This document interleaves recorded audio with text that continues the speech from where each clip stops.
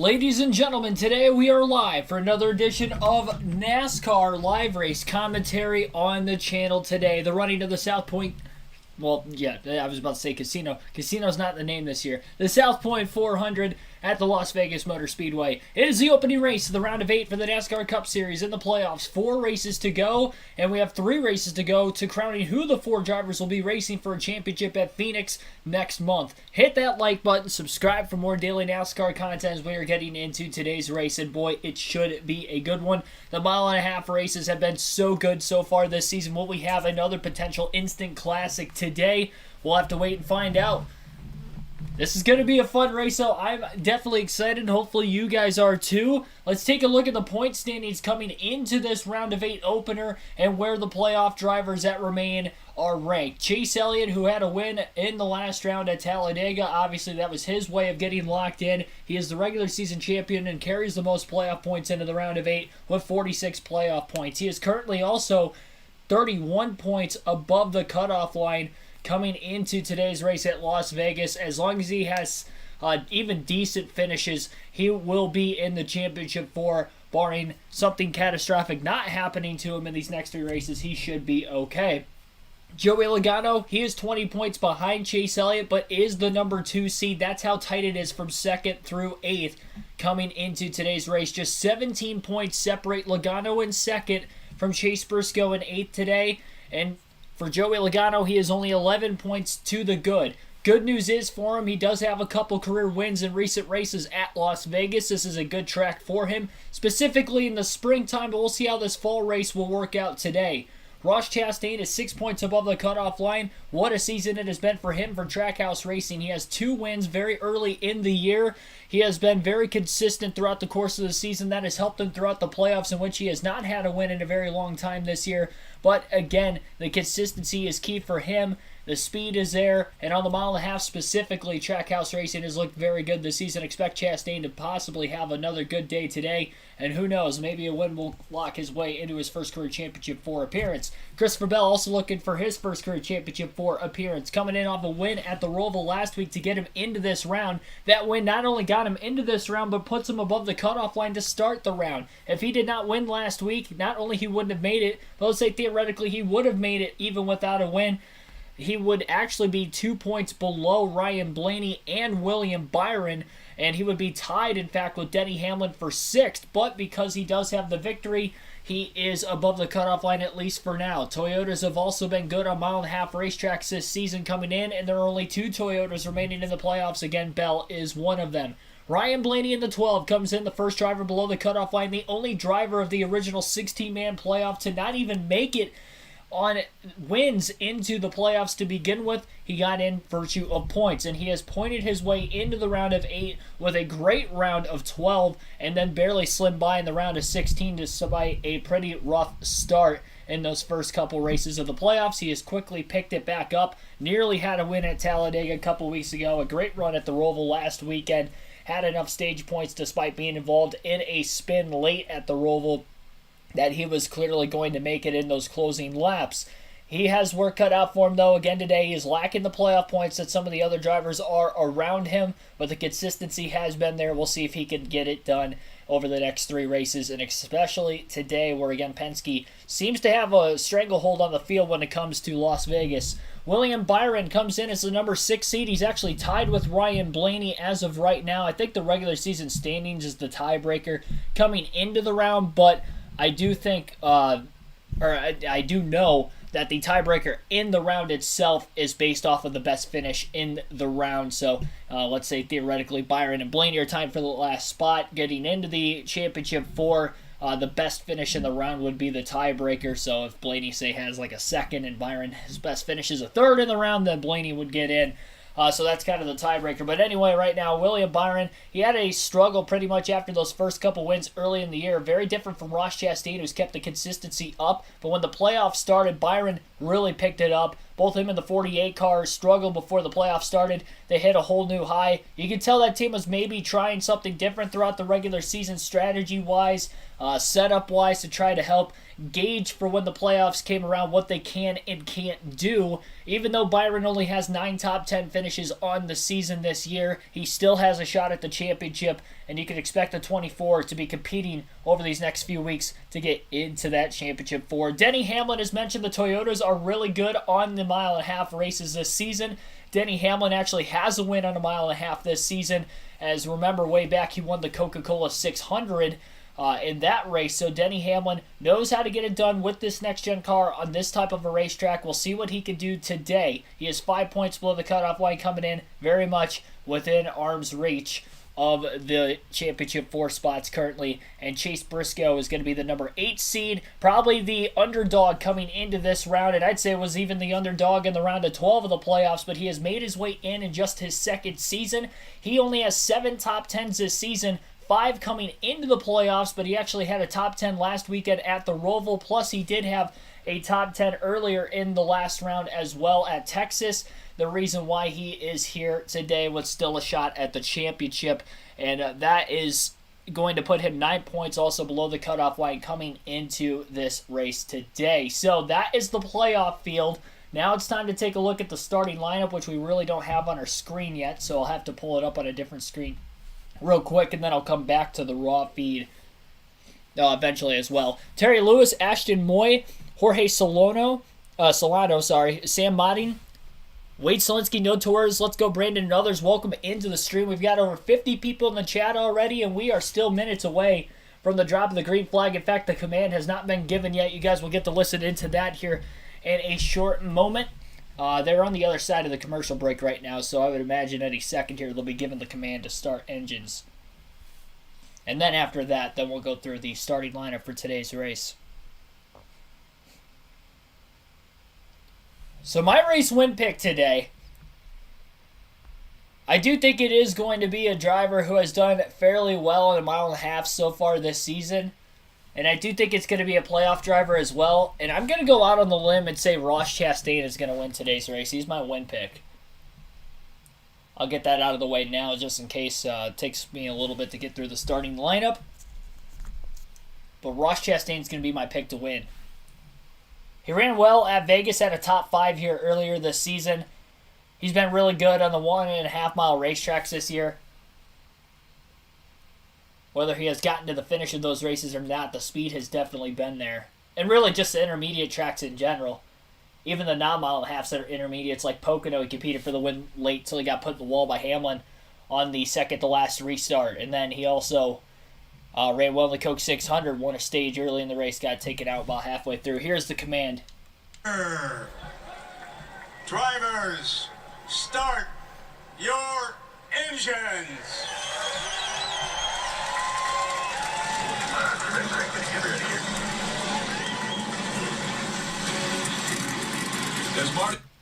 Brett Musburger, great to see his face again. Of course, former college football analyst, broadcaster. I remember watching a bunch of classic college football games growing up. He was a commentator.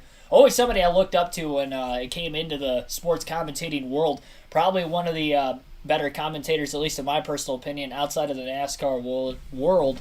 So, good to see Brett on hand for a NASCAR race. David Hoffman, thanks for tuning in. He says Joey Logano is going to win today. I do think he is going to have a pretty good attempt at today's race. Don't like Christopher Bell as far as like who's going to win or just in general. Well, Suarez is going to be in the Cup race today, yeah. Just because some of the drivers have been eliminated from the playoffs. And I think Suarez could have good speed too. I mean, he's been another one who's had fast cars on the intermediates. Michigan was a good race. He had a shot to win the 600 earlier this year before he was involved in a wreck late. Had a shot to win that one also. Big Dog, thanks for tuning in. What happens in Vegas stays in Vegas. Yeah, we'll see. We'll see what's going to happen here. Hopefully our raw feed's got the starting lineup now. And if not, then I'll go back. Yeah, we don't have it yet. Probably not going to have it until the race starts like last week, so I'll back up to give you guys the starting lineup coming into the race today. Give me a second for this to update, refresh. Thanks for everybody tuning in. Again, like, subscribe if you haven't already. It is going to be a fun one. All right, today's starting lineup, we got Tyler Reddick on the pole once again this season. He is trying to look for yet another win this year. He won the last mile-and-a-half race at Texas. He's got 3 wins, trying to make it 4 today.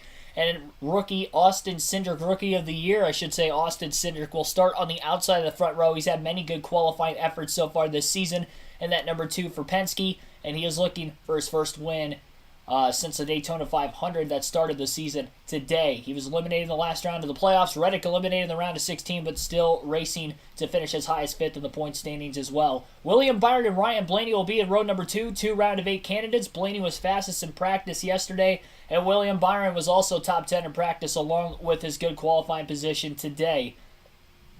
Joey Logano and Daniel Suarez will be in row number 3. Mentioned Suarez has been very good on the mile-and-a-half so far this season. And Joey Logano, a multi-time Vegas winner, trying to go for his 3rd win at the track today. Christopher Bell and Harrison Burton in row number 4. Great starting spot for another rookie, Harrison Burton, in qualifying yesterday. That's a Penske affiliate, so it'll be interesting to see if he can keep that speed. And Christopher Bell's had speed on the mile-and-a-halfs and even intermediate tracks so far this season. Just got his 2nd win of the year last weekend at the Roval. He's trying to go back-to-back today. Only one other driver has done that this season, and that was Kevin Harvick winning at Michigan and Richmond. Bubba Wallace and Austin Dillon will be in row 3. Wallace also has a win on a mile-and-a-half. He was eliminated, or at least the 45 car number was eliminated from the owner's standings last weekend, but still also can finish as high as 5th in the standings for the owner's playoffs. Wallace has scored a lot of points this year. Actually, has a pretty good shot of being able to do that. I think he could have another competitive chance at a win today. And Austin Dillon rounds out the top 10 on the outside of him. He was eliminated in the round of 16, looking for his first top 10 in the playoffs. Ross Chastain and Chris Buescher is going to be in row number 6. Chastain is my pick to win today's race. He has not won since Talladega in the spring, but is looking for that 3rd career win and 3rd win of the season as well. Chris Buescher had a win at Bristol just a few weeks ago. Still riding some decent momentum, and we'll see if he can have some speed also. Kevin Harvick and Kyle Larson in row number 7. Also 2 more drivers eliminated from the playoffs. Larson, who was a winner at Vegas, not only in this race last season, but also the spring race. And Kevin Harvick in the 4, looking for his 2nd win on an intermediate track. Remember, he won at Michigan in the summer. Was very fast that day, and I think he could have some speed again today. Michael McDowell and Chase Briscoe in row 8. We mentioned Briscoe, the number 8 seed, coming into the round, 9 points below the cutoff line, but he's starting better than what he has in most of the other playoff races so far coming into today this season. So maybe a good run on the horizon for him. And Michael McDowell, breakout year, most top 10s he's had in a single season. It was announced earlier in the week that his crew chief, Blake Harris, will be leaving that 34 team. And they will be headed, or he will be headed over to the 48 to crew chief Alex Bowman's race car next season. So it's one song season. They're going to try to have some good runs together before the end of 2022. Speaking of the number 48, Noah Gragson will start on the inside of row number 9 alongside Kyle Busch. Gragson again filling out the 48 car for Bowman, who is out at least for the round of 8 races and potentially the rest of the season. Kyle Busch has had great runs on mile-and-a-halves this year. It looks like the main focus for the Toyotas is going to be on those 2 playoff drivers compared to how they ran in practice and qualifying versus, say, Busch, Gibbs, and Truex yesterday. But I expect Busch to potentially contend. He contended for a win earlier this season at Vegas. Remember, he was battling Truex with a couple laps to go in that race for the win until caution came out, forcing an overtime restart. Ty Gibbs and Chase Elliott will be in row number 10. Another poor qualifying effort in the playoffs for Chase Elliott. He does have that playoff buffer, plus the 5 extra playoff points he received, 6 actually, last round as he ended up having 1 stage win and 1 race win at Talladega. 31 points above the cutoff line is Elliott. Comfortable for now, but as long as he gets decent finishes, that'll be good enough to make it to the Championship 4 race at Phoenix, where he could try to go for his 2nd title in 3 years. And, well, Ty Gibbs filling out. It hasn't been announced yet. Likely will be running full-time next season for Joe Gibbs Racing in the 18, so still trying to get some extra experience behind a Cup car. AJ Allmendinger and Eric Jones will be in row 11. Allmendinger also going full-time Cup Series racing again next season, so he's getting some extra shots in that 16 car with Gragson moving over to the 48. And then Eric Jones, a playoff winner despite not being in the playoff field originally. He won the Southern 500 6 weeks ago, and he's looking to ride it out here with this Petty GMS team ending the year on a strong roll. Eric Almirola and Cole Custer will be back in row 17. Brad Keselowski and J.J. Yaley in row 18. Martin Truex Jr., Justin Haley in row... I had the rows mixed up there. Row 12 for Almirola Custer. Row 13 for Keselowski Yaley. Row 14 for Truex and Haley. Ricky Stenhouse Jr. and Corey LaJoie will be in row 15. Denny Hamlin starting very deep in the field. He'll be on the inside of row number 16. It'll be interesting to see if he can start... Well, he's obviously starting towards the back, but it'll be interesting to see how quickly he can work his way forward, qualifying such a huge emphasis on the stage points early in this stage. And for Denny Hamlin, he comes in 7 points below the cutoff line as well, so he really needs to get going early. Landon Cassill will start on the outside of him. Ty Dillon and Cody Ware will be in row number 17. Ty Dillon still fighting for a ride for next season. Not sure what series or if he'll be in a car at all next year. Remember, he will not be in that 42 car. Noah Gragson will take over for him at the start of 2023. And Cody Ware coming back after missing a week due to injury last week. He will be racing injured today. Todd Gillen and BJ McLeod will round out the field in row 18. Gillen's had a couple good runs in recent races, and we'll see if he can do so again starting from the rear of the field this evening. That is your 36-car field for today's South Point 400 at the Las Vegas Motor Speedway. And field on the pace laps, I have Mark Martin's Ford Taurus out there, with Martin actually behind the wheel of it. He won the inaugural Las Vegas race for the NASCAR Cup Series. I don't know if that's the actual car that won the race or not necessarily, but I know it was the right driver and car number. Stages will be split 80, 85, and 102 as they have for all 400-mile and a half racetrack races so far this season. The field window expected to be 48 to 53 laps. I think you can go a little bit further than that, but probably expecting it due to the stages to be right around there. Bond 1771, thanks for tuning in. Looking forward to the race. I am too. Tyler Burbeck, thanks for watching VG Clips. Brian Chastain, Scotty Dingus, and others that I have not shouted out yet. May have missed you in the chat, or even if you're not in the chat and listening to the coverage, greatly appreciated as always. I think we're going to have a good race today. Vegas put on a pretty good race in the spring. Just got to hope that there's no major tire issues like we've seen on a lot of the intermediate tracks so far this season. This track has a lot of load on it. Decently worn out surface. Not anything close to, say, a Homestead or a Darlington, but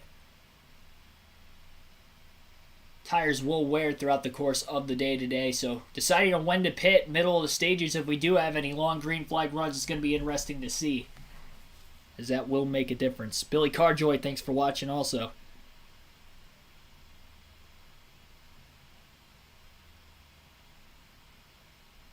Curse 23 McDonald's scheme. I don't think it's a cursed scheme anymore. I mean, he did win in a... I don't know. I mean, maybe because it's a different scheme. Maybe that's why you're calling it cursed. I'm not sure exactly why you're calling it cursed. He did win in that 23 McDonald's colors, at least, last season.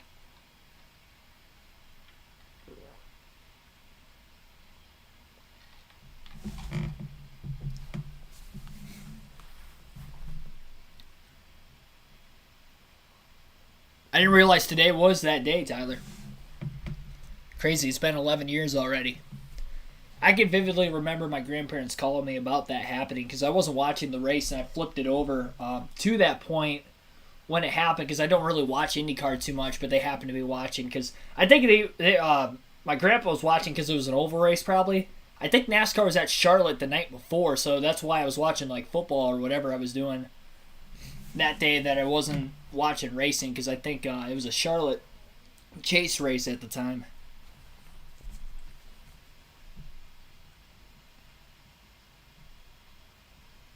But yeah, sad moment that day, and many race fans still remember the late great Dan Weldon. I like the, I mean, it's kind of basic, but Briscoe's car looks pretty cool. Code 3 race car. That color blue pops well on the race car, I will say. Brandon Ramsey, thanks for tuning in.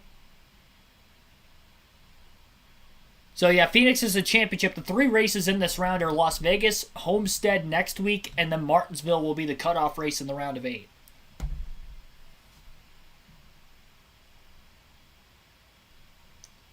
field is checking their pit times on pit road right now. Gonna step away for a couple seconds just to plug my phone in real quick so I don't lose you guys on the chat during the coverage.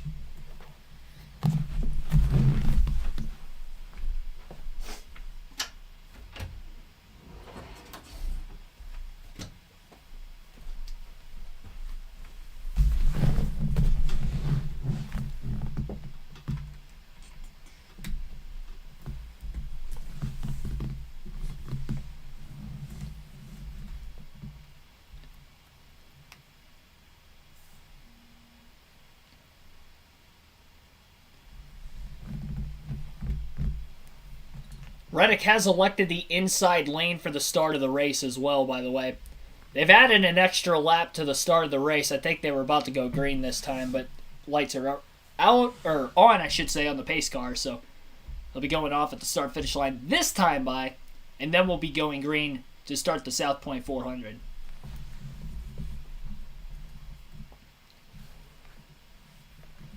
As soon as I plugged my phone in, it was asking me if I wanted to use my camera for the like the camera on the stream, and I'm like, no. Good thing that didn't change, otherwise it would just be facing at the ceiling the whole time. I don't know when I would have found out it was doing that. You guys probably would have said something in the chat if that was the case.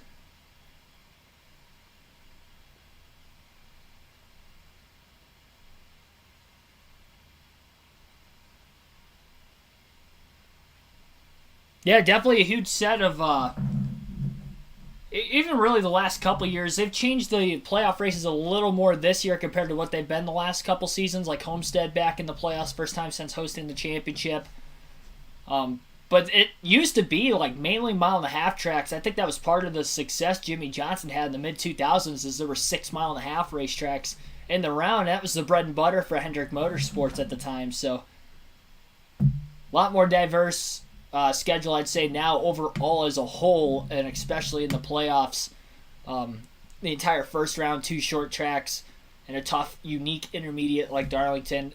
This round you have 2 mile-and-a-halves, and I think you have 3 of them total in the 10 races, which I think is a good number. Of course, you got a super speedway, a road course race as well, and a couple short tracks.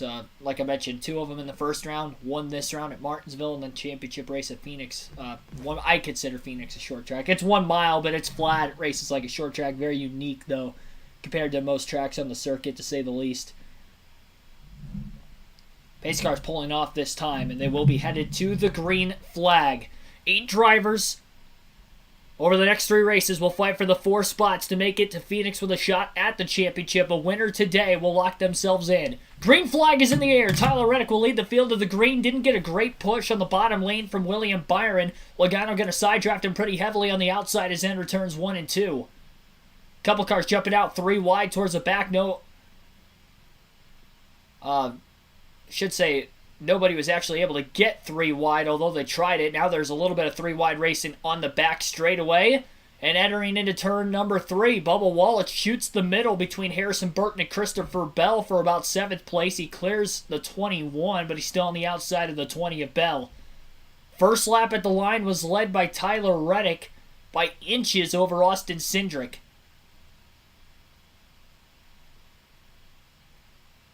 It was almost too close to call. Maybe Cindric did lead the opening lap.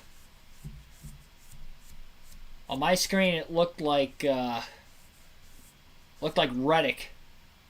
Or no, Cindric actually. Yeah, Cindric did lead lap 1. Lap 2 at the line, Cindric definitely leads that lap. A little easier to call, but still side by side for the race lead into turns 1 and 2. Byron has broken away from Ryan Blaney in the 12, and now he's right in line behind the 8 and the 2, but nowhere to go but to ride behind him. Cindric almost got in the wall off the exit of turn 2, trying to get as close to it without touching it as possible, especially off the exit of the corner, as that's going to allow him to have a little bit more straightaway speed. Reddick beats him, though, in the bottom lane and finally clears Cindric for the lead off turn 4, and that's the first lap Tyler Reddick will lead of the first 3 today. Single file through most of the top 7 right now, and then side by side between Bell and Wallace again for 7th place. Reddick has jumped out to about a car length and a half lead, make that 2 to 3 car lengths now with a huge surge of momentum down the back straightaway entering turns 3. and 4. Reddick continuously riding the bottom of the track. We'll see that groove widen out throughout the course of the day. This is a pretty much multi-groove racetrack. Just waiting for the track to get a little rubbered in. There is rubber also from yesterday's Xfinity race still on the track, as long as there wasn't any rain overnight last night, which I don't believe there was, because I don't think there's supposed to be a competition caution today. Not that I heard, at least. You'll have to correct me if I'm wrong down in the chat if there is going to be a comp yellow or not. Size ETRG, Eternal Tornado. Thanks for tuning in also. I gotta clean up my verbiage. A little off my rocker the first, few laps of this race. Rewide, no surprise. Ross Chastain is in the middle of all of it. Kyle Busch was the one to make the aggressive move down to the bottom, though, and put the attack on Brad Keselowski and Ross Chastain. It's actually the 17 car. I was used to the Castrol car being Brad Keselowski. I didn't realize it was Buescher this weekend. Apologize for that. Kyle Busch has completed the pass on Chastain. Chastain's starting to go backwards, though, in the early going to this race. He didn't qualify too particularly well. He's back in the 15th place position right now. I've heard a lot about loose wheels, but we haven't even had a pit stop. So you would assume that this is something other than a wheel. We're just going to have to continue to monitor it, Junior, and see what it could be at this point. The car did not fire off good at all the first couple laps. He is fighting back now. It seems like things may have gotten better, or he's understood how to drive the car with the issue. He's back to the back bumper of Byron for 3rd place. Right down. I actually think it could be just a handling condition, because he came on the radio after that and said it was chattering and just tight through the center of the corner, so could potentially just be a little tighter than what he had in practice. I tell you what, though, They were talking about Ryan Blaney in the 12 over the radio. Blaney had talked to his crew about a potential loose wheel situation, but Parker Kligerman kind of clearing the air there that it was maybe just a handling condition where the car was a little too tight and chattering rather than a loose wheel. It'd be strange to have the race start off like that, not having the lug nut secured on a race car, considering that we haven't had any practice or qualifying since yesterday morning local time. Blaney's putting a little bit of pressure on William Byron for 3rd place. They're a couple tenths of a second apart from each other and about 1.3 seconds off the lead. Reddick is slowly pulling away from Austin Cindric at the front of the field. Reddick has led in a couple different 1.5 mile racetracks and really intermediate tracks if you include Auto Club, which is a 2-mile track in there this season, but has blown tires from the lead. So it's interesting to see him pushing hard at the very get-go of the race early today. And we'll obviously track those tire issues throughout the course of the race. Hopefully we do not have any to track in the first place. Denny Hamlin, after starting in the 31st place position, is up a few spots to 25th. 6 spots gained in about 11 laps for Hamlin. And Chase Briscoe's fallen backwards as well. He had started in the 17th place position, and he has all the way fallen back to 25th now as Denny Hamlin has made the pass on Briscoe for position. So Briscoe free-falling, Hamlin slowly progressing forward. And then the other playoff drivers, Byron, Logano, Blaney all in the top 5. Bell in the top 10 as well. Chase Elliott kind of sandwiched right in the middle.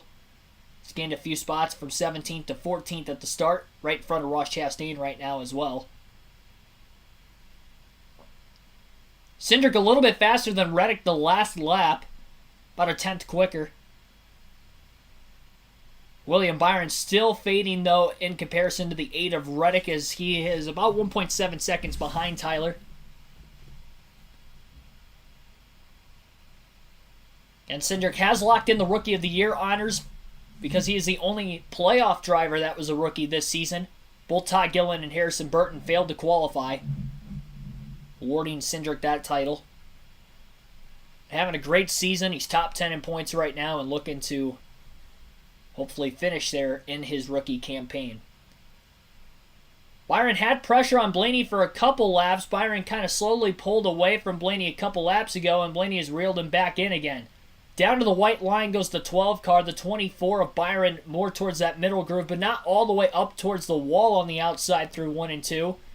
Still going to have a little bit more straightaway speed. The 12 trying to use as much draft as he can, riding in line behind him to minimize the amount of time Byron can pull away on the straightaways. A little harder to draft with this next-gen car than, say, the Gen 6 car. From what I've noticed, some of it might be the tinier rear spoilers as well.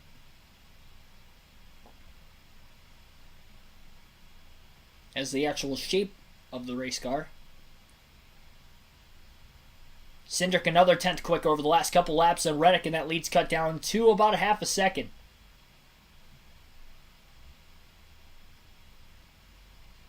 Most of the top 10 are drivers who had all qualified there. A couple outliers like Kyle Larson and Kyle Busch, who did not qualify in the top 10, but they are running there currently.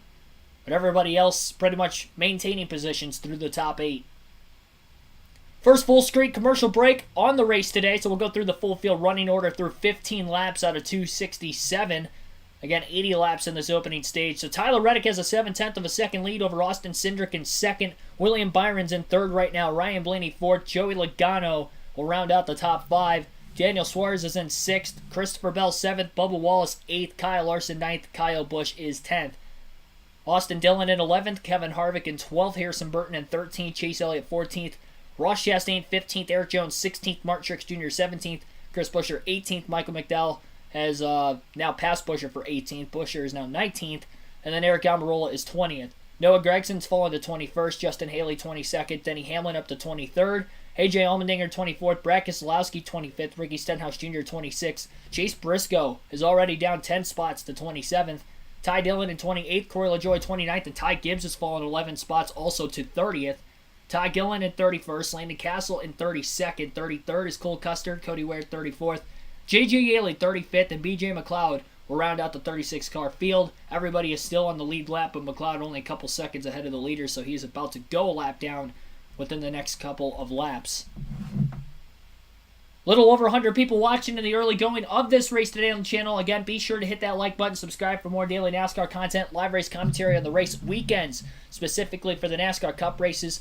I'm working on my schedule at work for next year to potentially move to a weekday shift, so that way I can give you guys some commentary for the Xfinity and truck races throughout next season, as well as the Cup races. So more on that throughout the course of the off season, but that is what I am working on behind the scenes right now. So working on trying to get that done, and then we'll go from there. But I definitely want to bring you guys as many live commentary, live streams as I can. We only have one more this year. That will be at Martinsville. The races I go to in person, though, I give you guys some race highlight videos from the grandstands. I'll have that for all 3 series at Phoenix for the championship, plus a couple odd videos from the track as well as far as the race highlights go. Just like I did for Talladega a couple weeks ago and every other race this season, last season, the few I went to in 2020 when I started the channel. So a lot of content. And then we still have live commentary streams during the week on the video game side of things. So the same commentary you're hearing today, right then and there as well. Our next stream will be tomorrow night, NASCAR 22, and it will be at COTA for our 6th race of the season there.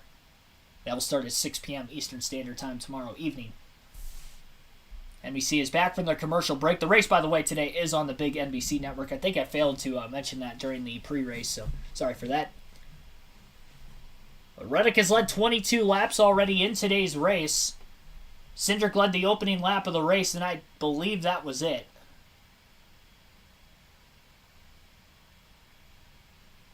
Now my laps lead thing has gone away randomly. Anybody else see that disappear? Like right as I was talking about it? Hopefully that pops back up again. I noticed it was out most of the live commentary stream last week at the Roval. Bond1771. Thanks for tuning in. Ashley loves WDW. Thanks for tuning in.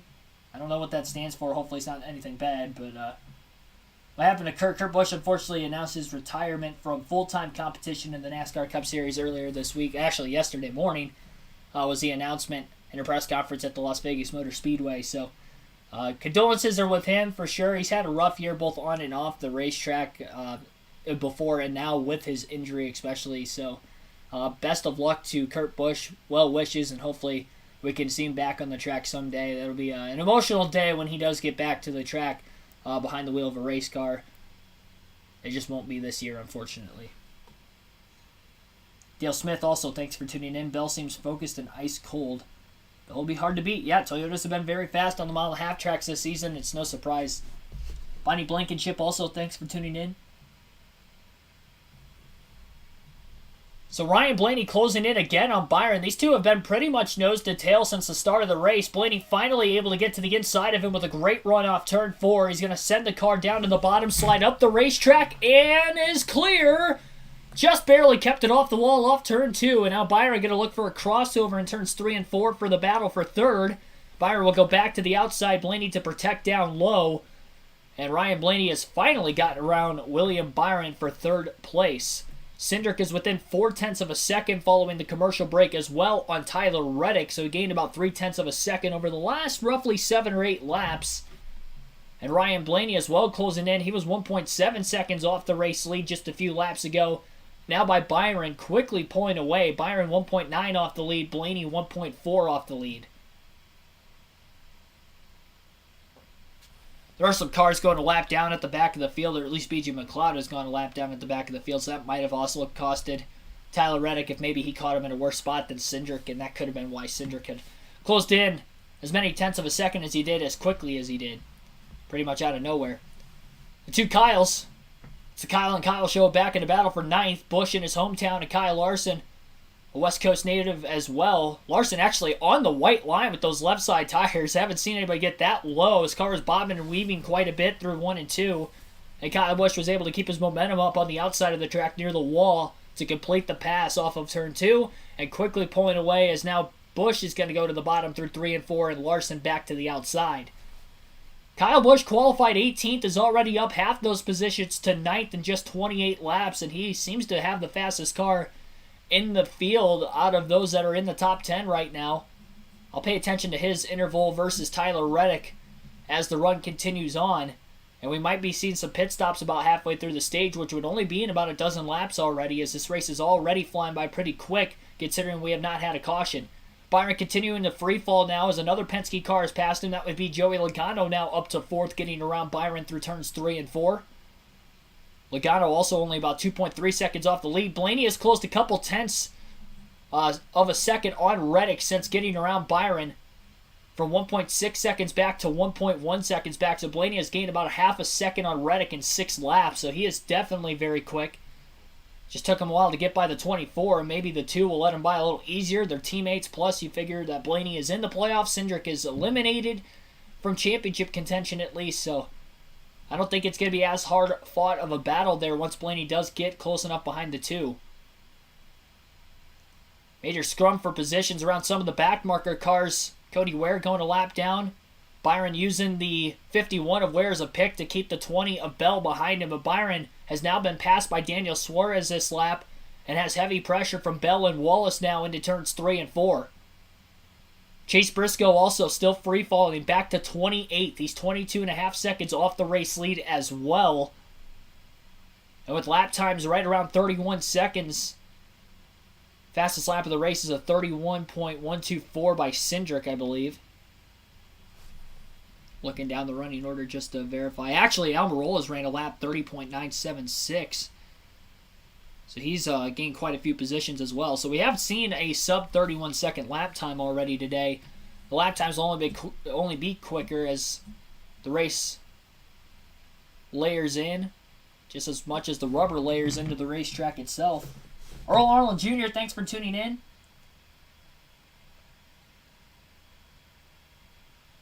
I don't know if you're talking about me with that comment or not.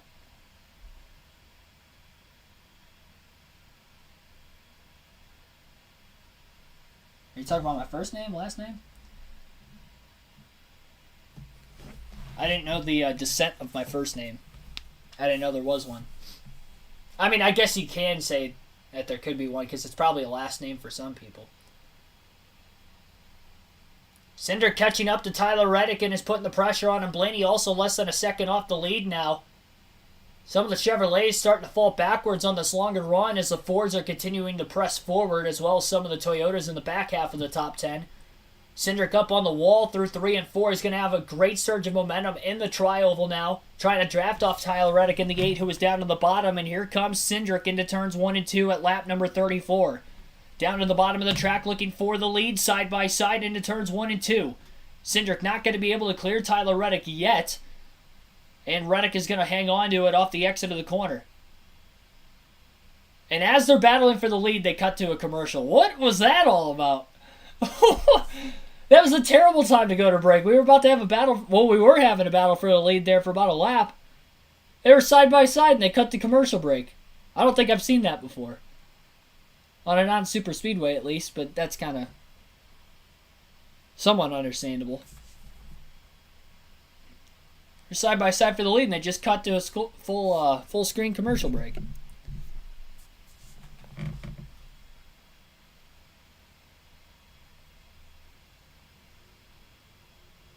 Oh, I was looking at last lap. My bad. Yeah, I was looking at the wrong category. I was looking at the last lap times. A lot of drivers have ran sub 29 or sub 30 second lap time. Not just Almirola. My bad. Fastest lap is actually Blaney, it looks like, at a 29.524 so far. Byron's also ran a 29.5. That was probably early in the run because he's faded over the last few laps. There's definitely a lot of tire fall off, though. Byron has already fallen off over 2 seconds a lap, 37 laps into the run. Tyler Reddick has fallen back to 4th place. He must have had a major moment there under the commercial break because Austin Cindric is in the lead, Blaney 2nd, and even Christopher Bell's up to 3rd now. Bubba Wallace has cracked the top 5, getting by Joey Logano, as well as William Byron during the break. He's still behind Bell. And now he's within 1/10 of a second of Reddick. So the Chevrolet is falling backwards as the Toyotas and the Fords press forward. And we're about to get into pit stops. And if you are some of the Chevrolets like Byron and Reddick, I think you consider pitting very soon here. You're already losing time and falling off. A couple laps shy of the halfway mark. You're within the fuel window. I say bring it in. Honestly. Try to get that gap back and then try to just maintain during the course of the second run of the stage to that green-white checkered flag and go from there.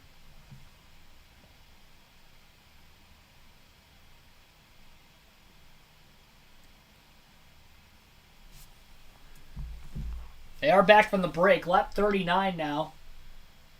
And here comes Byron into the pits, leading into green flag stops.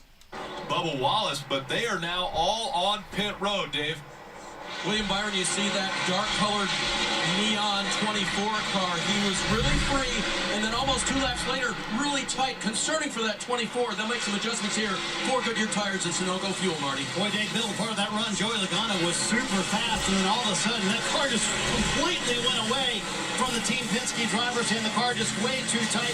4 fresh Goodyear tires here, which are going to mean a lot here at this worn-out sulfur tear at Vegas today.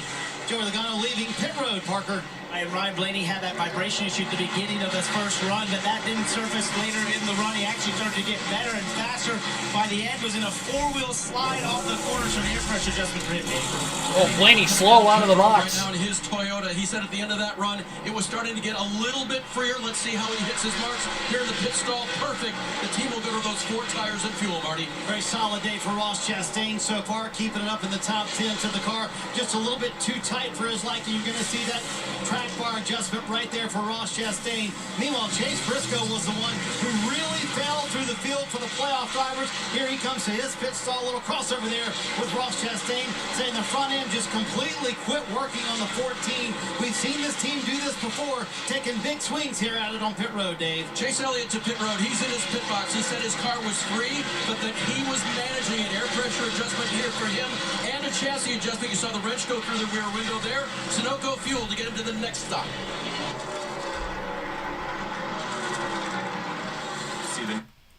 Noah Gragson, currently the race leader, still out on the racetrack. The top 3 have yet to pit. It looks like Daniel Suarez is going to be the new leader once everything cycles through.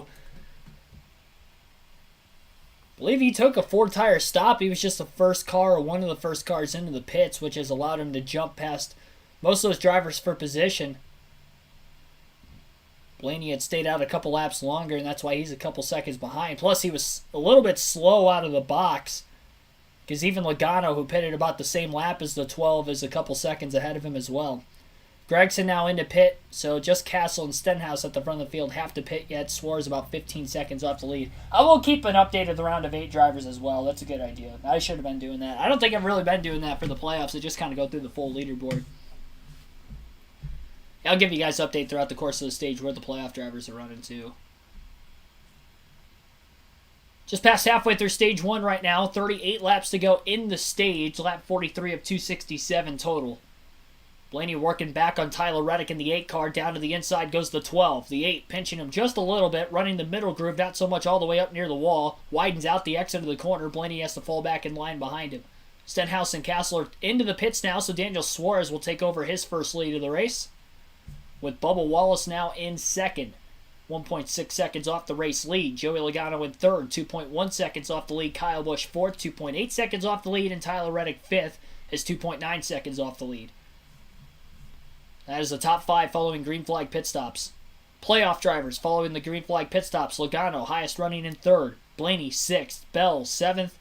Byron, 9th. Kyle Larson, 10th. Ross Chastain, 12th. Chase Elliott in 15th. Denny Hamlin, 16th. And Chase Briscoe all the way back in 26th yet. 29 cars on the lead lap. Up, so they think they're good with all the wheels tight, but a vibration behind the wheel always worries you, Steve, as a crew chief for your driver, doesn't it? Oh, absolutely. I mean, and everything in the playoffs just makes everything more pressure-packed, right? A vibration, at least it's early in the race if you have to pit a second time, but, those are the mistakes that can cost you so many points. And we've seen how close the cut line or to this point, how close the finishing will be between who advances to Phoenix and who doesn't. Yesterday's Xfinity Series race, A.J. Allmendinger thought he had a loose wheel. The crew said, we're confident they were tight. Well, A.J. Allmendinger said, I've got to come to pit road. Something's wrong. They went, and sure enough, the right front and right rear were both loose on that race car. So a difficult situation for these drivers and crews to sync up on that. When the crew thinks they get the tire tight, but the wheel has to be a little bit loose or something wrong because a driver can feel it. Let's ride along here with Joey Logano, the Ford Performance Cam. Listen to him. So much like Blaney earlier in the race, Logano talking about a potential loose wheel as well. I do find it kind of coincidental that it is 2 Penske drivers that have already radioed that in. Blaney's was before the first pit stop. That was at the very start of the race. Now following the first pit stops, Logano talking about that same issue to his crew about a potential loose wheel. Logano kind of riding the brakes a little bit in turns 3 and 4, not really letting out of the gas, maybe just trying to keep the momentum up as much as he possibly can. He's running the outside lane right now. Kind of interesting looking at his telemetry. He's not all the way out of the throttle. He's partial throttle and partial brake. And that's even as he's battling for position with Bubba Wallace, who is trapped behind the lap car of Corey LaJoie on the outside lane. It's going to allow Logano to move back down to the bottom. And as that battle for second place continues, they'll head to yet another commercial break. Daniel Suarez is again the race leader, 0.7 of a second ahead of Bubba Wallace in second. Joey Logano is now in third. Kyle Busch is in fourth. Ryan Blaney fifth. Tyler Reddick sixth. Christopher Bell seventh. Austin Cindric eighth. William Byron ninth. And Kyle Larson rounds out the top 10 with 30 laps to go in stage 1. Jeremy Oglesby, thanks for tuning in. Jamie Salyer, thanks for watching also. David Chumler. Trying to shout out as many of you guys as I can during the commercial breaks. Almost 200 people watching, and we're still in stage 1. Greatly appreciate you guys tuning in today. Hit that like button, subscribe for more daily NASCAR content. We had our lowest viewed race last weekend at the Roval as far as the live commentary streams this weekend. The only reason I say that is because I still find it very appreciating that even though it was the lowest viewed race, we still had over 400 people in the chat at one point in time. So greatly appreciate all you guys that tune in on a weekly basis for this. Greatly appreciate it as always. Lisa Rogers, thanks for tuning in also. Picks are the 1, 9, and 16. Interesting.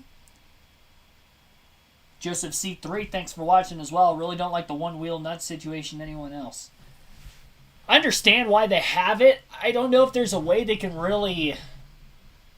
They'd have to almost rebuild the car to have a different size tire, and the bigger tire itself is the reason why there's one lug nut. Because I think they were looking at they were going to have to add one, and you already have loose wheel situations with the 5 lug nuts, that if you were to have 6, you were going to have more of those issues. So that's why they went with 1. So I understand why they went with it. We kind of figured it was going to be an issue this season with it being the first year of that. I think the more years we go down the road with single lug nuts, the teams will have a better job of securing the lug nut tightly, or knowing they secured it tightly, and not having as many of these loose lug nut issues as we have seen this season. And the equipment itself of changing the tires of the air guns are going to become maybe better over time, or they should, and NASCAR is probably going to supply them better, because I think they supply the air guns and the air hoses and stuff for the teams right now. So I think that's part of maybe the discussion from the teams, and part of the anger, I guess, in the teams, that when they have issues like this, that maybe they think the equipment should be a little bit better, which I completely understand as well.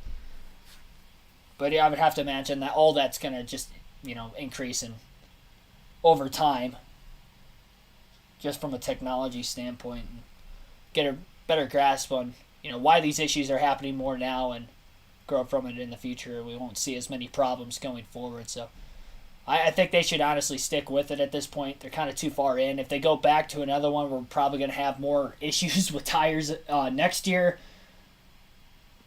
for maybe different reasons than what we would have now, and we would just be putting ourselves like a year behind again, which we're already kind of a year behind. So I think they should kind of just stay the way it is.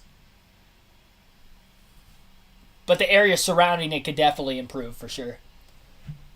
Tyler Reddick, Austin Cindric battling for 7th on the racetrack. There's also a battle for the lead going on right now between Bubba Wallace and Daniel Suarez, battling through lap traffic. Cole Custer's just gone a lap down in the 41 car. Wallace getting a run off the outside, trying to get by Cole Custer, who would be in the free pass position as of right now. Custer still keeping up a battle on the inside. Can't quite pull alongside the 99, and the 23 will also clear Custer off turn 2 on the top.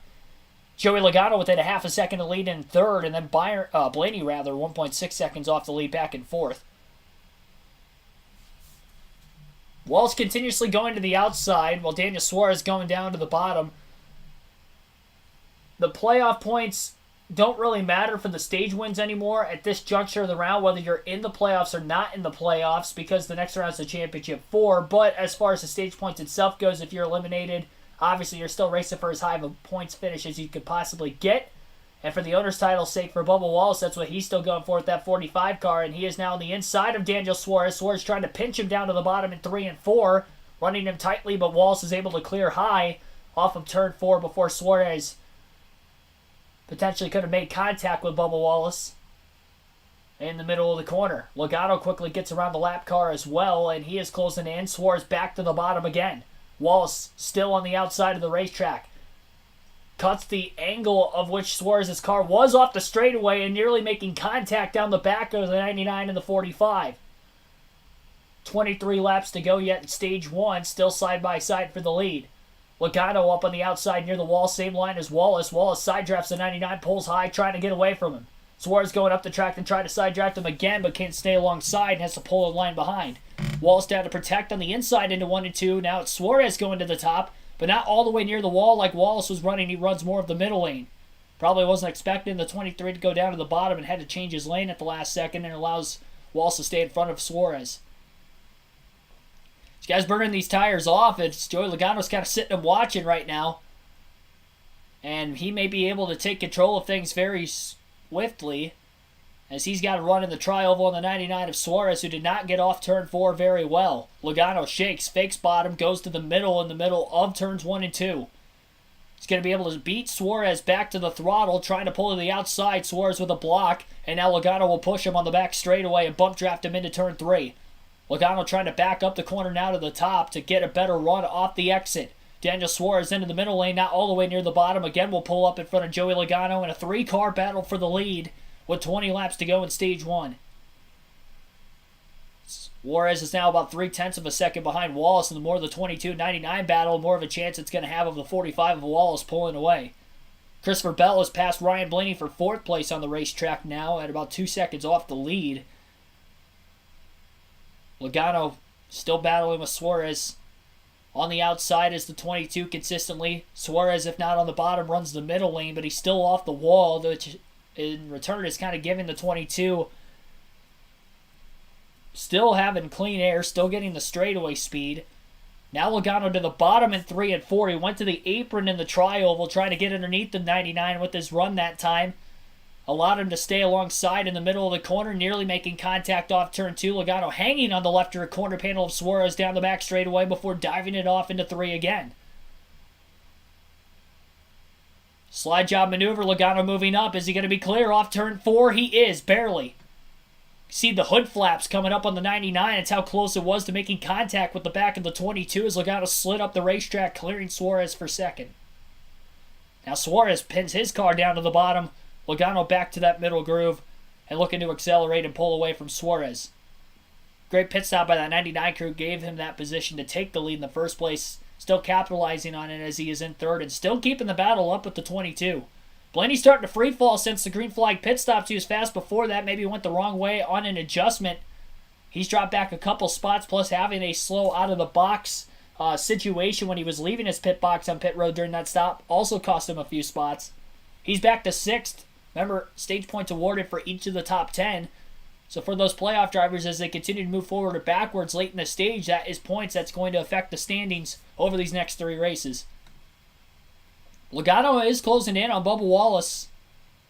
Ever since getting around Daniel Suarez, he has now cut the lead down to 0.3 of a second, and he still has 17 laps to get around the 45. Although Christopher Bell in the 20 is also starting to close in after getting around Blaney a few laps ago, and he's only a second and a half off the lead. Suarez quickly backed about 0.9 of a second back. Full straight commercial break with about 16 laps to go in stage 1. The South Point 400 at the Las Vegas Motor Speedway live on KRC today, and the actual race coverage is on NBC. For those of you wondering down in the comment section and watching, maybe if you're not in the comment section,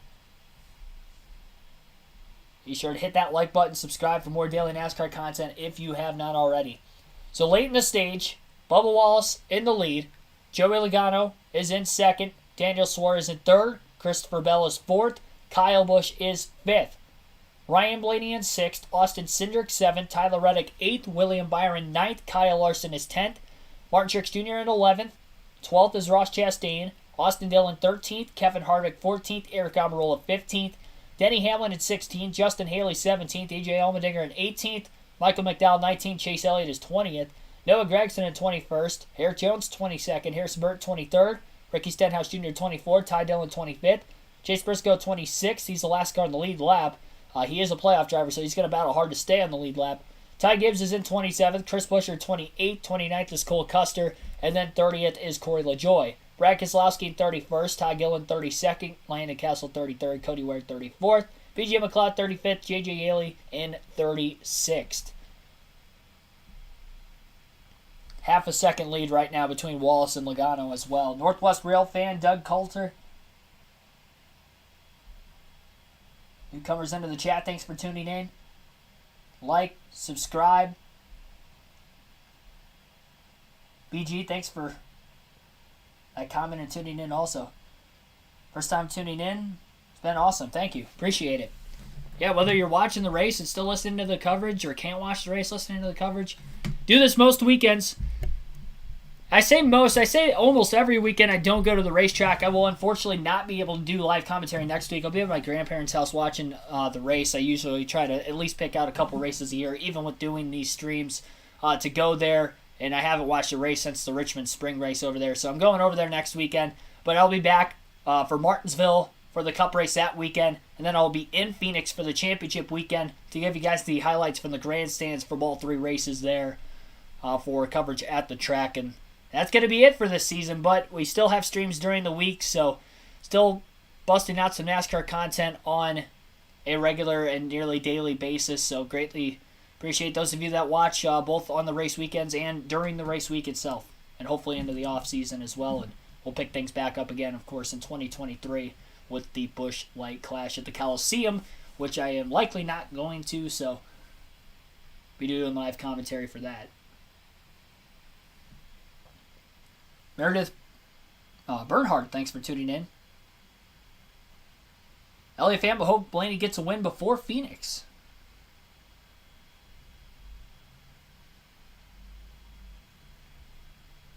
Ten laps to go, stage 1. Wallace maintaining a half a second lead over Joey Logano. And Daniel Suarez hasn't fallen too far behind the 22 since getting passed by him. I'm really keeping an eye on Christopher Bell in the 20, though. He's been the most consistently fast car inside the top 5 and has been really the only one trying to close in on Wallace over the last probably 5 to 6 laps. He's down to 1 second off the race lead at the start-finish line this time by. 9 to go in the stage, coming to 8 to go now. Byron is free-falling all the way back to 10th. After running in 3rd for a large portion of the early going, fell back right before green flag pit stops and now is starting to lose time along with Reddick, as both those cars have been struggling on the long run, and because we have not had a caution at all in stage 1, this long run speed is really killing both drivers. And for Byron's sake, knowing that he is battling in the playoffs, the fact that he's in danger of potentially not even getting a single stage point is concerning. In fact, every driver that is above the cutoff line coming into this race today, I believe, outside of Christopher Bell at least, well, I guess Bell and Logano are both in the top 5. Never mind what I was going to say there. I'm just going to sketch. throw that comment out the window. I'm not going to be saying what I was about to say there, because that would have been just completely factually wrong. So never mind. Bell's been lurking on the bottom of Suarez these last couple corners. Suarez has gone back to the outside, trying to keep the momentum up down the straightaways. Problem is, he picks the same line as Logano consistently right in front of him, so he's got a dirty air situation he's got to try to complement for. Stage points may be a little more important to Logano than these other drivers like Suarez and Wallace around him.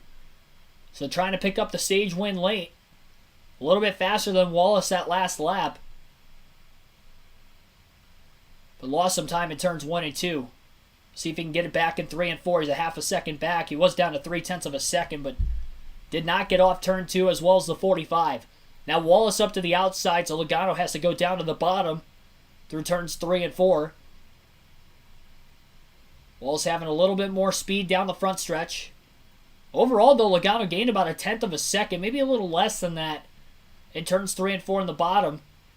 22 car maybe rolling the inside better than the top anyway. But as Wallace goes back to the bottom in turns 1 and 2, and Logano has a dirty air problem to deal with, and he lost time that time anyway. So it just seems like overall that the 45 might be better in turns 1 and 2. And I think no matter what lane is ran by either driver in 3 and 4, I think Logano's better on that end of the track.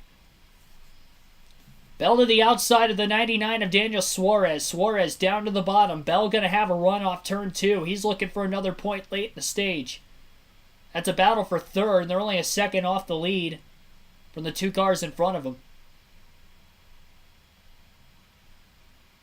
Logano so close to that wall in the middle of turns 3 and 4. He's looking for everything possible right now to try to find a way to get around Wallace for the lead.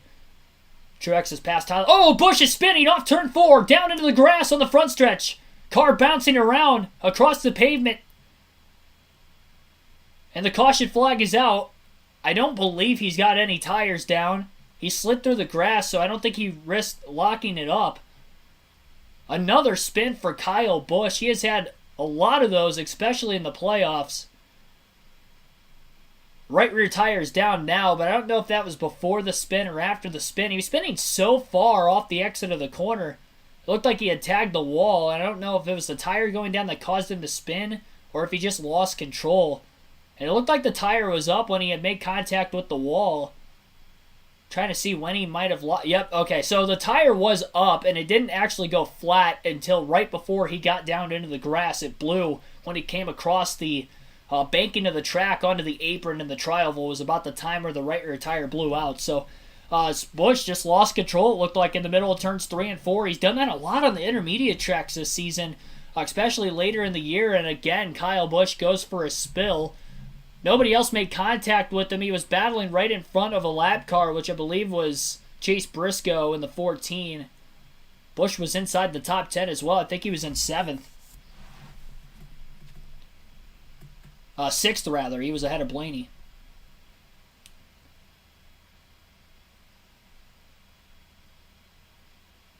So caution's out. I don't think they're going to have a restart before the end of the stage because there's only 2 laps to go in stage 1. So I do not believe they're going to be able to get a restart in because there was some grass from Busch that had kind of came back up onto the apron of the racetrack, which is in the tri-oval, which is a racing line, so they're going to have to sweep that up. So the stage will end under caution, which means Bubba Wallace is going to go on to win stage 1 today at Las Vegas. And looking down now, this will be the second stage win of the year for Wallace. I believe his first was at Michigan, if I'm not mistaken. IDK, thanks for tuning in.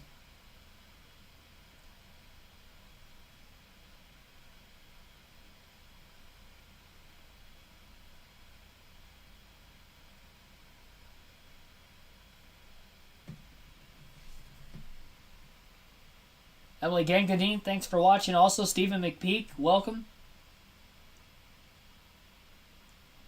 Kyle loves his home track. Loves it so much he wanted to drive through the grass before the end of the race. He's like, I gotta do it just once. Might as well do it early so it doesn't cost me a chance to win. That's obviously not true, but I thought that comment was pretty funny. Kyle's been doing good at losing races the past few weeks. Yeah, I mean, even early at Texas when he backed into the wall, that was one of the few issues where it wasn't actually a tire issue early in that race. He just lost control. And then again today, another spin for Kyle Busch. He was doing such a great job. I think he was just pushing so hard trying to get the most out of his car. He had gained more spots than any other driver in this race prior to that spin. He had gone from the 18th starting spot up to 6th.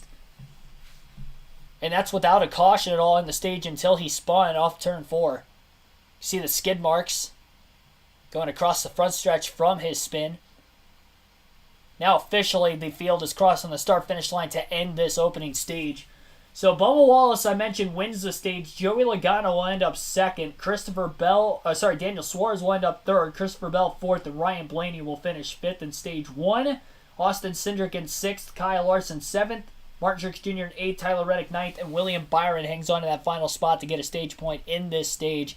With Busch spinning, that was actually going to allow Byron to get a stage point because Byron was in 11th prior to Kyle Busch spinning, but Busch spun, which means he lost his track position and allowed Byron to get 1 point. So that, you never know. If Byron makes just think about this real quick. If Byron makes it to the Championship 4 seemingly by 1 point at the end of Martinsville, remember back to stage 1 when Kyle Busch spun off turn 4 and allowed for William Byron to get yet another stage point. And even for Kyle, I don't know why it's showing Larson in the playoffs on here. Maybe the 5 car's in the Owners' Championship? I'm about to look that up because I actually don't know. He is. Okay, that's why. I was wondering why he was showing him in the playoffs. So Larson's still going for the Owners' Championship, just not the Drivers. Who was eliminated last week then from the Owners' Championship? Wallace, I know, was. Suarez, Cindric. Briscoe advanced. Oh, Blaney. That's right. Blaney didn't even qualify, so. Yeah, he wasn't even in it before.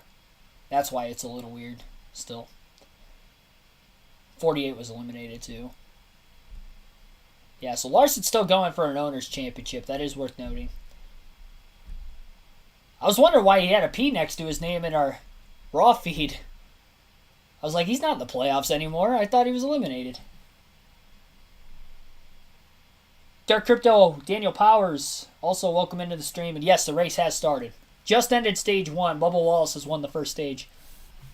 Under caution for Kyle Busch spinning off turn 4 right now, but it has ran into the end of stage 1 as he spun with just a few laps to go in the stage. We didn't have time to get a restart in.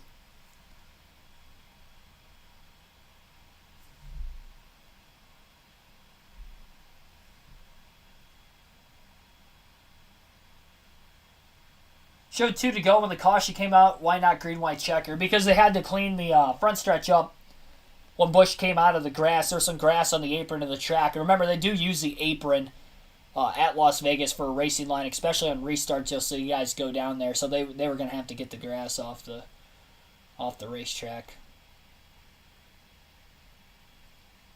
They didn't have time to clean it and get a restart in.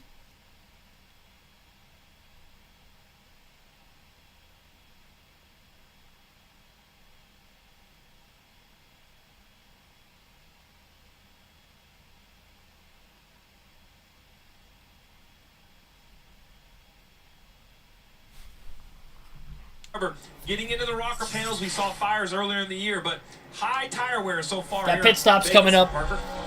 Christopher Bell During the told us stage the pre-race break. show he was worried about those bumps in turns 1 and 2 at the top of your screen. Well, that continued through those first few runs. He just said it's bouncing way too much through the bumps, and it didn't get any better as the run went on. 4 Goodyear tires for him, Dave. William Byron comes into the 24. He said he was tight firing off, losing grip late in the run, and the ride is pretty rough. He'll get 4 tires adjustment here, Marty. When the caution came out, Joey Logano said, dang it, he really thought he could catch Bubba Wallace there and win that stage. He said, I just need the rears to stay with me longer, a little bit more rear grip. And then he told Paul Wolf, very fine adjustments here. Bubba Wallace, his team delivers on pit road, keeps him in the lead. Suarez gains a spot. Yeah. Chastain up 6 spots, Byron up 4, Harvick 5, and Almirola up 4. Blaney loses 4.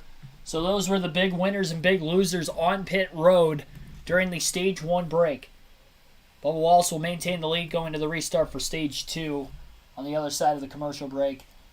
Be sure to subscribe, hit that like button if you have not already. So we have over a couple hundred people already watching in the early going of today's race.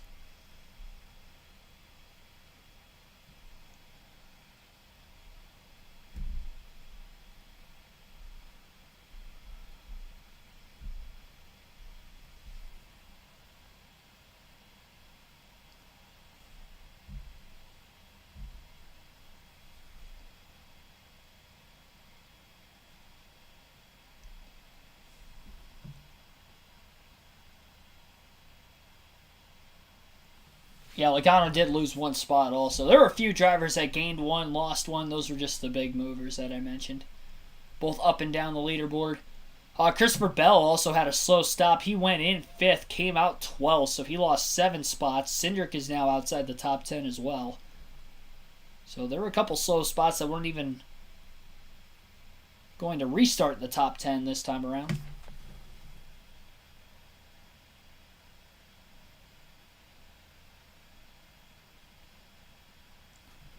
Yep, Logano lost a spot.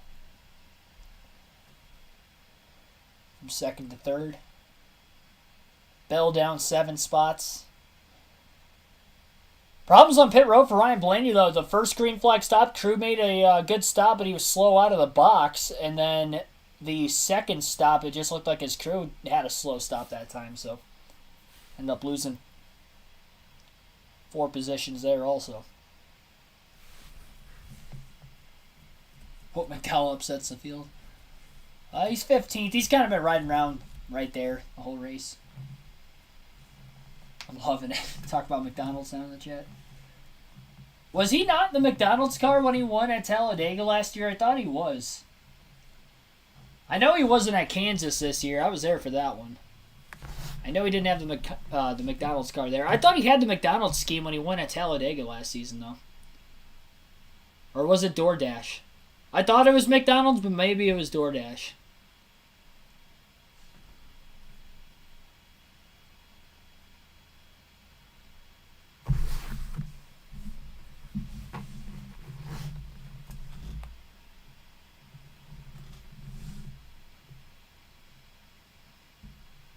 Chastain, Logano, Elliott did not receive stage points in stage number 1. As well as Chase Briscoe. So 4 of the playoff drivers did not get stage points in this stage. And then they had that slight issue on their pit stop. Talk about with the Blaney left right It now. turned out to be okay. It was just a little slow. Ryan has been slightly upset with the speed and the handling of that race car, but they continue to find themselves here just inside the top 10, Dave. Pit stop, not this one. Chase Elliott got an adjustment for his 9 car. Did it help? Listen. Yeah, I've just got that again loose in my hands now. Built, just to the right front. Screws me. So go back on that change. Just take as much time as you can trying to find something. They did, in fact, go back on that adjustment this time. We'll see if that makes the 9 car better, Marty. Boy, Dave, it's been an eventful day for playoff driver Chase Briscoe. He was down a lap, just now got the free pass. Just talked to Johnny Klossmeyer a moment ago. He said first run the car was way too tight. This run the car was way too free. So he took a big swing here, hoping to hit the middle. He's the last car on the lead lap, hoping to stay on the lead lap on this run as we start stage 2, Rick. Yeah, Briscoe is going to restart 25th, and right now he's 31 points below that cut line. So the lowest in points as the field approaches the... Green flag going to be back in the air. Wall selecting the inside lane as they head to the restart. Suarez on his outside, getting a big push from Truex, who got a shot from behind by the 19. 3 and 4 wide into turn 1. Further back, couple cars went down to the apron. Ross Chastain's up to third on the inside. Byron starting to fall back in that third lane up high, as well as Martin Truex Jr. Suarez battles on the outside of Bubba Wallace. He's going to get a push from his Trackhouse teammate Ross Chastain, and Suarez has the lead in turn 3. A lot of cars 3 wide off turn 4 this time. More aggressive restart than the last. Harvick and Logano nearly make contact off of turn 4. Harvick about got into the right rear corner panel of the 4 car. Truex still up high. Harvick gets knocked backwards a little bit, but loss of momentum, and then Logano was able to clear both the 19 and the 4. Now Ryan Blaney follows his teammate up into that middle groove. Byron pushing Truex on the backstretch, trying to help him out. Now Byron on the outside of the 12 and the 4. Blaney squeezing the 4 car on the bottom, trying to side draft him. Pushes high off the exit of the corner, clears Truex, and clears Kevin Harvick. So same way as Logano, up the middle to make the passes on the 19 and the 4. Byron and Larson keeping Christopher Bell in an HMS sandwich back there as they battle for about 8th place. And Chastain putting pressure on his teammate for the race lead. And Chastain did not get stage points at the end of the last stage, but gained 6 spots on pit road and had that great restart, and now he's up to 2nd. Trackhouse Racing 1-2 at the front of the field with their 2 cars and slowly pulling away. Chastain up high. Suarez down to the bottom. Chastain more of the middle groove that time. 99 moving up. Maybe a little tight. Or got back in the gas too soon. Not a perfect corner for Suarez through 1 and 2. Logano to the inside of Wallace now off turn 2 on the back straightaway into 3 and 4. Chastain overdrives the corner. Looked like he clipped the white line with the left side tires. Got a little off the throttle and loses time to Daniel Suarez through turns 1 and 2. 3 and 4 rather. And Logano clears Bubba Wallace off turn 4 as well for position. In the battle for 3rd. And Blaney starting to quickly close on the 23 and the 22 behind him. Blaney restarted 9th, up 4 spots in about a couple laps after the restart. And Suarez out to about a 6/10 of a second lead already on Ross Chastain early on in stage 2. 11 laps into the stage right now, out of 85. And we're on lap 91 of 267 total. NASCAR fan 12 _ YouTube, thanks for tuning in. Blaney should be above the cutoff line considering he had stage points and is in 5th, I would have to imagine. He was a few points behind Bell. Bell's 9. They actually might be about tied because Bell beat Blaney by 1 spot. And then Blaney's up by 4 right now, so it's pretty close. But we're only in stage 2 of the first race of the round. It's hard to pay attention to that throughout the course of the race itself because of varying strategies until you get into the cutoff race itself. And then you have to wait for pit stops to cycle through to like really have an accurate indication of where everybody's at. Because the strategy just changes so much throughout the course of the race to keep track of that every single lap. Especially in the first race of the round. Donnie Dobbs, thanks for tuning in. That's a name right there. That is a grade A name. Wishing that Jimmy Johnson was racing. We all miss Jimmy.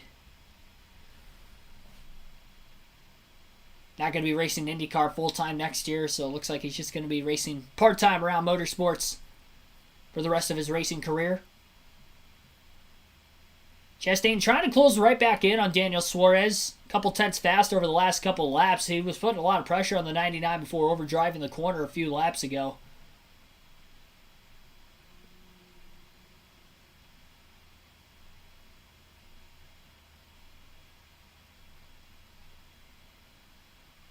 Gano Blaney still back third and fourth. Kyle Larson side by side with Bubba Wallace. Wallace in the wall, into Larson off turn 4, and hooks the 5 on the front stretch, hard into the driver's side door first wall on the outside for Larson. Heavy contact.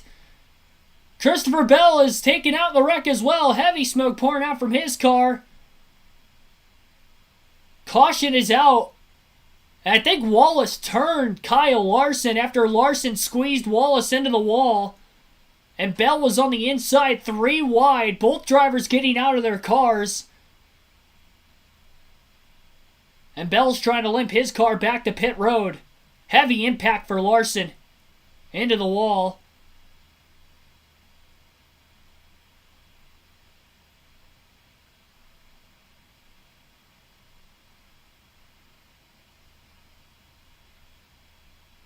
Wallace going down to the 5 right now.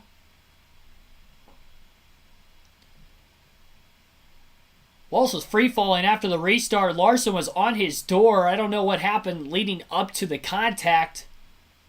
I don't know if maybe Larson got back in the gas too early and was squeezing the 23, or maybe he had a moment in the middle of the corner.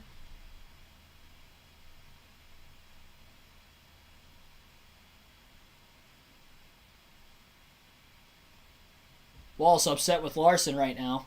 Oh, there's a fight! Jesus. Larson looks like he wants no part of it. Wallace pushing him around. I was going to say, it seemed like Wallace turned Larson on the front stretch after the initial contact. I don't think it was damage from the 23.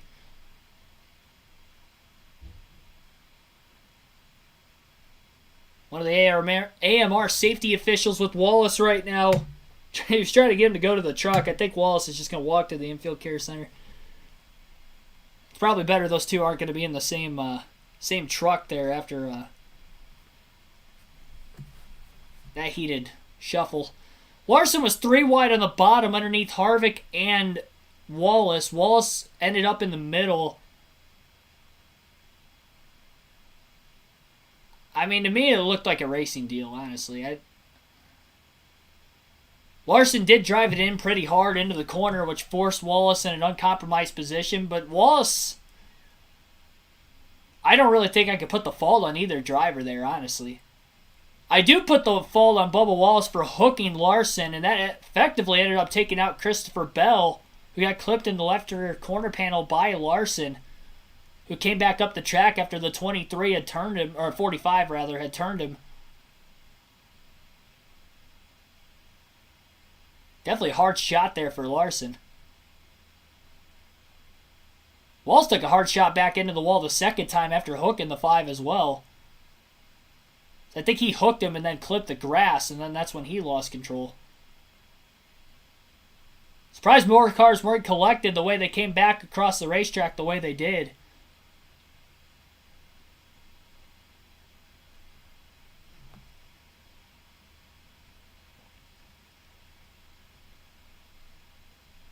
I'd say the emotions got the best of Wallace both on and off the track there.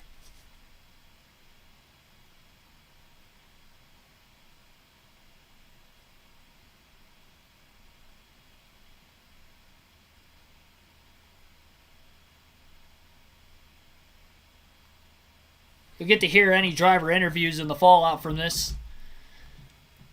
Tempers at Vegas. What happens in Vegas stays in Vegas. Somebody said that at the start of the stream. Hopefully what happens from this hopefully short-term feud between the 45 of Wallace and the 5 of Larson stays in Vegas. Wayne Wilson, thanks for tuning in. Tiger fan from Soonerland. Colton Thompson. Ethan, thanks for tuning in also. Field is coming into the pits. Pretty much the entire field, it looks like. A couple cars staying out towards the back of the pack. Now the cars making their way onto pit road. Parker. And Ryan Blaney will pit out of the 4th position at the top of your screen there. Just still lacking that grip on exits. 4-wheel slides off the corner for the 12 of Ryan Blaney, so he'll continue to make air pressure adjustments for him, Dave. 1 and 2 not awful for the driver of the 24, but turns 3 and 4 got worse. So they'll make another change here for William Byron, Marty. Hitting here should have put everyone to the end of stage 2, Dave, but certainly going to call the Goodyear tires into question. Ross Chastain happy with the handling of his car, wants a very small adjustment to tighten it up just a little bit.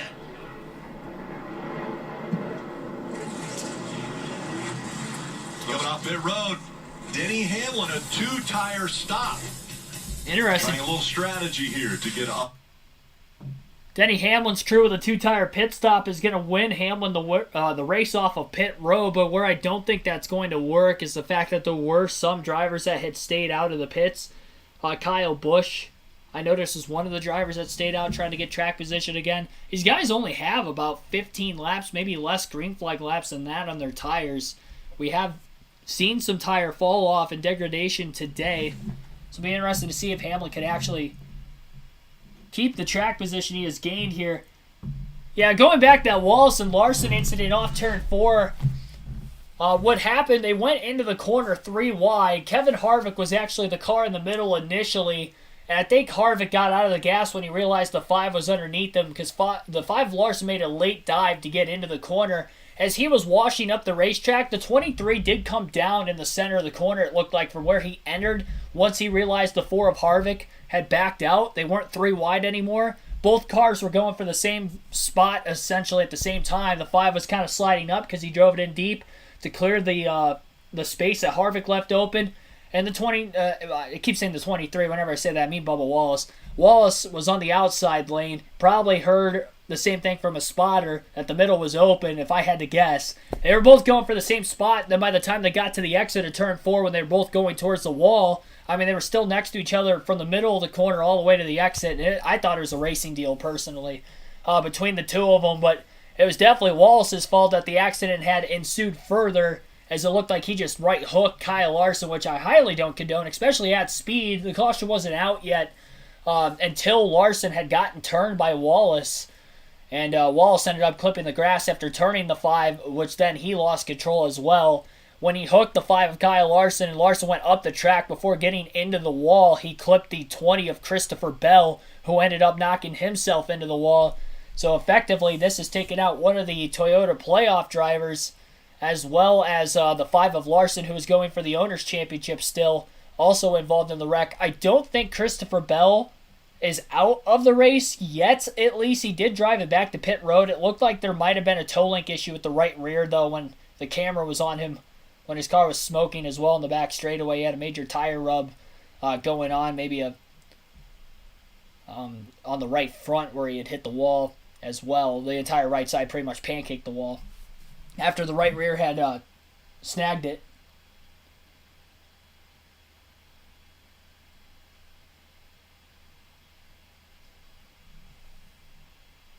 Mike Nodine, thanks for tuning in.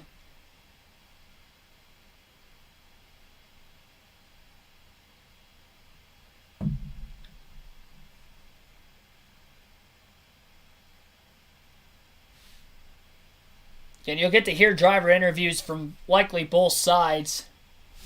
And here's Bubba Wallace standing in with Marty Snyder. What happened? Cliff Daniels said if that wasn't retaliation, I don't know what was. Was it intentional retaliation on your behalf? Clint's smart enough to know how easy these cars break, so when you get shoved into the fence, like deliberately like he did, trying to force me to lift, the steering was gone. So just so happened to be there. Hate it for our team. Super fast car. Had no short run speed, as you were seeing. We were kind of falling there. Larson wanted to make a 3-wide dive bomb. Never cleared me. And I don't lift, so I know I'm kind of new to running at the front, but I don't lift. So wasn't even in a spot to lift, and he never lifted either, and now we're junk. So just a piss poor move on his execution. When situations like this happen, Bubba, at this speed, is retaliation an acceptable thing? Stop fishing. Stop fishing. I'm not fishing. I'm just asking you. Let's also talk about the message you wanted to send to Kyle by going up to him after the incident. He knows. He knows that what he did was wrong. He wanted to question what I was doing. He never cleared me. So just hate it for our team. Our McDonald's Twitter camera was super solid. Just needed to find a little bit on the short run, get the balance where we needed it, and it would have been just like Kansas. But now the car's jumping. There's always unintended consequences when something like this happens. Christopher Bell was a part of that, clearly a Toyota teammate and a playoff driver. Your reaction to that? sports. There you go. Bubba Wallace obviously very upset and delivered his message he felt like to Kyle Larson. He said Larson knows the message I was trying to deliver. We will get a word with Kyle Larson when he comes out of the Infield Care Center just a moment ago.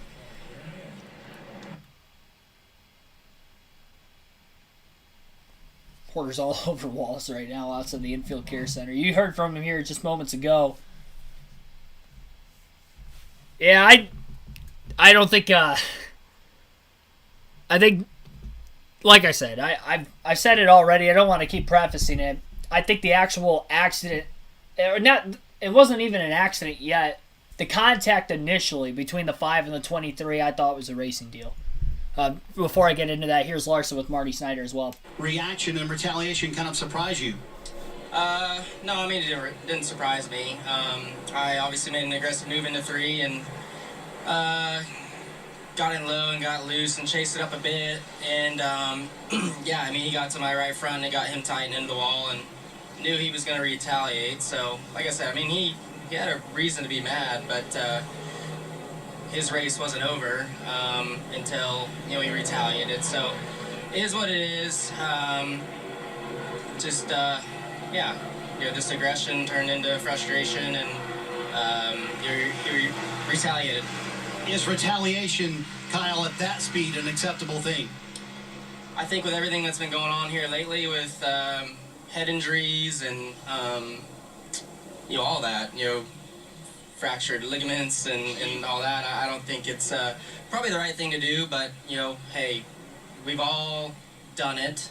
Maybe not all of us, but I mean, I have. I've let the emotions get the best of me before, too, so just, I'm sure, I know he's probably still upset, but I'm sure with everything going on, he'll know that he made a mistake in the retaliation part, and I'm sure he'll think twice about it next time. What about the off-track retaliation when he came up and tried to shove you? Did that catch you off guard? No, I mean, I seen him walking over, so I figured he would do something, so just, yeah, I don't know. I mean, just, like I said, he had every right to be upset. I'd rather him do that than tear up, our cars in a dangerous matter.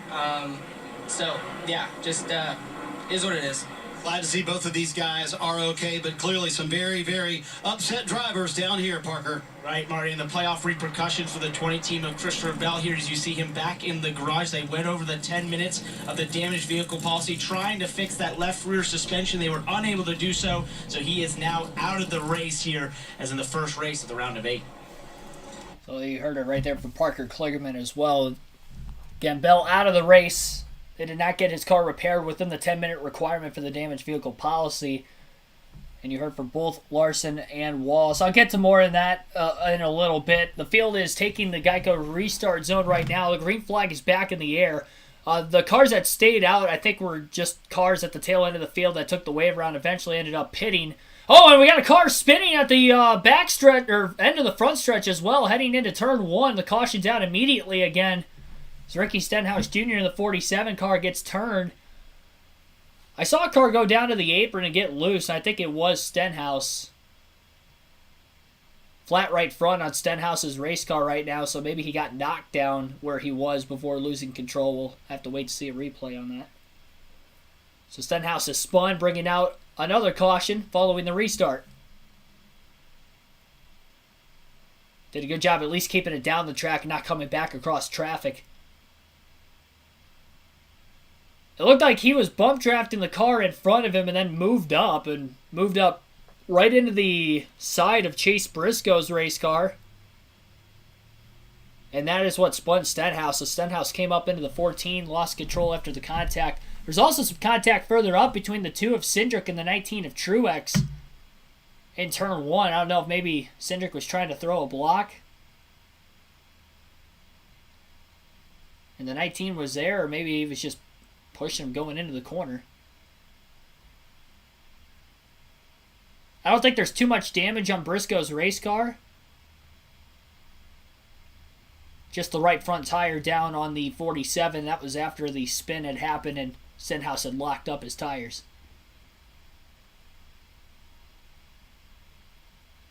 The letters are rubbed off of the left rear tire on Briscoe's race car. I think they should just come into the pits.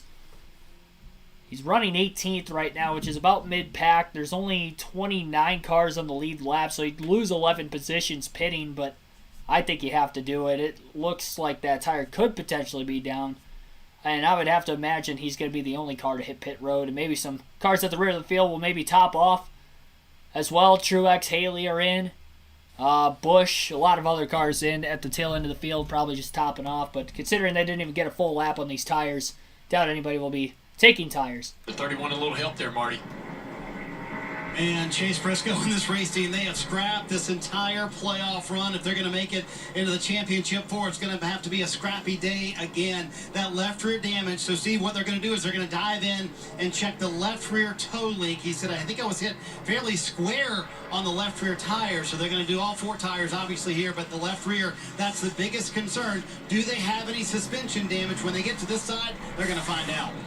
Yeah, so they're going to go in and look. Jeff, I hate to admit that your eyes are better than mine. I saw those safety lights. I thought it was pit road closed. The green light was on, and this is a fuel window, I think. We were thinking just over 50 laps, but these teams are now we're thinking they could go almost 60. So we'll have to adjust our numbers and see if this 14 can be repaired. Lap 103, things escalated quickly. Yes, they did. That's one way to put it. How big is Bubba? 6'6". I don't know how tall he is.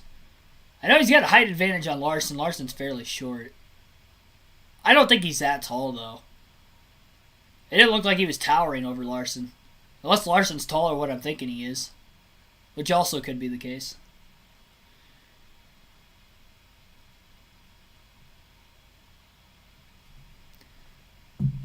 Again, I'll talk about it just one more time. I explained myself once, and I was trying to explain myself the second time we were heading to the restart. We're under caution again for Stenhouse spinning after contact with the 14 to Chase Briscoe. Initially following that restart heading into turn 1. No other cars were involved there. But the incident between Wallace, Kyle Larson will probably be talked about all the way through tomorrow and then some during the week on NASCAR media. So we might as well review it again. So going into the corner, Kyle Larson made a 3-wide dive bomb move to the inside. Kevin Harvick was in the middle. Bubba Wallace was on the outside. From my unbiased perspective, I thought it was a racing incident from when it first started. I thought that the 5 obviously shot the corner. Harvick had backed out of the gas to let him go. And then he slid up, taking the hold that Harvick had left open. Wallace in the middle of the corner was up on the outside, but when Harvick had backed out, he came down as the 5 was coming up. That led them to them by the exit of the corner being as tightly bunched together as they were, which led to the contact between the 5 and the 23. I think it was a racing deal. I probably put 60% of the blame on Larson, 40 on Wallace if I had to put blame on anybody there. But Wallace carried it overboard when he just flat out right hooked him.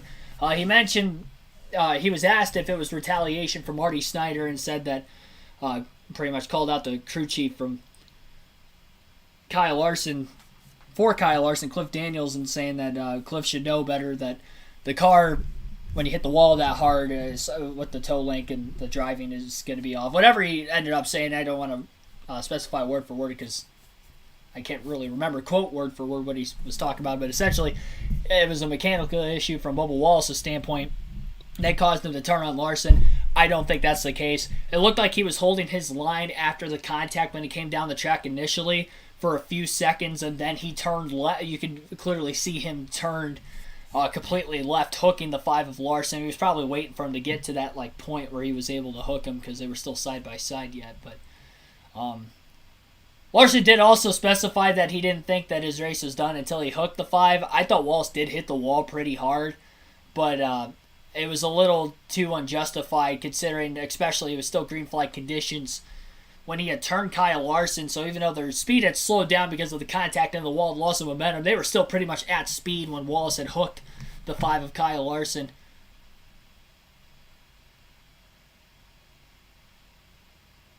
Showing the throttle input right now from Wallace.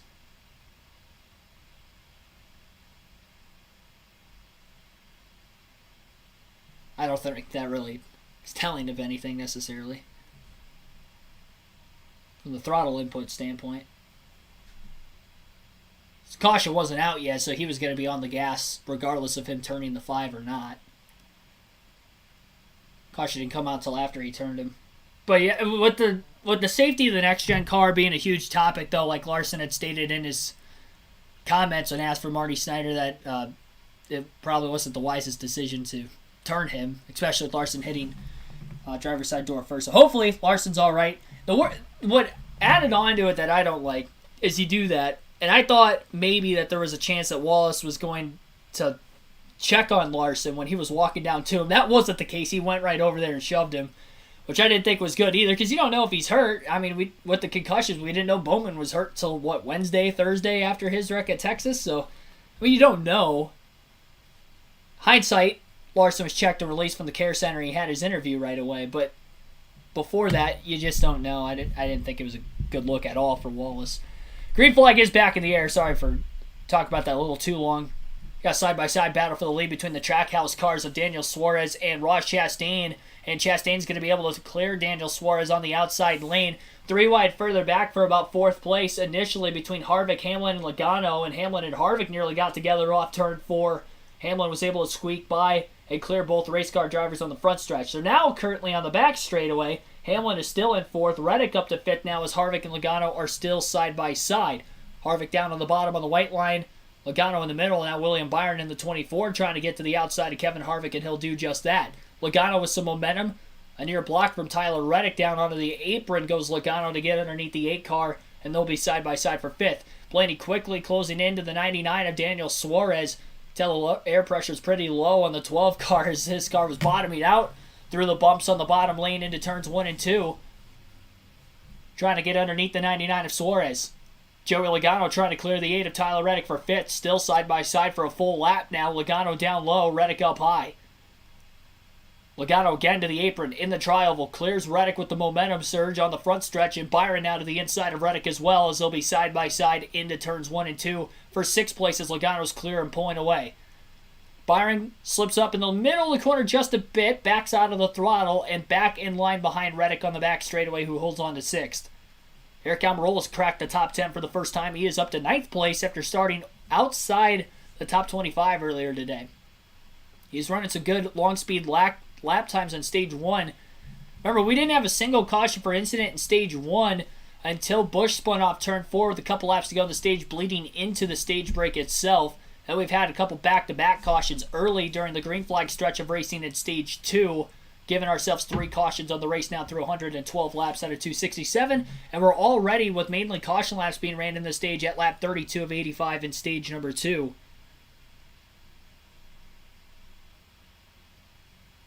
I don't think, as far as like possible fineage coming Wallace's way this week, I could see if NASCAR doesn't fine him. I could see the reasons why, and I could also see the reasons why they would. It'd be interesting to see what the fallout of it's going to be. He didn't right hook him under caution per se. It was under green flag conditions. But if we look back at, say, like Noah Gregson's incident where he overreacted and turned himself in front of the field at Road America, yes, there were more cars collected, but it was a dangerous area of the racetrack where he did that in the Xfinity Series race there earlier this year. I would almost correlate that same thing with Wallace here, that they were at speed and he right hooked him. It looked intentionally, and I think that's probably why he didn't say it was intentional. That could be another reason why, because if he says it's intentional, there's a pretty much 100% guarantee he's going to get fined. If there was any saving grace in him not getting fined, it was going to be him saying that he didn't do it intentionally, that the car was broke. So I could see why he said that, personally.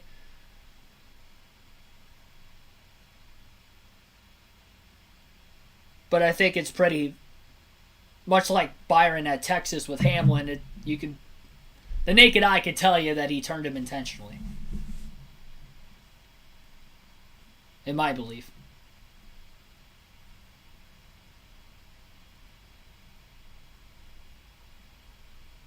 I think it's more than likely that he will get fined. For my judgment, during the week, I don't think it's 100% guaranteed he will, though, for also the reasons I just specified.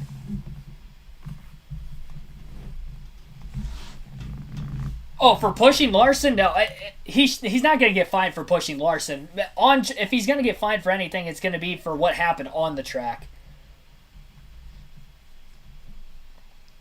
It wasn't even a pit road scuffle either. I mean, there was AMR safety team around those guys trying to break them up after the fact, but I don't think that they were like in the way enough. I don't think that has anything to do with Wallace potentially getting fined during the week. I think him hooking him on the straightaway at full speed, that would be enough to fine him, but no, the pushing after the fact. It wasn't like Ty Gibbs and Noah Gregson, trying to throw punches at each other earlier this year. That was a little bit different story, but and obviously an official got hurt in that situation too, which is probably the main reason that there was a fine fines handed out anyway in that incident. I think fans are just overreacting a little bit if you think the pushing's the reason why he should get fined. Here's Christopher Bell exiting the infield care center. Your view of that accident, Christopher? Yeah, just the 23. Bubba got run into the wall, and obviously retaliation from his side, and we got short end of the stick. So this team has shown the resilience all year long, Christopher. You had to win last week at the Roval to get into the round of 8. What happens now? Miami and Martinsville left to make the championship 4. Yeah, I mean, the good thing is that I feel better about winning one of those 2 races than I did the Roval. Just had a really, really strong cam race the last, really all year long, so see if we can't pull another rabbit out of that. There you go. That's the highs and lows of the NASCAR Cup Series playoffs, Rick. Last week, a must-win situation. He delivered. This week, he's out early. Yeah, he was my pick, Rick. I thought Christopher Bell was going to have a great day. Flat tires at Texas put... Chastain continues to hold on to the lead by 0.3 of a second consistently over Daniel Suarez. I mean, it is worth noting that those 3 cars that were taken out in that accident, regardless of the fact of the 45, the 5, and the 20, they all had good speed and all finished 7th or better at the end of Stage 1. Of course, Wallace won Stage 1. I don't know if it was so much maybe a bad adjustment or that Wallace's car is just better on the long run, why he was dropping back to be in that situation.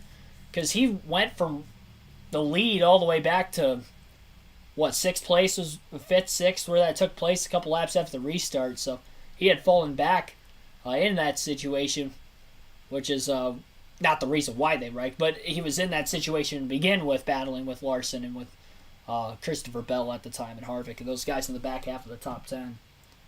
But they did have cars that were capable of winning the race, and obviously with them being out early, none of them were actually racing for a driver's playoff standings outside of Bell. Larson was going for the Owners' Championship, so he's likely in a must-win situation as far as trying to get that 5 car in the Owners' Championship 4 at Phoenix. Obviously, Homestead's a good track for him. I think Homestead's a good track really for Bell and Larson, so we'll see what they can do next weekend. But we're worried about this weekend. Under a full-screen commercial break right now. We're about halfway through Stage 2. Ross Chastain has a 0.3 of a second lead over Daniel Suarez in 2nd. Ryan Blaney is in 3rd right now, 0.7 of a second off the lead. Joey Logano is in 4th, 1.5 seconds off the lead. William Byron in 5th, 3.9 seconds back. Hamlin is in 6th, 4 seconds back. Reddick is in 7th, 4.4 seconds back. Harvick in 8th, 4.9 seconds off the lead. Cindric is in 9th, 6.1 seconds off the lead. And Eric Jones is 7.1 seconds off the lead in 10th right now. That is your top 10 about halfway through stage number 2. An update on the playoff drivers and where those playoff drivers are running right now. Obviously, a few of them I just mentioned are inside the top 6. Actually, all but Suarez is inside the top 6 that are current playoff drivers. That'd be Ross Chastain in the lead, Ryan Blaney in 3rd, Joey Logano in 4th, William Byron 5th, Denny Hamlin 6th. Playoff drivers outside the top 10, Chase Elliott 19th. He has not been great all day. He's been running pretty much about 20th the entire race. Just got passed by Justin Haley. Now he is in 20th. Chase Briscoe's in 22nd. He's been running outside the top 15 all day as well. Obviously had contact with Stenhouse during that last caution. He had to come in, change tires. And then Bell, Larson out of the race. Again, Larson going for the Owners' Championship. He'll finish 35th today. Bell was able to get back around to pit road, so he was able to pass both Larson and Wallace under the caution. But he is also out after not being able to get that car completely fixed during the damaged vehicle policy clock. Remember, that was extended from 6 minutes to 10 minutes for the playoffs, but still could not get it fixed in time, so he is out. He'll finish 34th today. Bell going for the Drivers' Playoff Championship still. 40 laps to go. Or if the dad was... I don't know what you guys are talking about now. Something about Regan Smith.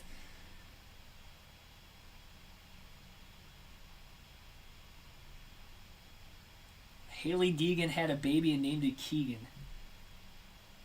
That'd be kind of weird. That wouldn't have a great ring to it, though. Your first name rhymes with your last name.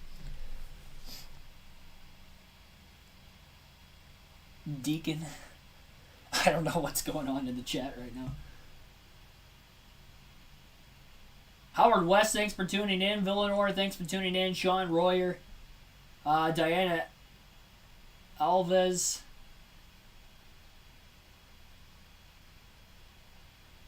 Sid for Brains. Demontoid.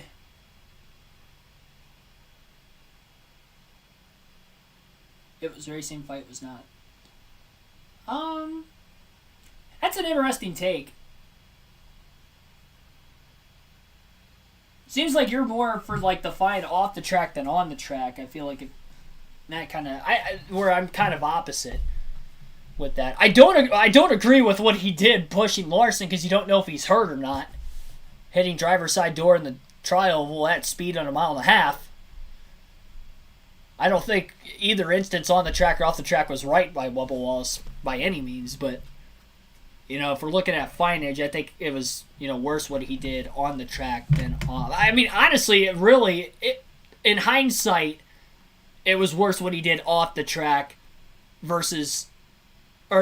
hindsight, it was worse what he did on the track than off. If Larson would have been hurt from the crash, it would have been worse him pushing him. He ended up not being hurt, but we didn't know that in the heat of the moment, obviously, and neither did he.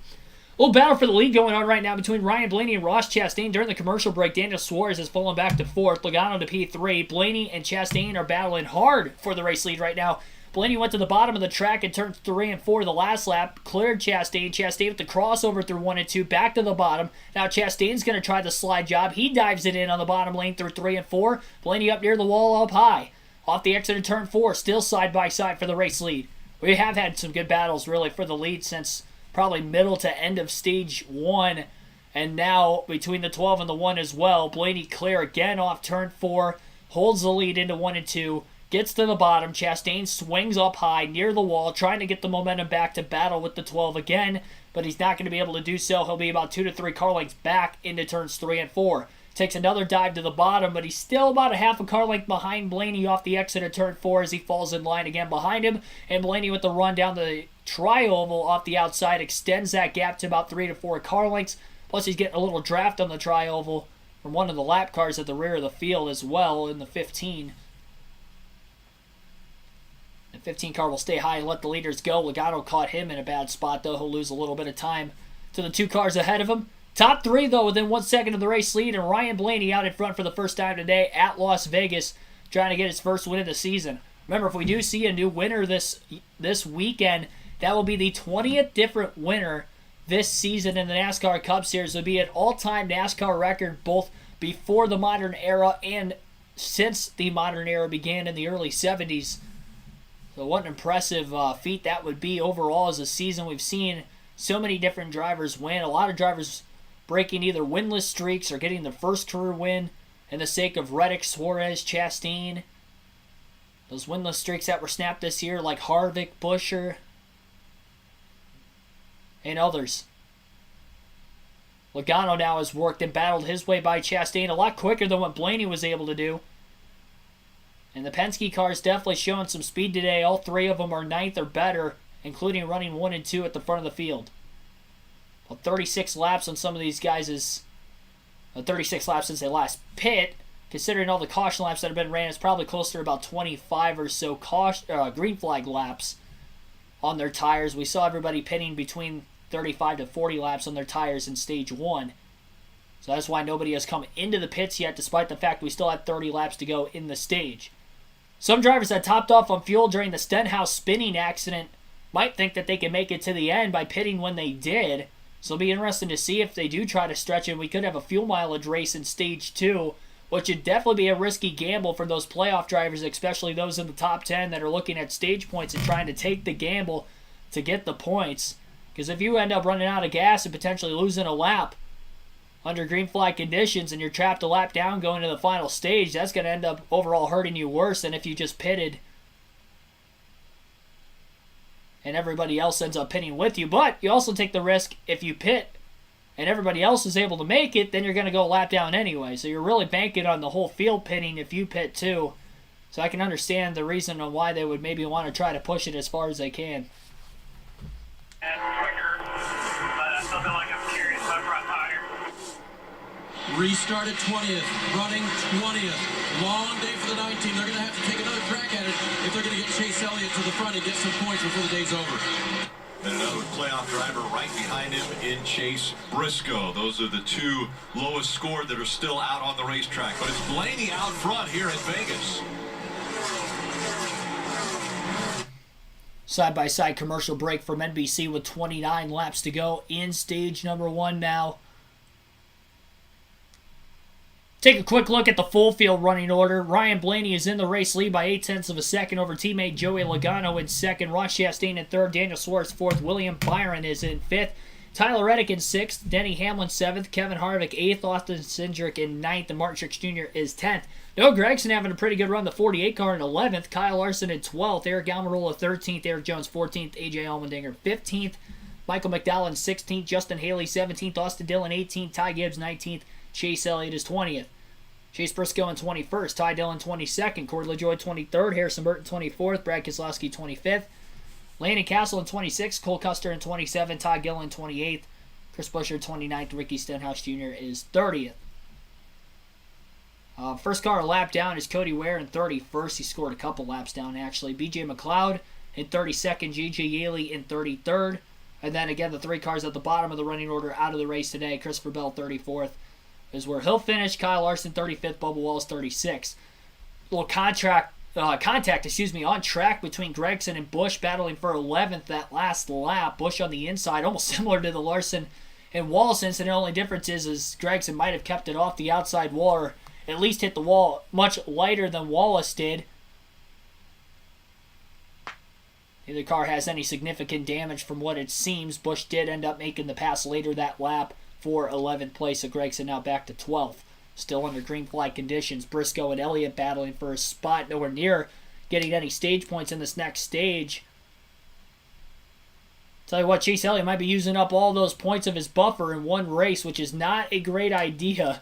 Obviously, it's not intended, but this 9 car has struggled this race weekend, not looking strong out of the gate in practice and qualifying, almost very similar to how they ran pretty much the entire round of 16. Before picking it back up again in the round of 12 when they got to Texas, and especially with his win at Talladega.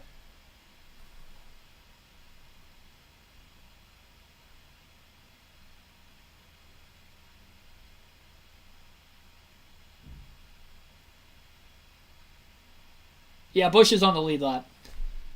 He spun out earlier and had the flat right rear tire, but he didn't lose a lap. He actually was spinning on the front stretch, was able to get to his pit box without like having to drive backwards down pit road or anything. So he is on the lead lap. And he's made his way back up. I mean, he was charging well before he spun earlier in the race. He qualified 18th, got to 6th before he spun. And because he spun through the grass, didn't really damage the race car at all. It's continuing forward. Once again.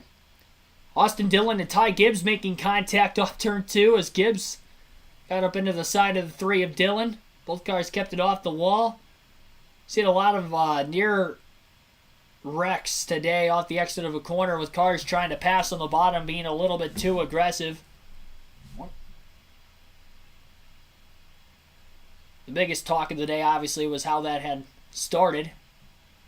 Gibbs still working on Dillon through 3 and 4. Will slide up again. This time he's clear.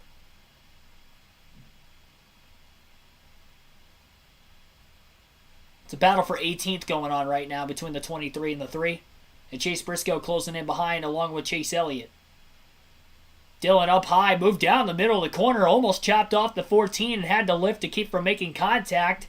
It's going to allow both Briscoe and Elliott to get by, and Dillon's going to lose 3 spots in the span of about a half a lap.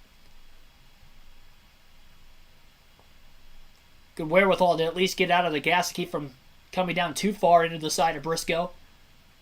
A little bit past halfway already in today's race. Drama-filled stage 2 thus far. Ryan Blaney pulling away from his teammate Joey Logano at the front of the field, trying to get his first win of 2022 and a spot in the championship 4. The way the point standings are currently running, Chase Elliott and Ross Chastain are tied for the final spot above the cutoff line, or they're both above the cutoff line, I should say, in 3rd and 4th on the grid. Currently 9 points above William Byron, who would be the first driver below. Both Chastain, Elliott did not get any stage points in stage 1. Byron got 1, finishing 10th in the last stage.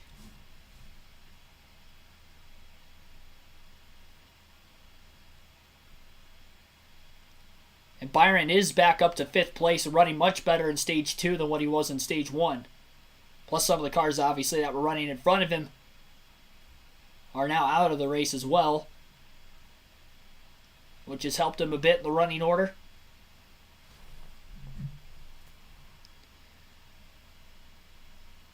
Larson had a lag spike.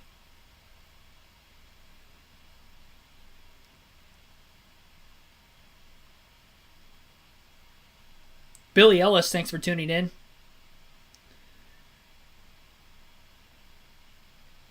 Mr. Fly to the Sky, thanks for tuning in also.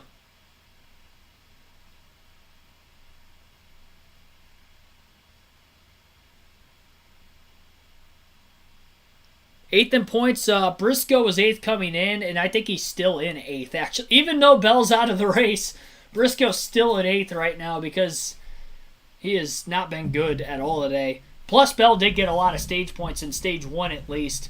He finished 5th in stage 1. 4th, rather. He finished 4th in stage 1. So he got 7 stage points.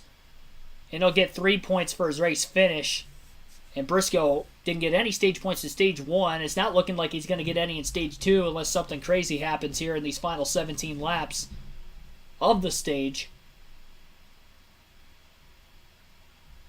Byron losing a spot to Denny Hamlin on the racetrack again.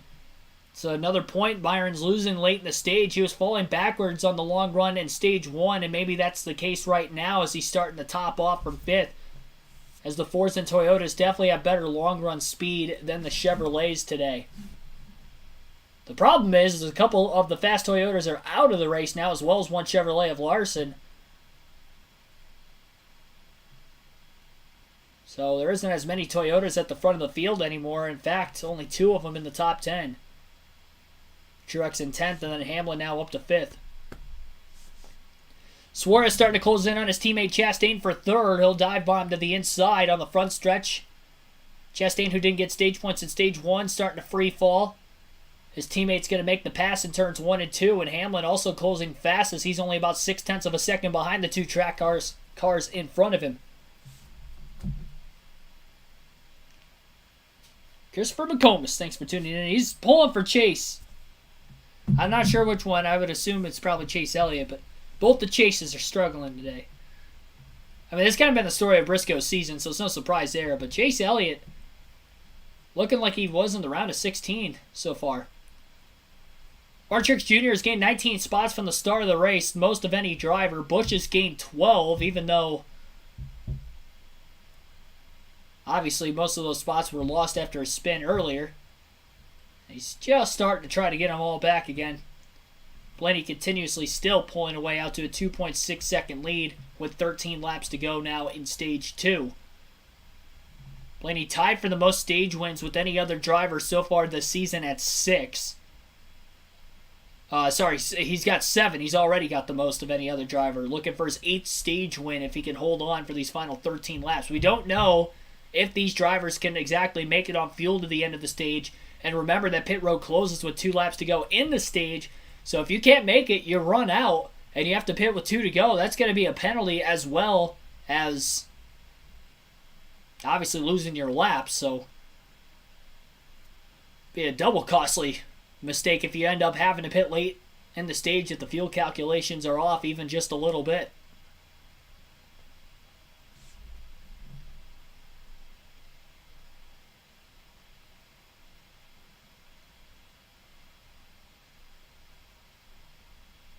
Bell does not have a... If Bell's got a concussion, we've got something seriously wrong. He got clipped in the left rear. He ended up getting in the wall with the right side of his race car, but it was more that the toe link got knocked out of place more than anything. Because I think the damage itself was going to be repairable, but they couldn't get the...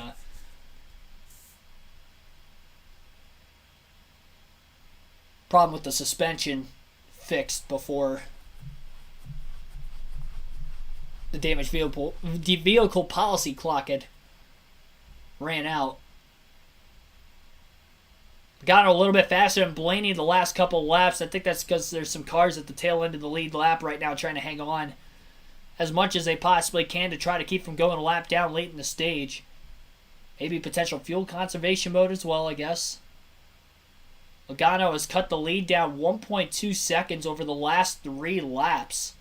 That's an average of 0.4 of a second faster a lap than Ryan Blaney, so maybe Blaney is trying to conserve fuel late in the stage. He's got a little bit of a buffer to Logano, but still with 10 laps to go in the stage, it might be a little too early to start saving, unless they feel that they really can't make it. And that's their last chance of being able to make it. Both Logano and Blaney pitted at the same time, so I'd actually be shocked if Blaney is saving and Logano isn't having to save.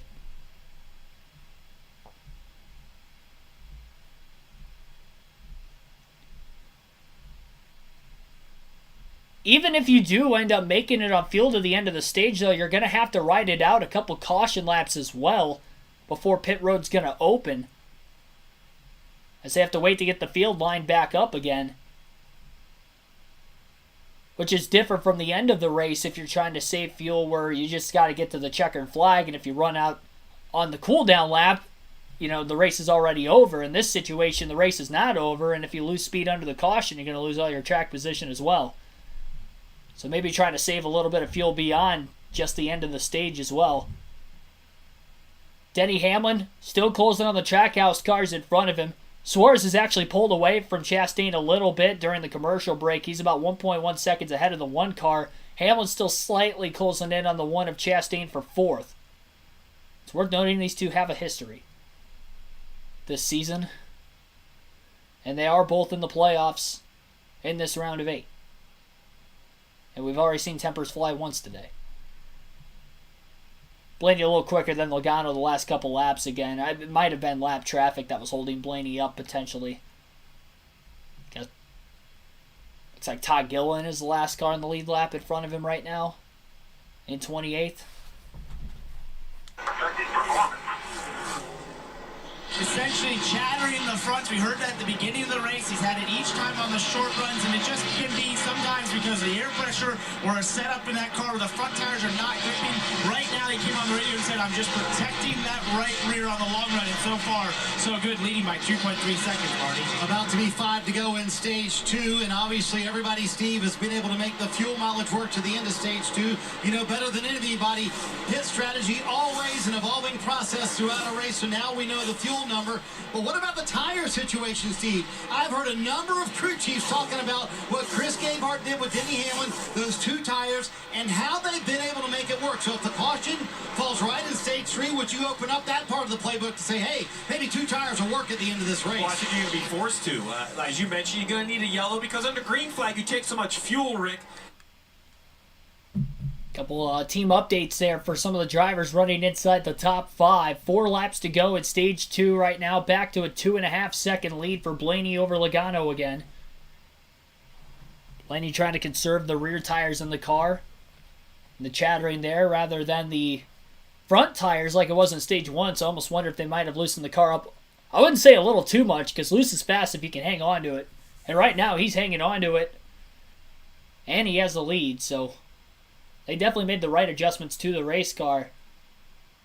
And I don't think the chattering is a serious issue on the 12 car as much as what maybe Blaney behind the wheel is feeling, because at least from an outsider's perspective, that car is fast all of a sudden in the race today. He was fastest in practice yesterday, so we knew he was going to have fast pace coming into the day, and it's showing on race day as well. Blaney got to get around Gillen through 3 and 4, so he'll be in the free pass position now as long as nobody else goes a lap down in these final 2 laps of the stage. Pit road is closed. These teams are trying to stretch it on fuel these last couple laps yet. 3 more miles. 2 seconds now is the difference between P1 and P2. Blaney first, Logano second, Suarez third, Chastain fourth, Hamlin fifth, Byron sixth, Harvick seventh, Truex eighth. Make that Cindric 8th, Truex 9th, and Kyle Busch is back inside the top 10 and 10th.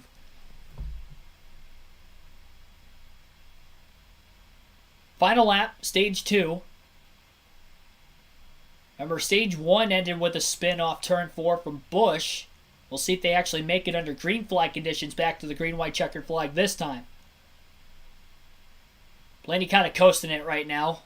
Joey Logano a couple tenths quicker through turns 1 and 2. No need to push if you're Ryan Blaney. That is the case right here.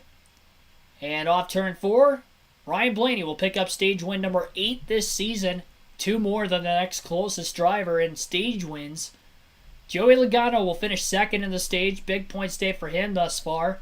Daniel Suarez third, Ross Chastain fourth, and Denny Hamlin will be fifth in stage 2. William Byron sixth, Kevin Harvick in seventh, Martin Truex Jr. 8th, Austin Cindric 9th, and Kyle Busch in 10th. Will all be the drivers receiving stage points in the second stage. We'll have pit stops during the stage break, and then we'll get the final stage underway shortly. Watching the South Point Casino 400 live on KRC.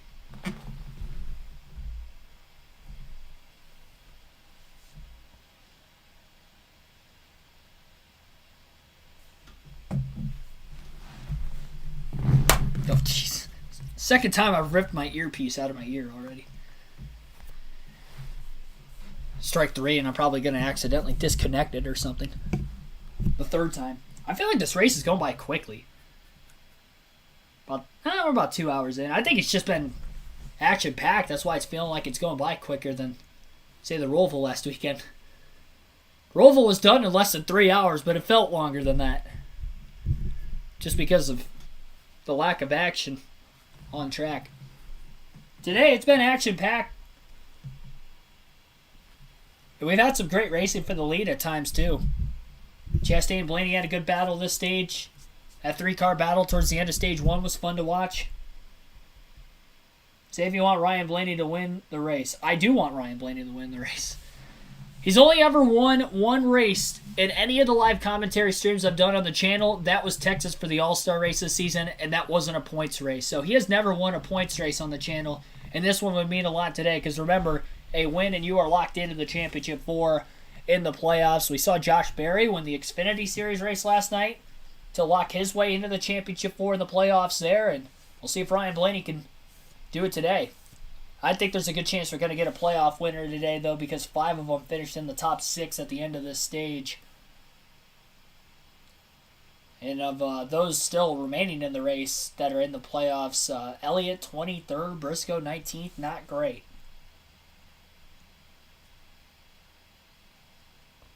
I want a winless champion. So you want Blaney to win the championship, just not the race. Steelers beat the Bucs today? Oh, that's awesome. I did not take the Buccaneers to win in my pool today because I trusted the Steelers defense at home. I'm like, maybe they can pull I'm doing this contest right now on my betting site. It's an NFL pick'em where I have to pick one team to win every single week of the season. And it's got to be a different team. So once I pick, like, say, the Packers to win against somebody, I can't pick them again the rest of the year. It only runs through the regular season. There was, like, over 15,000 entries, and it's down to, like, 6,000 something. It's 450,000 to win. So I'm still in it. I actually took the Packers over the Jets today. That was the most confident game I had. I have 4 entries, and I have all 4 entries still. So I had them winning in 2 of them. I had, who else did I have? I'd have to look at the matchups again. I picked earlier in the week. You guys are gonna be able to listen into pit stops here in a moment. Oh, the Jets beat the Packers. Oh wow. Well, I lost that one. Man, there's not gonna be many people left in this thing. Oh man. So I lost 2 entries. As long as I still have. I had the Vikings over the Dolphins. I got that one right. Here come the pit stops. That's more important. Too loose towards the end of the run. They'll make an air pressure adjustment for Ryan, Dave. Denny Hamlin made those left side tires last a long time. He'll now get 4 fresh tires, really 3 up on top of the track on that top group, Marty. Earlier, Joey Logano said we needed very fine adjustments. He just told Paul Wolfe we need a bigger swing this time. Way too free off of turn 4. He said, I absolutely burned the right rear off of it on that run. Ross Chastain leads and almost has A collision with Joey Logano there on pit road. Logano wins the race off pit road. Chastain had to check up and lost a number of spots right there in that little traffic jam at the end of pit road. Almirola's pit crew's been on fire today. Gained 7 more spots on pit road. He'll be 5th. Hamlin gains 3 spots, and Ryan Blaney's pit crew has been off today as they have lost 2 more spots on pit road. Remember, they are still without their original Jackman and rear tire changer following the penalty at Bristol for the uncontrolled tire. So they are with, I guess, a backup Jackman and a backup tire changer, and I think that's part of the reason why you're seeing the mistakes on pit road today from that 12 team. Having an interim crew chief as well is also worth noting, as he'll be getting Jonathan Hassler back next weekend at Homestead. So this is the last race without him, and they've got a shot to win today, and hopefully that's not the reason why they potentially lose. Yeah, Packers lost. I lost one of my entries, but at least I know one is still in, and I have the Rams beating the Panthers today too, so that would be my second one. Which, if the Rams lose, then there's gonna be a lot more entries lost, I guess. I don't want 3 of my 4 entries to lose in 1 week. That would not be great, but 2 of them are down right now, and always safe to bet against the Panthers or Jets. I know, sorry. I just wanted to bring it up for a quick second. I know you guys are here for NASCAR. We're under the stage break right now, so I guess if we were to talk about it, then now would be the time.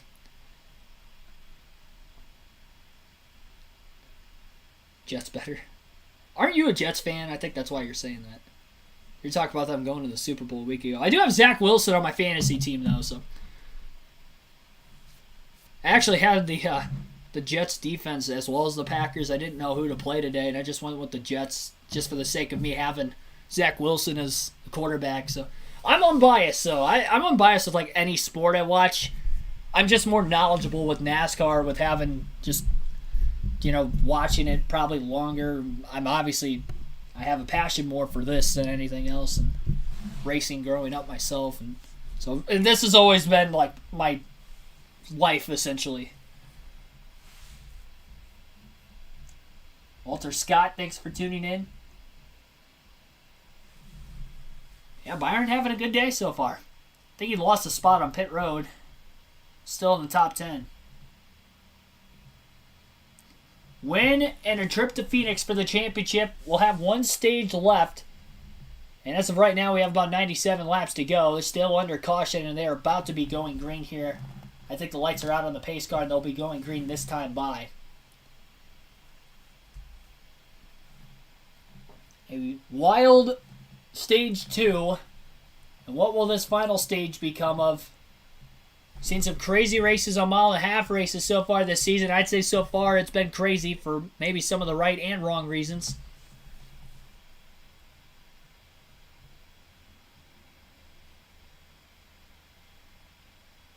James Moore, thanks for tuning in.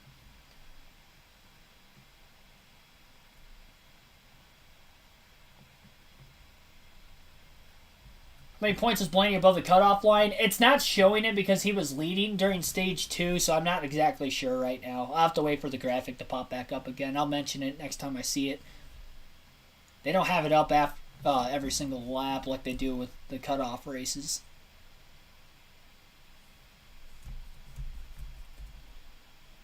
Especially in the first 2 stages because there's so many moving parts with the stages not being complete yet. That's just based off of where they're running now if they were able to get stage points. Now the stages are done, so it's a little easier to justify that, at least in this race going forward today.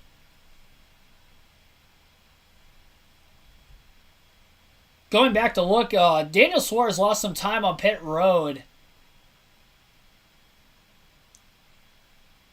Looked like they were having troubles with the right rear tire and trying to get that secured tightly onto the race car.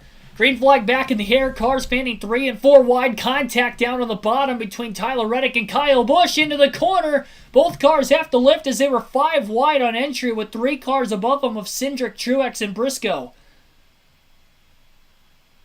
The 18 and the 8 lost a lot of time there and a few positions at that. 3 wide now for second between Blaney, Hamlin, and Chastain. And Blaney, who restarted second in line on the bottom, will clear the 1 and the 11. Hamlin and Chastain still side by side for third through the tri-oval. Blaney trying to run down his teammate Logano for the lead. 95 laps to go at Vegas with a trip to Phoenix on the line. Hamlin slides up off the bottom of the racetrack, almost into the side of the one, and now the one comes back down in the middle of the backstretch to try and side draft Denny Hamlin. Kevin Harvick out of nowhere up to fifth with a late dive to the bottom, but nowhere to go with Hamlin still on the inside of the one. Chastain rockets through the outside and clears Hamlin off turn 4 for third. Chevys have been good on the short runs today, so we'll see Chastain likely pull away from Hamlin, and then later in the run, if we have a long enough green flag run, maybe Hamlin will have another shot to get to Chastain, is what I'd have to imagine will come out of that battle. Byron on the outside of Eric Almirola, who's having one of his better runs of the season so far today. Quietly was in the top 10 all the way through stage 2, and now is currently running in the 7th place position. Still got cars going 3 wide in the middle of 3 and 4 around Kyle Busch, Justin Haley, and Eric Jones. Busch clears both Jones and Haley off turn 4, battling for 11th. And Chase Briscoe, for the first time today, has cracked the top 10 off this restart, currently in the 10th place position. So off this restart, the playoff drivers are right now in first of Joey Logano. Ryan Blaney's in second. Ross Chastain third. Denny Hamlin fourth. William Byron sixth. Chase Briscoe 10th. Chase Elliott 17th. And then the 2 cars out of the race, one for the driver's standings of Christopher Bell is going to finish 34th. Kyle Larson, who's racing for an Owners' Championship still, is 35th. And we'll finish there. Both Bell and Larson did score stage points in stage 1, but the wreck was early in stage 2, so no stage points in that stage. And only a couple points for the race finish. Harvick on the inside of Denny Hamlin, side by side for 4th place. Hamlin holding him tightly in the corner. Now there's a little bit of side drafting going on in the tri-oval as Harvick goes back up the track and hangs on the left rear corner panel of Hamlin. Hamlin comes down the middle of 1 and 2, but Harvick is going to have him clear anyway by the time Hamlin gets there. And by a couple car lengths, Harvick is going to be clear off turn 2.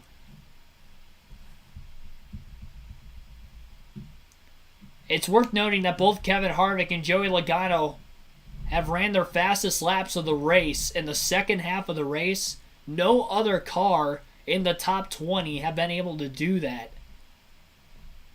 So the right adjustments have seemingly gone Harvick and Logano's way here late. Over 250 people watching consistently throughout today's race. Be sure to smash that like button. Subscribe for more daily NASCAR content if you have not already. We're at 91 likes on the stream. Let's get to 100 here in the next couple seconds.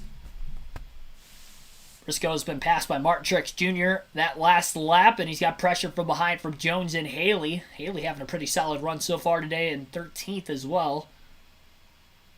Looking to keep progressing forward and have a shot at the top 10. Cindric will pass Eric Almirola for 7th. He's been in the top 10 all day after qualifying on the front row. Tyler Reddick has been non-existent as this race has gone on. He qualified on the pole, finishing the back half of the top 10 at the end of stage 1. Hasn't been in the top 10 really since the start of stage 2. Currently back in 12th right now. So he's just gotten by Jones and Haley over the last couple laps. Blaney continuously closing on Logano, less than a half a second off the race lead, off turn 2 that time. Playoff standings as we run, with Logano in the lead. Obviously, he'd be in the championship 4 if he wins. Ryan Blaney and Chase Elliott are both 14 points to the good, and then Chastain is the last driver above the cutoff line. He is 10 points above William Byron, who is the first driver below the cutoff line at minus 10. Denny Hamlin in the 11 car is minus 11 points. Chase Briscoe minus 27. He scored 0 stage points at both stages today. And then Christopher Bell out of the race, finishes 34th. He has 34 points below the cutoff line. Not in a must-win situation, but definitely not in a situation you'd want to be with just 2 races to go in the round. Concerns of the tires lasting and what that meant, and maybe we'd see tire issues. That hasn't really surfaced, but one thing we have seen is a lot of tire wear, but in a good way, where it's creating that fall-off in speed that creates discrepancies in passing and that sort of thing. And one of the things I've seen up and down pit road that's really interesting is just the amount of rubber that's coming coming out of the wheels of these cars, when they come in here and the team takes them off the race car, look at these piles of rubber that are up and down pit road. So when we talk about a tire wearing out, that rubber goes on the racetrack, but it also finds itself in other cars. They pick it up under caution and all throughout, and so we're just seeing so much of this. That's a good thing, though, Marty, because that creates that sort of speed fall off, and that hopefully creates covers and goers throughout the race. Parker, that's crazy. That's the rubber we saw fall out of Kyle Busch's grill earlier on. So, Steve, you mentioned it as we watch this battle inside the top 10 between Martin Truex Jr. and Eric Almirola and Tyler Reddick in the mix as well. You mentioned it. Longest run of the day. Just had it at the end of stage 2, and there's been no catastrophic tire failures, which many of the teams, drivers, crew chiefs all worried about this morning. So now, Steve, with the win on the line and also the seed in Phoenix and the championship 4 on the line, do crew chiefs start to push the envelope a little bit more and maybe go lower on that air pressure, trying to find more speed in their car? I mean, that's the balance, and it started when Good you point. showed up here in practice, and it's the same way in the race. I'm sure, as Dale mentioned earlier, right, the 12 had a right rear, as now the battle for the lead is heating up with the 12 involved. Had great racing right here. The 12 had that right rear issue in practice. I'm sure everybody adjusted. It wouldn't shock me if drivers and crew chiefs, everyone going to just be a little bit more aggressive as we go. We still have at least one more set of tires to put on. Blaney working that bottom, trying to figure out a way around his teammate. He's had a little more pace than Joey all race long, but now Joey has the track position. Can he keep it? Blaney to the bottom of the racetrack at turns 3 and 4, battling Joey Logano for the race lead. Can't quite pull alongside of him this time. The Penske teammates, I'd say more so than any other teammates in the garage, tend to race each other a little bit harder. And with all that's at stake in this one, in these final 81 laps now, I don't think they're going to give each other any room. And Chastain, who's still in third, 1.7 seconds off the lead for 12 and 22, get to battling enough. They might have a shot. Somebody in the chat mentioned, I think it was Jon Snow, mentioned something about Bell hoping that Harvick wins, and I'm sure that is likely the case because that would be one less spot locked up in the playoffs. Harvick's the only car in the top 6 right now that is not one of the 8 playoff drivers. And would probably have the best shot of winning this race of a non-playoff driver, or at least one that has been eliminated already going forward. Still one pit stop to go yet in this race as well. It'll be interesting who will decide to pit first and what the strategies will be there. Reddick and Busch battling for 8th. Busch coming back from a spin in stage 1 to get to where he's at right now. We've only had 4 cautions in this race today, 3 for incident and then the stage 2 break. Busch's spin led into the stage 1 break, so there was no extra caution for a stage break then.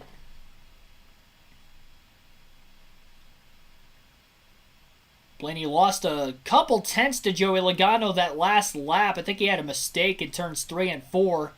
Pushing hard down to the bottom again as Logano goes to the outside. Side-by-side break for NBC right now. We'll take a full field rundown of the order. Logano is in the lead by 0.2 of a second over Ryan Blaney in second. Ross Chastain is in third. Kevin Harvick 4th. Denny Hamlin is 5th. William Byron 6th. Austin Cindric 7th. Tyler Reddick 8th. Martin Truex Jr. 9th. Kyle Busch is 10th. Eric Almirola in 11th. Chase Briscoe 12th. Justin Haley 13th. Eric Jones 14th. AJ Allmendinger 15th. Noah Gragson in 16th. Daniel Suarez in 17th. Austin Dillon 18th. Ty Gibbs 19th. Chase Elliott is 20th. 21st is Michael McDowell. Cole Custer in 22nd. 23rd is Harrison Burton. Landon Castle in 24th. Keselowski 25th. LaJoy 26th. Ty Dillon 27th. Gillen 28th. Buescher 29th. Ricky Stenhouse Jr. is 30th. Ware in 31st. BJ McLeod 32nd. Yaley 33rd. 3 cars out of the race. And 34th or 36th would be Christopher Bell 34th. Kyle Larson 35th. Bubba Wallace 36th for today's race. And thanks for everybody who I have not shouted out in pretty much the start of stage 3 so far. Joseph Kai, thanks for tuning in as well. The Strange Tutor. Tater Tots and Soup. Frank Powers. Jon Snow as well. JoJo and others. Welcome in. Walter Scott. I think I saw you earlier as well. James Moore. Strawberry Starburst. Many others, welcome into the stream. Thanks for tuning in. Hit that like button. Again, subscribe. As I'll take you through the coverage through the rest of the race. And then stay tuned for the post-race. You'll get to listen to all driver interviews as well. that we have in the post-race show. We'll go through the full field running order as well in that one. And obviously the playoff standings following this race leading up into Homestead next weekend.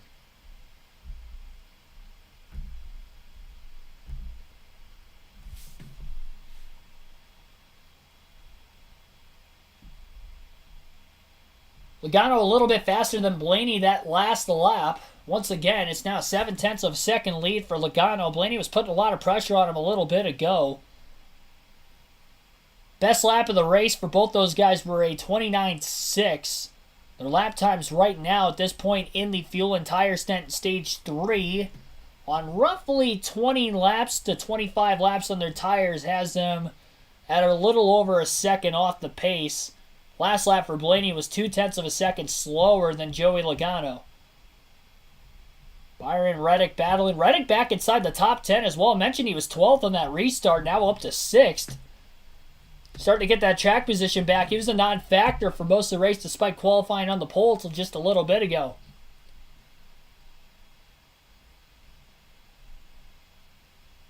Reddick, Byron side by side again, crisscrossing each other over. Reddick to the inside, spinner, turn 4, 15 car, J.J. Yaley has spun and the caution's out for the 5th time today, and it's right at the edge of the pit window with 73 laps to go. Yaley is in the grass on the front stretch right now. He's got a flat left rear tire. And much like Kyle Busch earlier, I wonder if that was after the spin had taken place, although the entire carcass is kind of ready to fall off of the actual rim of the tire, so maybe that wasn't the case. We'll have to wait for a replay. See what exactly happened to J.J. Yaley in turns 3 and 4. So on the bottom lane, lost control.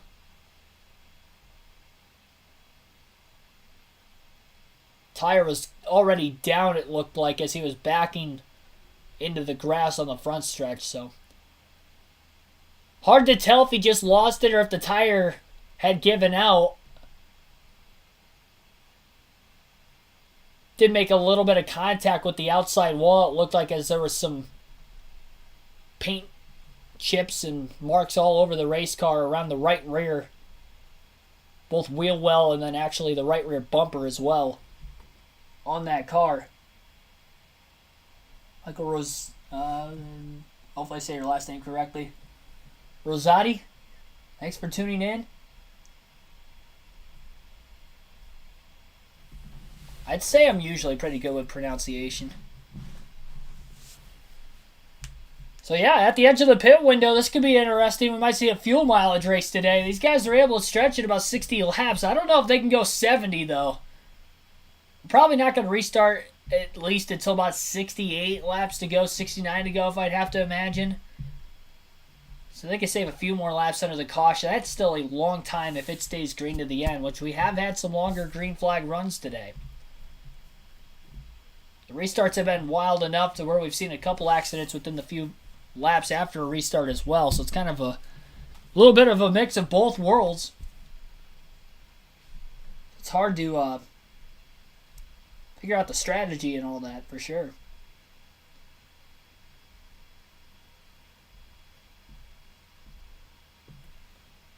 Pit road will be open this time by. I think the drivers that think that they can't make it on fuel will likely stay out.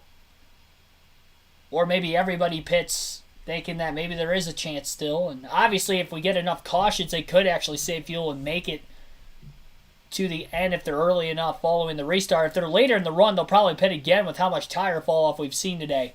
It looks like the entire field will be on their way in. Again, 29 on the lead lap. Parker.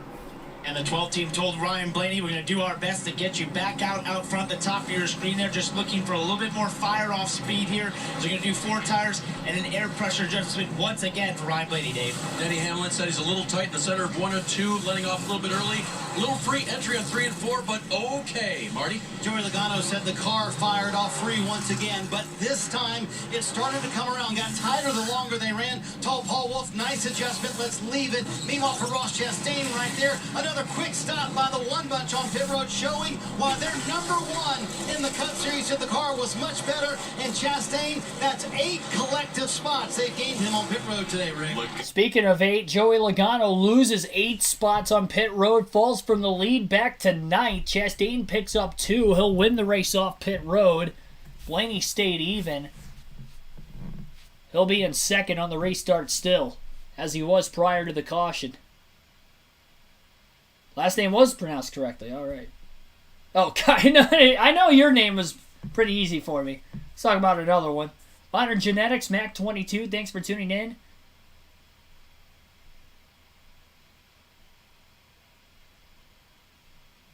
And Ross Chastain going to be in the lead on the restart.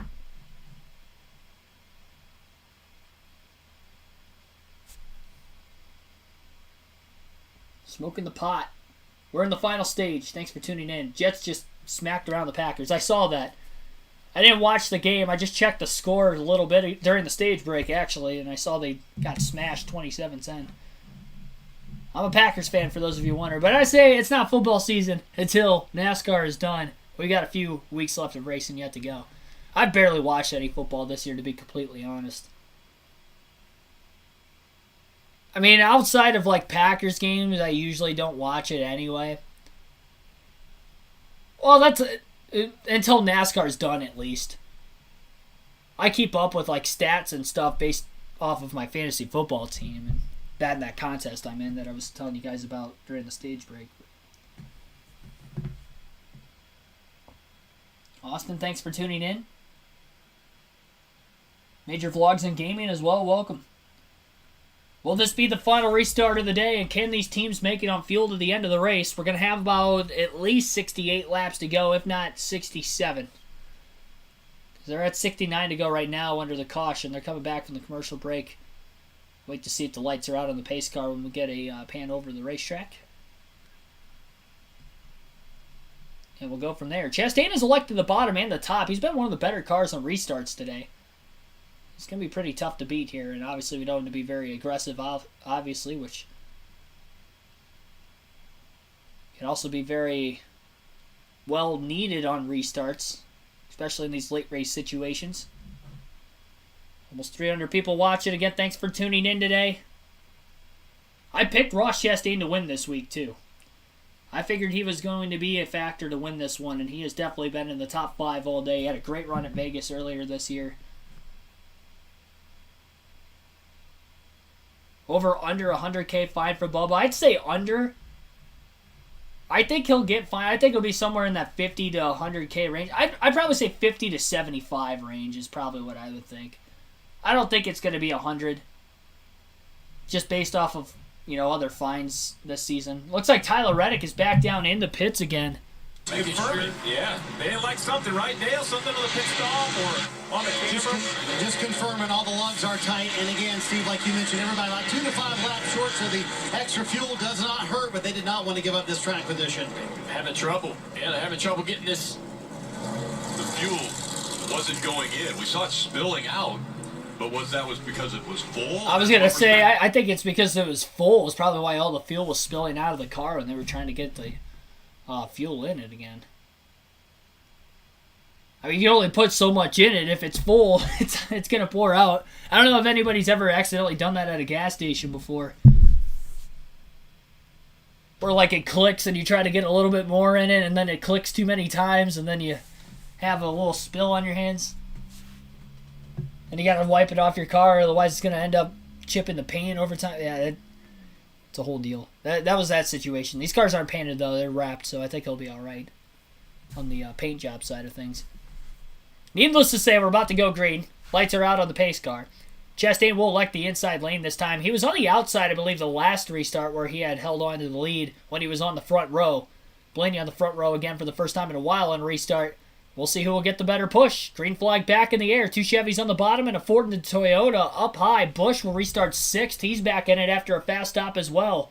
Cindric blocking the 48 of Gregson 4 wide towards the back half of the top 10 into turns 1 and 2. Haley down on the inside. 23 of Ty Gibbs in the middle. 9 of Chase Elliott also in the mix back there. Chastain with the lead off turn 2 clears Ryan Blaney. And now Byron to the inside of the 12 car who gets a push from Hamlin into 3. Jones, Logano, Briscoe, side by side. Contact between the 14 and the 43 down low. Logano's going to get that momentum up on the outside lane, but can't clear either of the two race cars underneath him. Chastain out to almost a half a second lead already at the start-finish line as Byron and Blaney are still door-to-door for second. Byron's car bottoming out. He loses the car in the middle of the corner. Into Blaney on the outside. Both cars keep control. They're 4 wide for second off turn 2. One car down to the bottom as Eric Almirola throws a block on Denny Hamlin. And now here comes Kyle Busch. We got a mess going into 3. Busch is up to second place, I do believe, through all of that. No, Hamlin's in second, rather. William Byron's car bottomed out on the bottom of the racetrack and then shot his car up the track into Blaney. Both drivers kept control, and it was a madhouse behind them because Hamlin and Almirola were already side by side, so they were 4 wide off the exit of the corner after the contact between the 24 and the 12. That was a scramble if I've ever seen one before. I'm surprised they made it without wrecking, to be completely honest. Still a lot of 3-wide racing going on mid-pack. They just showed the 16 about making contact with LaJoie on the outside, and Chase Elliott continues to lose spots on the restart again. Currently scored back in 17th and still free-falling. Byron and Logano battling side-by-side for position. Byron went from side-by-side on the inside of Blaney for second and now outside the top 5, and he's battling for 7th with Joey. Eric Jones up to 6th on the restart through all that. Blaney had fallen from 2nd to 4th. And how about Eric Almirola in 2nd place right now? He is now the highest running non-playoff driver. And Kyle Busch in 4th, not that far behind him.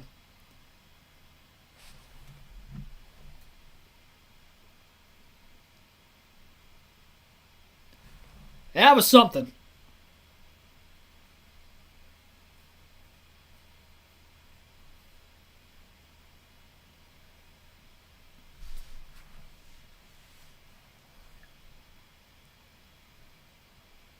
Blaney's still about 10 points above the cutoff line, running in 5th place where he's at.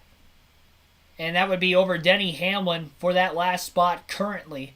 Elliott, who didn't score stage points in either stage tonight, is back to 3rd in the standings, 13 points still above. He came in 31 points above the cutoff line originally on Blaney, who was actually the first driver below coming into the day alongside Byron. Byron's still below. He hasn't scored as many stage points. Remember, Blaney won stage 2. It was his 8th stage win of the season.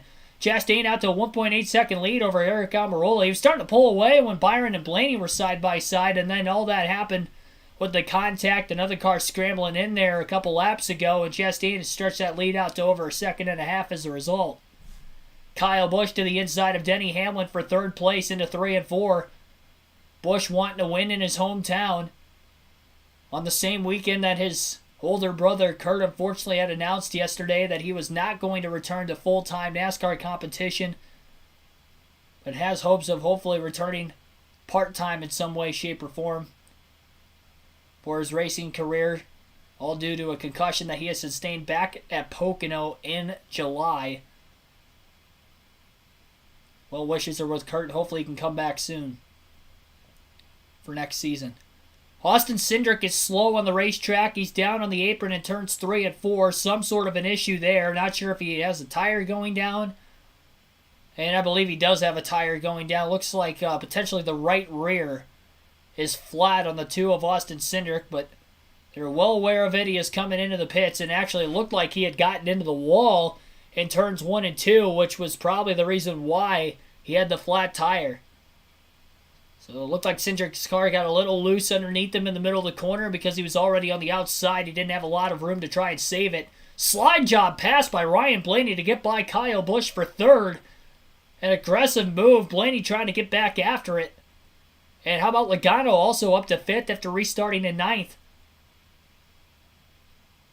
Just a couple seconds off the lead still, and a little less than a second behind the 12 and the 18. Blaney kind of forced himself clear of the 18. He was definitely not clear when he pulled up. Kyle Busch stuck his hand out the window like, what the heck was that? Definitely not a smart move from Ryan Blaney, as Busch was a little upset with that, and I think rightfully so.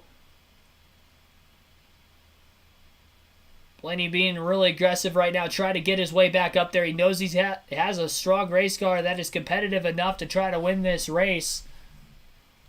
That mistake from Byron down on the bottom costed Blaney a lot of positions, and he's trying to get him back. Busch to the inside of the racetrack, can't pull back alongside Ryan Blaney. I don't think he has anything for the 12 right now.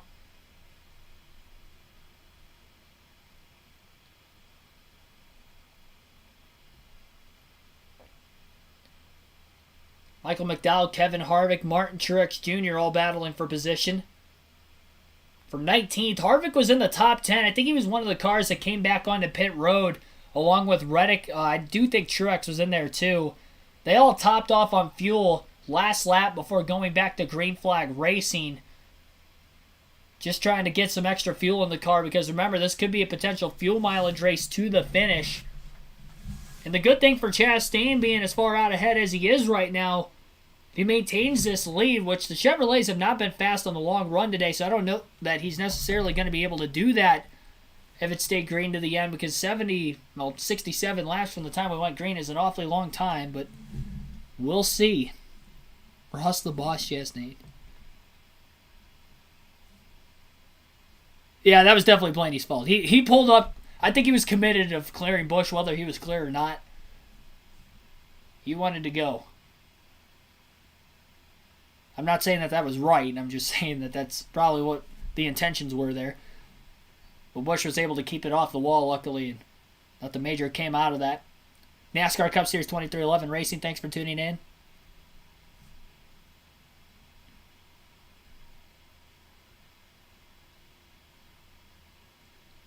Fridge is filled with Monster. What more do you need?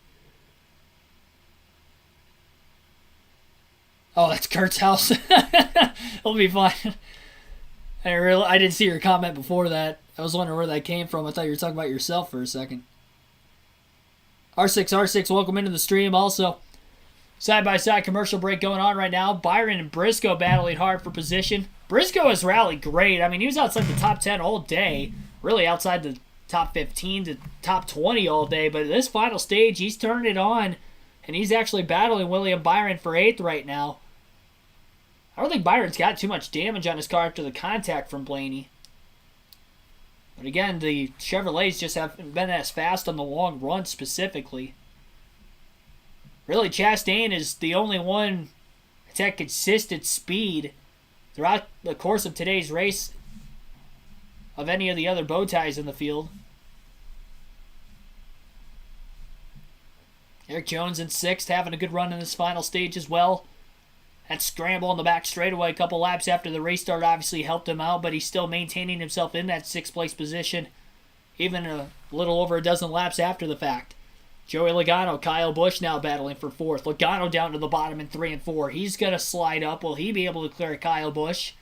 Busch on the outside, similar incident with the 22 and the 12, but the only difference is this time is Logano's going to pull up cleanly on Kyle Busch to make the pass. That was for 4th place on the racetrack. Currently, your top 10 has Ross Chastain in the race lead by 1.3 seconds over Eric Almirola. Ryan Blaney's 2 seconds back in 3rd. Joey Logano 2.8 seconds off the lead in 4th. Kyle Busch is in 5th, 3.2 seconds back. In 6th place is Eric Jones, 3.9 back. Denny Hamlin in 7th, 4.1 back. 6 seconds back is Chase Briscoe in 8th. William Byron in 9th, 6.3 back. And Justin Haley rounding out the top 10 in 10th with a great run for Kaulig Racing. He's 6.7 seconds off the lead. Briscoe's finally gotten around Byron for position. That was a pass for 8th. 50 laps to go at Vegas. Win and you are in the Championship 4. Gonna have to pit. Fuel shouldn't be an issue. So they're thinking they're all gonna have to pit no matter what. They may have to. I don't know. It's going to be interesting. It seemed like they were stretching it quite a bit. I don't think the fuel window NBC gave at the start of the race was accurate at all. They said 48 to 53 laps. That didn't make any sense to me because I've seen them both in person and just in the races, obviously, that I've commentated for with these live commentary streams this year and just watching all year. It feels like the next-gen cars can go a little further on fuel than even the Gen 6 car. And the Gen 6 car is able to go about 60 laps on fuel a mile and a half before, so I feel like these cars are able to go at least a few laps longer than that. I don't know that 8 laps longer is going to be enough or obtainable, but we'll see. Plus the few laps under caution. Granted, they were turning the cars off under the yellow and turning it back on to try and save fuel, but still. Eric Almirola's slowly been quicker than Ross Chastain. He fell 1.8 seconds off the lead by the time he got to second, but he's now down to just 0.8 of a second off the race lead.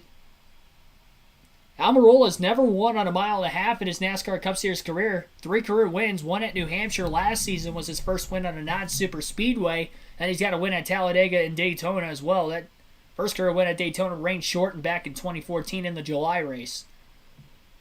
Almirola showing out out of seemingly nowhere, definitely his best run of the season so far this year, the way things are looking right now. He's got the 2 Penske cars behind him, Blaney now within 1 second in the lead, and he's only 0.2 of a second behind Eric Almirola. In that last lap, Ryan Blaney ran a 29.6, or sorry, a 31.0. It was about the same as Almirola, but it was the same as Chastain, but 0.2 quicker than Almirola.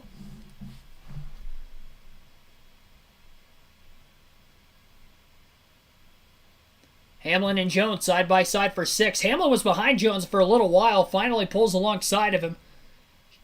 Shoots the car down to the bottom lane in turns 3 and 4, looking to slide up. Hamlin's left slide's on the white line, slips a bit, but still clears Jones off turn 4. Clean pass made. Chastain catching some of the lap cars at the tail end of the field.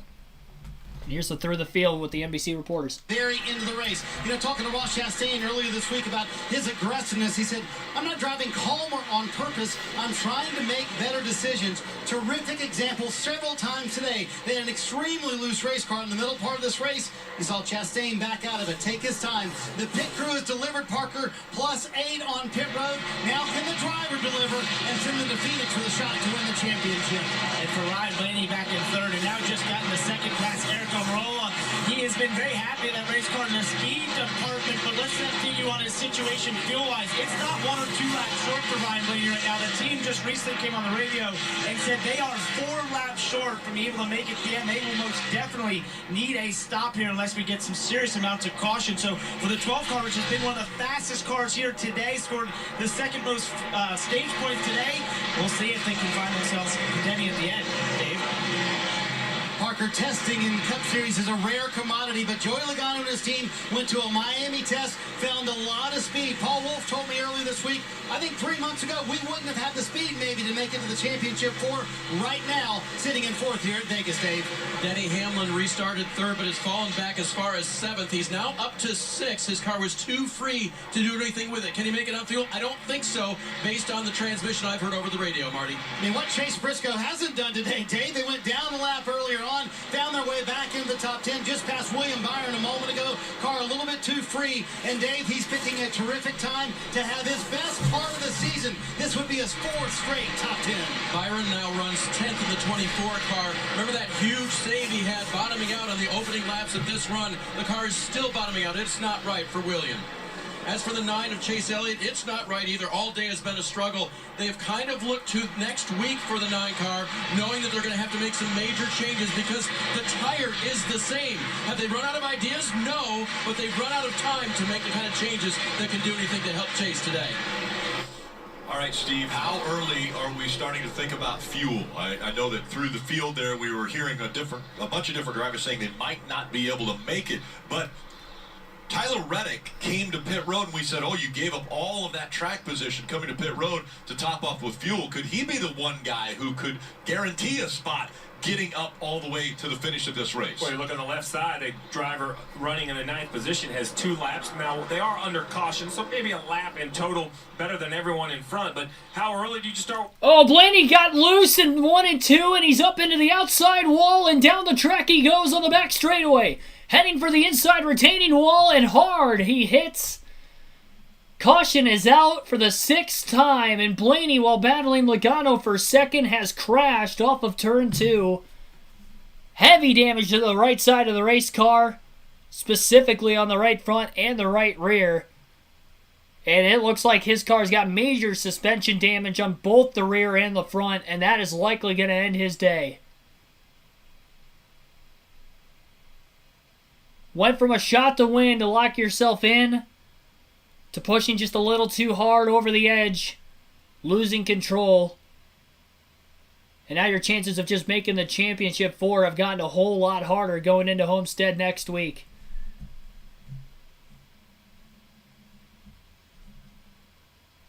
Looked like he had it saved and then he overcorrected it. And then once he got into the outside wall, then turned the car down the track and then even harder into the inside wall. The car would have been fixable after hitting the top of the racetrack, but once that car went down towards the bottom, he didn't have any control at that point. I wonder if maybe he could have knocked the toe leg out when he hit it with the rear the first time, and that's what caused the car to turn as abruptly down the track as it did. Which I wouldn't say would be impossible, because it was strange the way that car was up against the wall like it was and slowing down as quickly as it was for it to snap that far down to the left. And I wonder if he broke the suspension when he hit the wall initially on the top of the track. Fuel is coming in.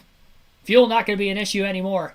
Denny Hamlin said overall it's too free, but I've got to be able to be more aggressive on entry, on the restarts. It bounces way too much. So they'll make an adjustment for that if they can to try to give Denny that security and that aggressiveness, Marty. Well, it's been the same song for Joey Logano for much of the second half of the race. Car starts too free. He says it comes to me, but we're giving up so much on the early part of the run. Going to tighten him up just a little bit. Ross Chastain's pit crew has been fantastic today. He said a little bit too tight, but leave it alone. No changes for Chastain. I think a 2-tire call there for the 31, but Chastain, 4 tires, and they leave with the lead, Rick. Yeah, Justin Haley only did 2-tire stop, potentially, maybe only. No, but there's smoke coming here for 18. Big issue here for Kyle Busch, and the left front smoking. So there's either damage to the fender that has pushed it on the wheel, or the wheel itself is trying to come off the vehicle and the fender's holding it on. That's what it looks like to me. Yeah. I don't believe that left front wheel is attached to the car. I think the only thing holding it on the car is the body work. He's going to have to go nice and slow. Yeah, it's about ready to come off, it looks like. Well, we'll see if it will come off. We know that's going to end up with suspensions and all kinds of things. So right now, the 18... Oh, there it goes. Yep. And the crowd roars. Reaction to the crowd. Left front, come on. Let's put left front on. Fans either love him or they hate him. Yeah, polarizing figure there with Kyle Busch, even in his home city. Yeah, I didn't even think about that. Oh, jeez. That jeez. wheel will stop on the inside wall, and penalties coming for the 18 as he'll make his way back onto pit road. But the reason for the caution, the 12 of Ryan Blaney running second and having a dominant performance into the wall. Now they're working on the car. And I don't think they're going to be able to get that 12 car fixed. I'd be shocked. Bell seemed to have less damage earlier, and they couldn't get his car fixed. I think Blaney's day might be a lost cause at this point. He's already a few laps down if he is able to continue. Currently scored in 29th. But if he can't get that car back out on the racetrack, he'll end up finishing 33rd today. And in result, we'll be below the cutoff line going into Homestead next weekend.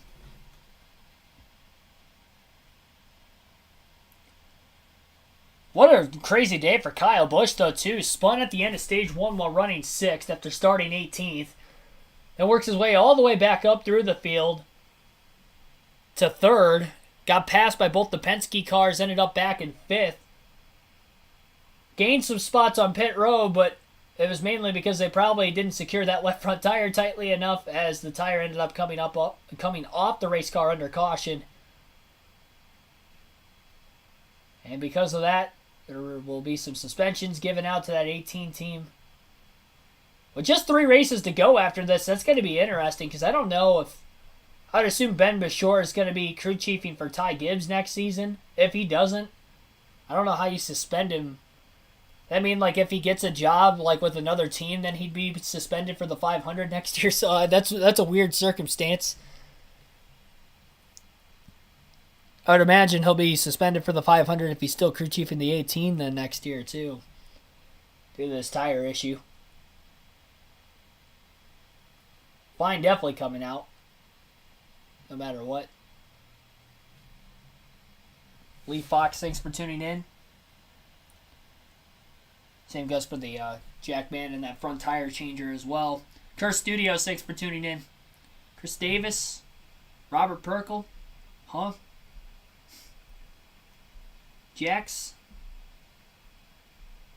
Dennis Webster, and others.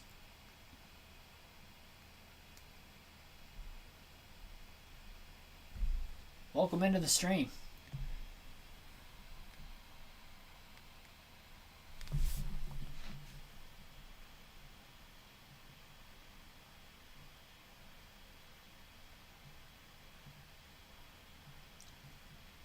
So we're going to have less than 40 laps to go when the field takes the green flag for this next restart.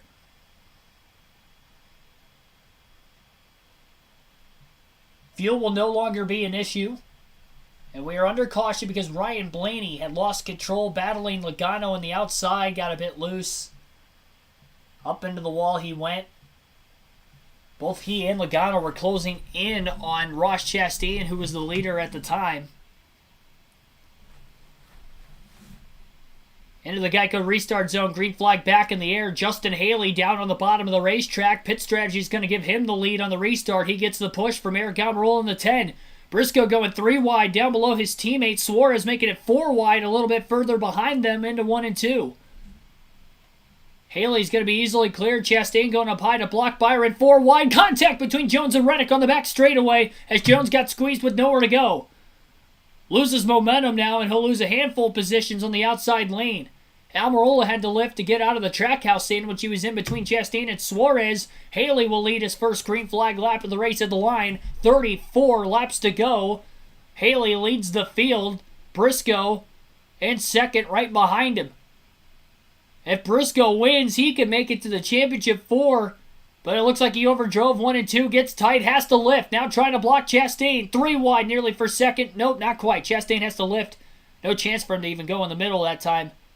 No room. Keeps his momentum up on the outside. Clears Daniel Suarez for third off turn 4. Haley on older tires, though, right now. I doubt he's going to be able to hold on all the way through the run, but we'll see.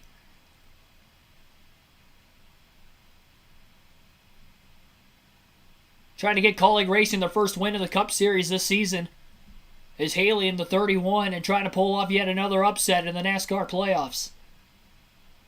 Briscoe himself trying to pull off an upset and make it to the championship 4. Ryan Blaney back on pit road. I'm not sure if he ended up passing the damaged vehicle policy clock or not, but he is, as of right now, still in this race. I'm not listening to the race in my ear at all through today's race, so if there is any updates, it's a little harder for me to keep track of. I've been having issues with Hulu on my laptop the last couple weeks for some reason. 2020 sucked for Kyle so far, yeah, fortunately. Briscoe closing in on Justin Haley once again. Got over 300 people in the chat watching. Thanks for everybody tuning in again. Like and subscribe if you haven't already. For more daily NASCAR content as we're getting into the closing stages of this race.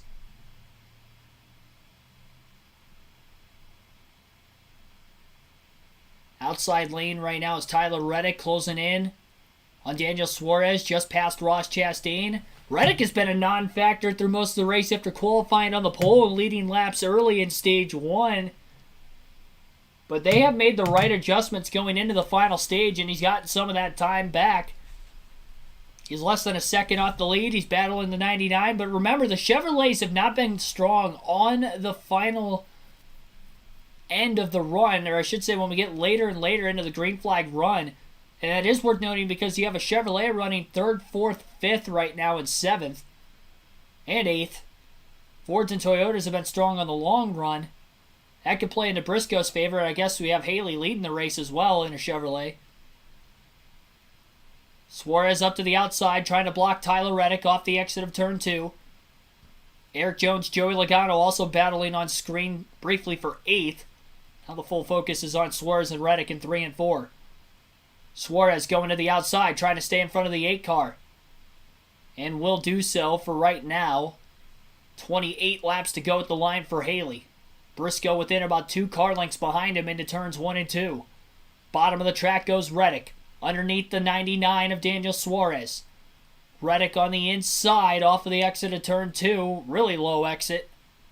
And now going up the side draft Suarez, middle of the backstretch, dive bombing into 3 and 4. Suarez going to hold him tightly, running the middle in 3 and 4. Reddick trying to stay in the gas. They nearly made contact. Suarez gets loose. He's around off turn 4. And down into the grass goes Daniel Suarez. Bounces up over the curvature on the inside with the asphalt quarter-mile racetrack down on the bottom. And a save by Daniel Suarez. I don't think there's any major damage on that car. And he's able to get it rolling again. I don't think he has a tire down either. He took a big hop. Kind of similar to Chris Buescher back in the Coke 600, only his car stayed on all 4.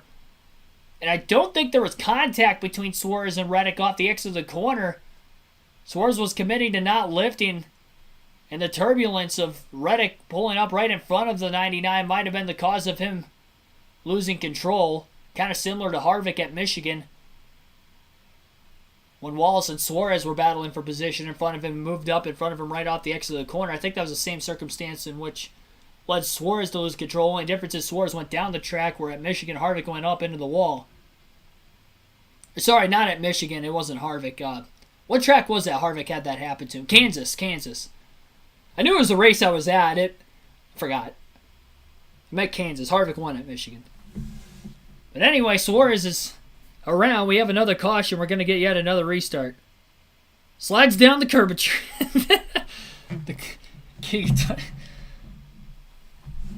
I didn't know what to call the quarter-mile asphalt as I was calling it as it happened. Certified Rick Allen moment. You're right down on your corner right there, too. And of course you're going to hear that from your own team. Yeah, you're telling you that on the radio. Get that support. Even in the old car, being on that right rear quarter was a very precarious situation for a driver.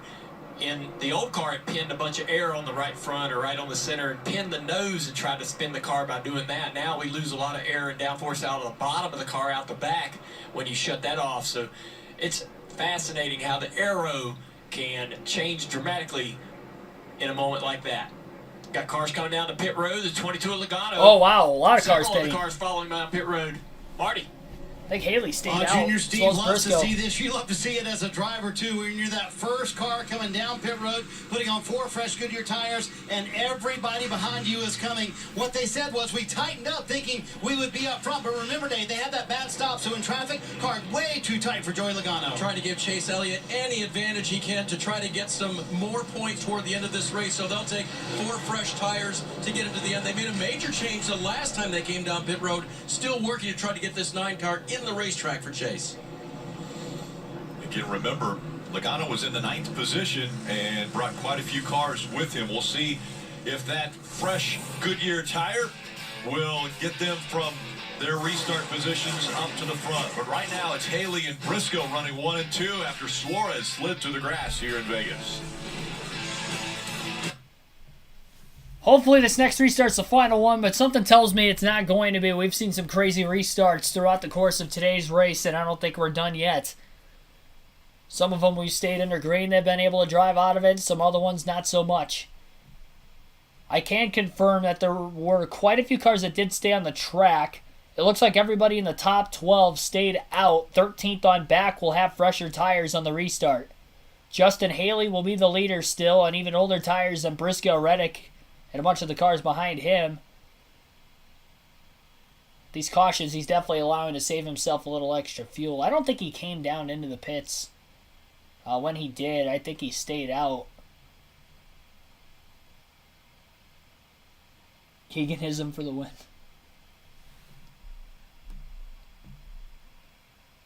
Can't confirm also that Ryan Blaney is still in the race, but he is 8 laps down in 31st. Cindric is in 30th, 7 laps down. Ty Dillon, 6 laps down in 29th. Maybe that's some spots he can pick up under certain circumstances with maybe the wave around, but I would have to imagine that those other 2 will take the wave around as well.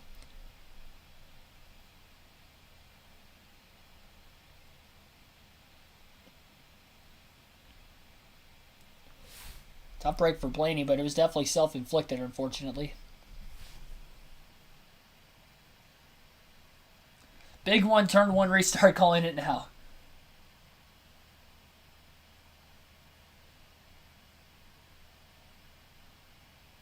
What chips do I eat? I don't really eat chips. I'm more of a cracker person, honestly. Might sound weird, but like Ritz. Let's get some like Ritz crackers and peanut butter. I'm like high on like protein. Been trying to bulk up since about like Thanksgiving last year. I'm almost at 200 pounds. Started at like, what was I, 160? Yeah, 160. Thanksgiving last year, so like weightlifting and stuff. But I don't really eat chips. I've been pretty strict with my diet. But yeah, I'm more of a cracker person. Like I'll have like Ritz peanut butter. Even like club crackers like by themselves or with cheese or something is pretty good.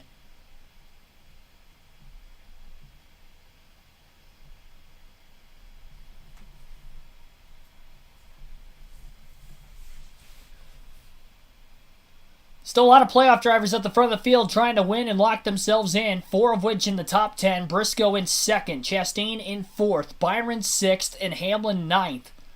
Playoff drivers outside the top 10 would include Joey Logano in 13th, who just pitted. He'll have fresh tires, and he's the first of which on fresh tires. Chase Elliott back at 22nd still has had an abysmal day. Of course, Blaney just got in that wreck back in 31st, 7 laps down right now, so he's actually on the same lap as Dillon and Cindric. So he's got a couple positions he can gain, although he's got much more damage. So I don't know that he's going to be fast enough to keep up with those guys, but we'll see. Christopher Bell out of the race, 34th. Larson going for the Owners' Championship, still 35th out of the race. Back in an earlier incident in Stage 2 with Bubba Wallace.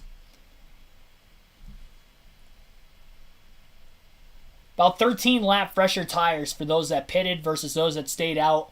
Over the course of a 30-lap run, we've seen tire fall off of about 2 seconds at times during green flag runs. So I think it's definitely going to be an advantage, but do they have enough laps and enough time to get around these cars in front of them? Depends on how the race may stay green the rest of the way. Down to 22 laps to go. The green flag is going to be in the air. Justin Haley down low on the bottom. He's got Reddick behind him. Chastain to push. Briscoe on the outside.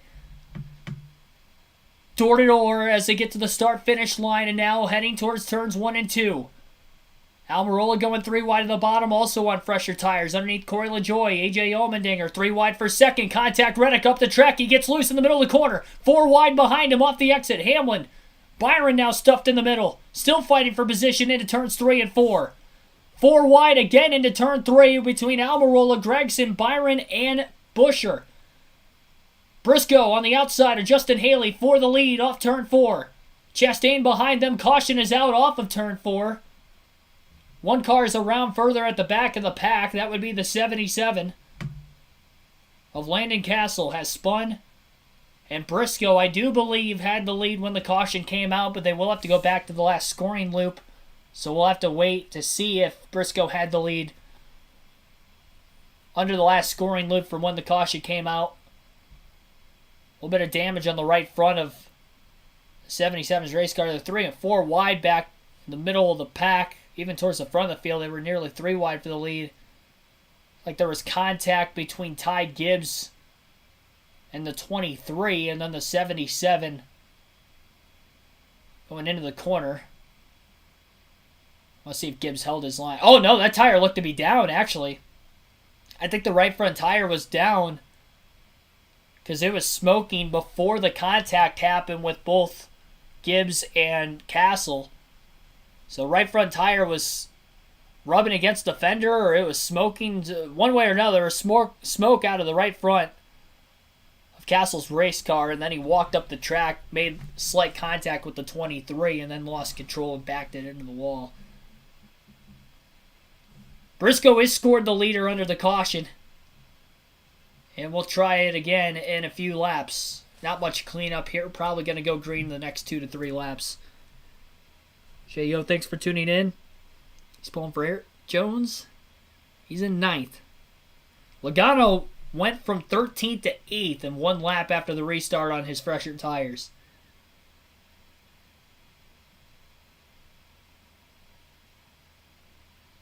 I think he is the first driver of those that pitted. There's a hole in the radiator on the 77 as well.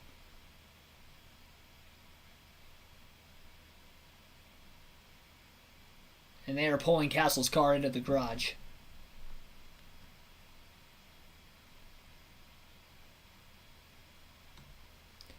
Yeah, William Byron coming into the pits. 11th place being given up by William Byron. He told his crew chief, Rudy Fugel, I'm not getting anything done back here. Rudy reminded him, yeah, but if we pitch you, you're going to be way back there, maybe 24th. He said, I can't get anything done, so come on down, 4 fresh Goodyear tires, and then we'll see what he can do. Playoff driver making a big move here. Yeah, it is a big move. I don't like it. Almost had a crash on this restart. Watch the 8-car. He was on older tires versus everybody else around him. Harvick goes 3 wide into the corner. Reddick gets loose up the track, contact. Good save by him. Now he's trying to recover as everybody's coming from behind. Look at all this stuff back here in the back. These guys bumping into each other, banging around. 3-4 wide. And all that battle, Briscoe did get in front of Haley. So Briscoe's leading this race. 19 to go from Las Vegas. And still sitting out there is that championship 4 locked in position.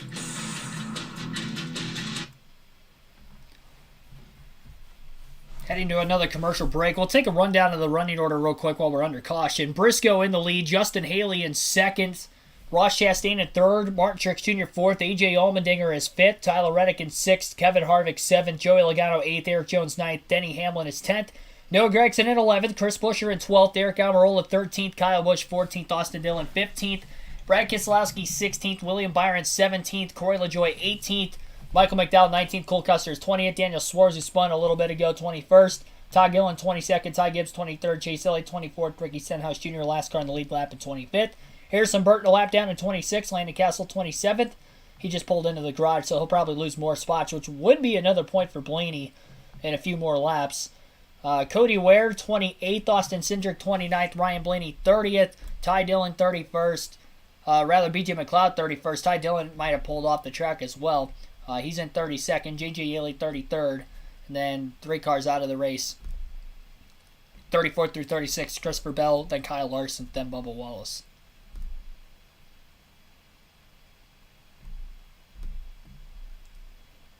Playoff drivers, Chase Briscoe in the lead. Ross Chastain in third. Joey Logano in 8th. Denny Hamlin in 10th.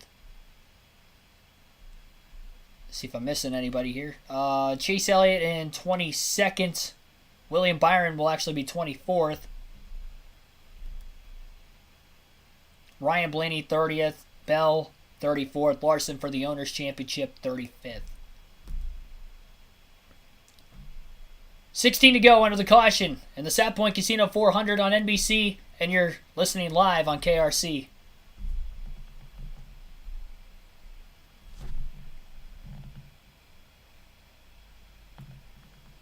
Fontana scheduled to be rebuilt? Not this year at least.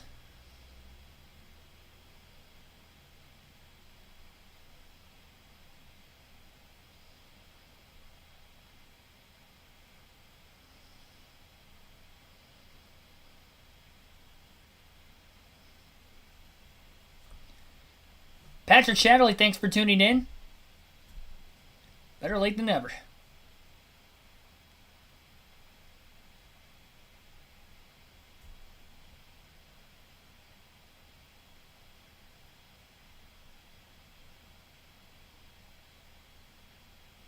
Yeah, he was talking about Auto Club. I don't think they're supposed to for next season. Maybe the year after for the short track. I know next season's supposed to be on the 2-mile oval. Here's Chase Briscoe's crew chief. Leading with 17 to go. Would you believe me?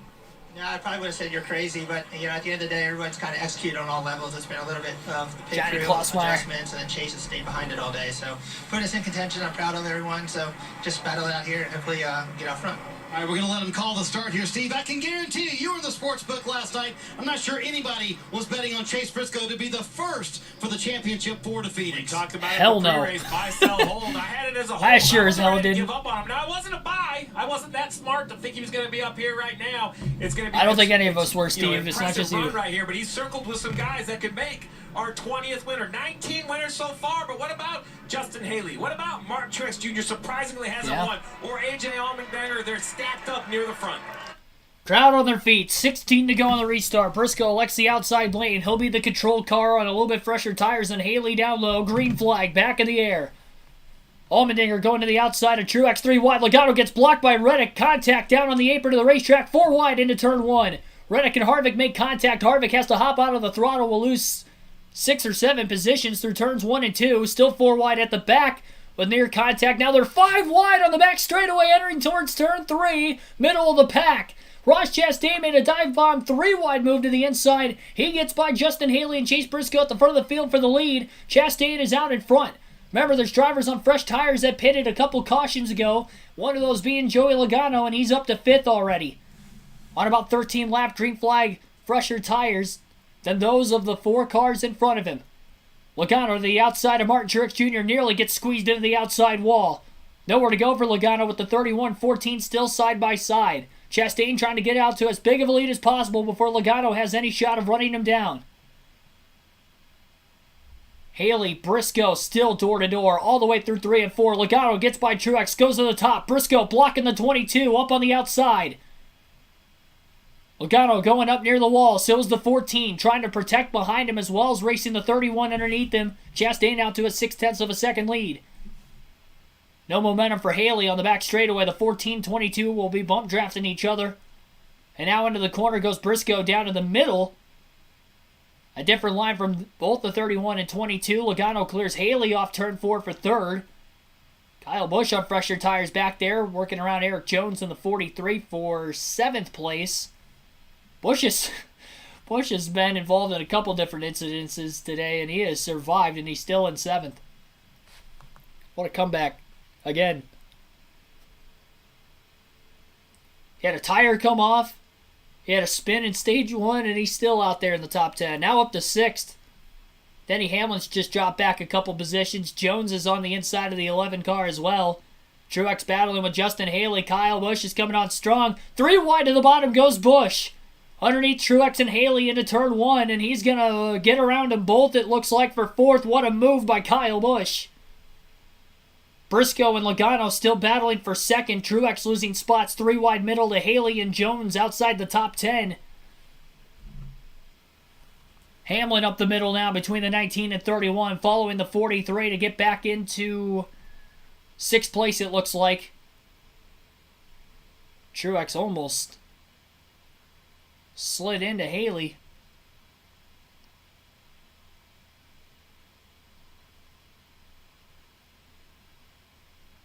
Eight-tenths of a second lead for Ross Chastain over Chase Briscoe. Logano 1.1 seconds back in 3rd. Kyle Busch is 2 seconds back in 4th. And Eric Jones rounding out the top 5. 3.2 seconds off the lead as they come to 10 laps to go at the line. Hamlin on the inside of Jones now for 5th. Hamlin 7 points to the good over Briscoe, but if Briscoe could get into the lead, that would bump Hamlin below the cutoff line going into Homestead. Blaney minus 11. Bell minus 23, Byron minus 9. Elliott plus 21, Logano plus 34. Logano will get by Briscoe, though, for a spot now. Clears him for 2nd. And this is something I've mentioned on the channel in recent weeks. I said, what if it came down to a late race playoff situation between probably the 2 most aggressive drivers in NASCAR of Ross Chastain and Joey Logano? What would happen? We might see that with Logano on fresher tires and Chastain trying to play the defense on older tires. Coming to 8 laps to go this time by off turn 4. Chastain's got 9/10 of a second over Joey Logano, and Logano trying to close quickly. This is the battle I've wanted to see for a few weeks, and we're actually about to get it. Oh boy. This is getting good.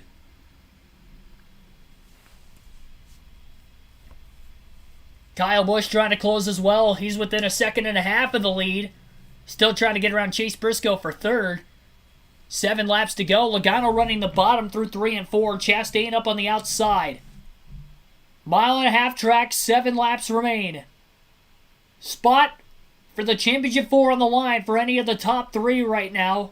We're all playoff drivers. Chastain didn't get any stage points in stage 1. He did in stage 2, though. And now he's leading the race. He was my pick to win the race. Logano to the top now. Chastain going to give it to him through 3 and 4. Logano will have the momentum off the exit of the corner. Big run for Joey Logano in the tri-oval. In the draft of Chastain. Chastain not trying to break the draft. Going to the outside to block Logano. Barely did so into turn 1. Logano trying to get to the outside of the 1 while the 1's mirror driving. I don't think Logano's going to appreciate that too much. If he gets to the bumper, the Chastain 1 car, I think he will. Especially that late of a block in the tri-oval. Chastain going up the racetrack again. Logano getting the rotation of the car in the middle of 3 and 4. Closes, but has to lift and almost got the wall off turn 4 himself. Chastain's got the momentum this time in the tri-oval. Briscoe's less than a second off the lead, as well as Busch now back in 3rd and 4th. 5 laps to go. And it's all about defense for Ross Chastain right now. Logano's got the car. He's got the tires. Remember, the Chevys haven't been as good on the long runs as well. You can probably throw that in there as well. What a battle. 4 to go at the line this time. Logano closes back in through 3 and 4. He's going down to the apron. Chastain goes to the apron to try and block. I don't think these two are going to make it to the end of the race. That's my call right here. I think they're both going to try to go for the win, even if it means they end up wrecking each other trying to do so. Briscoe and Busch are side by side for 3rd right now behind these guys. Busch with a dive bomb into 3 and 4 is going to get by Briscoe for position. Logano to the inside of Chastain. Chastain went to the top. They're side by side for the lead. Busch closing. He's on the same tires as Logano. Logano to the apron in the tri-oval. No side drafting going on from Chastain that time into 1 and 2. Logano on the bottom of the track. Chastain up high. Busch in 3rd. Off the exit of turn 2. Logano clears high. Chastain with the crossover. Logano now throwing blocks on the back straightaway. Chastain to the top. Logano to the inside as they'll be coming to 2 laps to go this time by. Logano gabs Chastain by a couple car lengths through 3 and 4, and he's driving away. Busch still a little over half a second back of the race leaders. Is the battle done yet, or can Chastain will this car on older tires to somehow keep up with Logano? Lap and a half to go for Joey.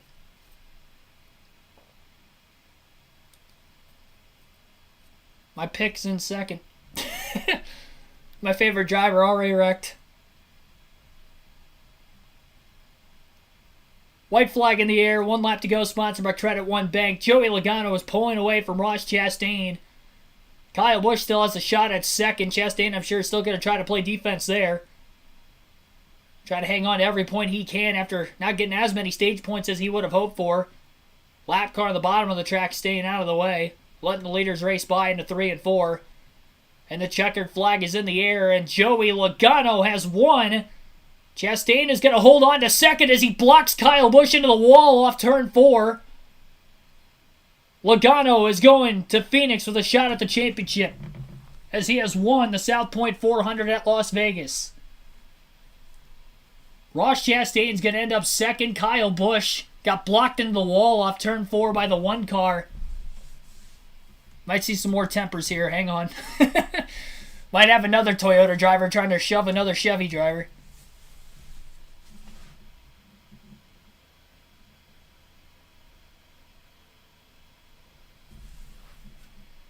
Unbelievable. And Busch is upset with Chastain, it looks.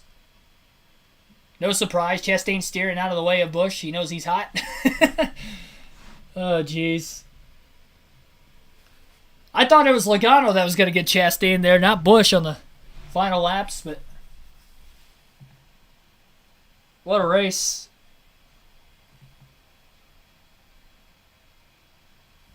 Stay here for all the post-race interviews. I don't know how many we're going to get because they've run just past the airtime window. I'd imagine we'll probably get something from Chastain, Busch, and Logano, considering what happened on the last lap between the 1 and the 18, and then also the 22, obviously. We'll be headed to victory lane. His 3rd career win at Las Vegas Motor Speedway, 1st in the fall race.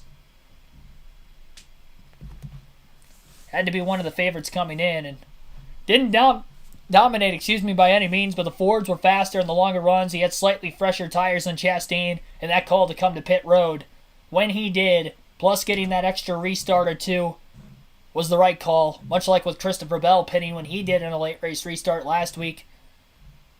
Logano's blown the rear tires off the car, but he's going to be the one in victory lane.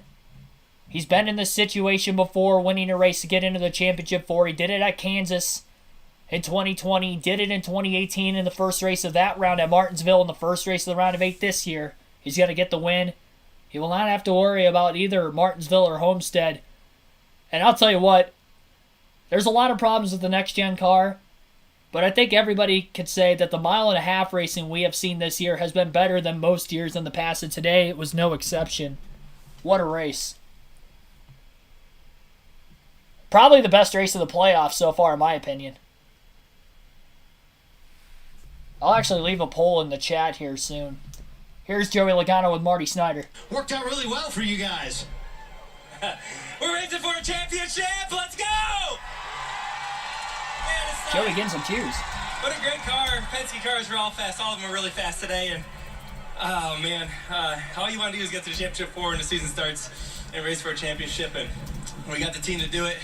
I don't see why not. We can't win at this point. So things are looking really good for us. Awesome Pennzoil Mustang, great Roush Yates motor in this bad boy. And man, just a lot of adversity fought through the last 50 laps or so. I thought we were going to win, then we kind of fell out, and then had the tires, and racing Ross was fun. He was doing a good job air blocking me, and was trying to be patient, and eventually I was like, I got to go here. So just great to win out here in Vegas again, and it means so much getting to the championship. Joey Logano will race for a championship, Rick, in 2022. All smiles. Take a look at the point standings now. Logano locked in to the championship 4 with this win. Ross Chastain, a great... Take a picture of it real quick here so I can state the point standings with you guys real quick. Oh, I missed it. Dang it. Throw it back up there again. Wait, I can rewind it. Hang on. I'll rewind a couple seconds. Nope. There we go. Oh, I missed it again. I'm struggling here. There we go. I got it that time. Jiminy Christmas. Now I gotta fast forward back to where I was.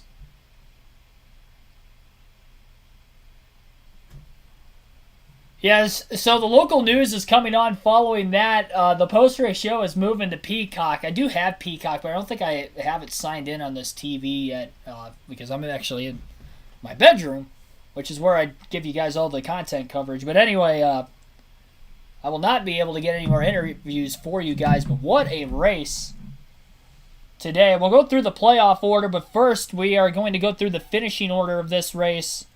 Then we'll check out the fantasy, see how that did, which I did forget to set my lineup today, so I would have a feeling I probably didn't have a great day today, but we'll see. Logano's always been one of the better drivers, I think, when it comes to burnouts. Killer job on announcing. There will definitely be a video once I get it compiled together, either tomorrow morning or late tonight. Last night I got it up at the end of the night last week for the Roval with the commentary late in that race, and you guys will have a video of the commentary from this race as well. So be on the lookout for that. Joey Logano ends up with the race win. 0.8 of a second was the margin of victory over Ross Chastain. Logano will advance to the championship 4 due to winning this race today. 7 drivers will now go for 3 more spots in the next 2 races at Homestead and Martinsville. Ross Chastain finishes in second, as just mentioned. Not a lot of stage points for him today, but a good finish. Kyle Busch ends up in third after getting blocked into the wall by Chastain on that final lap. What a topsy-turvy day for Busch. Roller coaster of a day of any in the field today, as he ended up with a spin at the end of stage 1 while running 6th. That was after starting 18th. So in 80 laps, he went from 18th to 6th, spun. Lost the track position. Got the track position back. He was running in 4th following pit stops late in the race. Under a caution, his tire comes off because they didn't get the left front tire secured on the race car. Has to come in back into the pits. And he went from the tail end of the lead lap, which we finished with 25 cars on the lead lap. He went from about 25th all the way up to 3rd in the final, 19 laps of the race? 18, 17 laps? Well, no, it would have been about 22, I think. because there was a caution. So he gained some spots off the first restart, which was with about 22 to go. Caution came out, stacked the field back up, and somehow got his way up to third on the final restart as well, and got to within 1 second of the race lead at the end of the race. And what a drive by Kyle Busch, nevertheless. He ends up finishing third. Chase Briscoe, what a day he had too. He was a lap down back in stage 1, got the free pass during the stage break, ended up back on the lead lap for stage 2, didn't get any stage points today, but in the final stage, his car was competitive enough to actually battle for the win. He had speed late in this race, finished just 2 seconds off the race win in 4th. Top 5 performance for Briscoe, tale of two halves as far as the race went for him today. I don't know how they got that car handling the way he needed it to get to where he wanted late in this race, but he did. And he was passing cars there late. Stayed out of the pits under that last caution to try to get a little extra track position, but he was still in the top 10 before that. And again, top 5 finish. Great job by his team, really, to get that car again where he needed to. The pit stops were great all day for him. And a solid top 5 for Briscoe. I believe only his 5th top 5 of the season. And he's now had 4 straight top 10 finishes. What a great time of the year to royal off some of your best, definitely the best streak of races he's had in his short NASCAR Cup Series career. Denny Hamlin had a quiet day, but finishes in 5th. Great points day for him. Scored some stage points along the way. Other playoff drivers, as we'll get to in a moment, had some issues one way or another, whether it was self-inflicted or not. And Denny Hamlin's going to capitalize on it. He's in a good spot going into these next 2 races. He's very good at Martinsville, and he's been good at Homestead the last few years as well. Tyler Reddick is going to end up in 6th. Started on the pole, was nowhere to be found through pretty much the entirety of the end of stage 1 all the way through stage 2. But once that final stage started, he went like 12th to 6th on a restart and ran up there in the pretty much 4th through 6th range the rest of the race. After that, he about wrecked the field a couple times at a couple near bad blocks, I guess, late in this race. He did it on Logano on the second to last restart. They made a little contact. Then he also made contact with, I think it was Chastain. There was a Harvick or somebody he made contact with on the final restart. Lost a couple more spots there, but held on to a 6th place finish. Martin Truex Jr., silent day, ended up finishing 7th. I mean, pretty good. He ran back half of the top 10 most of the day. Eric Jones with another impressive run for Petty GMS, ended up with an 8th place finish. AJ Allmendinger, he wasn't in the top 10 pretty much all race. He was one of the drivers that had actually stayed out of the pits throughout the last couple of cautions, still held on to a 9th place finish. Good for him. It was looking like Justin Haley was going to get the top 10 for Kaulig today, but ended up being Allmendinger. Austin Dillon ends up finishing in 10th place. He was in the top 10 at times throughout today's race, mainly in the beginning. Wasn't really there in the middle, but at the end he was there. Noah Gragson, solid day. He ran pretty much 8th to 12th the entire race. Probably his best run in any Cup race so far this season, whether it was for Kaulig, Beard Motorsports, or with now Hendrick Motorsports these last few weeks. He's been in the 48 car. Solid run for him. Finishes 11th. Kevin Harvick finished 12th. He was top 10 most of the day. He got the short end of the stick on like every late race restart. There's whether it was him going 3 or 4 wide, being conservative, trying not to be involved in an accident, or him just literally getting knocked out of the way like he did with Reddick the one restart. He ended up falling backwards. He was also in the 3 wide middle situation at the start of the Wallace and Larson incident too, so he was near harm's way a lot, but ended up surviving. 12th place finish. Speed-wise, though, he had the capability of running pretty much 5th to 8th most of the day. He just ended up not getting a great finish. William Byron finished 13th. Interesting call. He was 11th on that heading into the final restart, but his team decided to pit, so they fell all the way back to 24th, got from 24th to 13th, so he really only lost a couple points in that deal. He was on older tires, though, leading up to him pitting when he did, and there were only guys on fresh tires around him. So I think it ended up actually being a good call because he might have actually lost more than a couple spots on that last 17-lap run to the checker. Justin Haley finishes 14th, Chris Buescher in 15th. Haley was leading laps late on an alternating pit strategy where he stayed out when most of the other cars had pitted. Late in the race when we had a bunch of cautions, he held on for a couple restarts, but once he lost the lead to Briscoe before that final restart, he didn't have the control pace anymore and really just couldn't keep up with the drivers that were not only faster throughout the day than him, but I mean, Haley had a fast car too. He was running about 10th for most of the final stage. So he had a top 10 car, but because he was on older tires, once he got put back in the dirty air and in traffic, he was really free-falling those final 10 laps or so of the race. Daniel Suarez finishes 16th today. He ended up having a pretty solid day through stage 1, stage 2. He pretty much had about a similar car to Ross Chastain. They were running near each other most of the day, pretty much, at times in the top 5. Suarez led some laps earlier in the day as well, but ended up spinning late, which brought out a streak of yellows.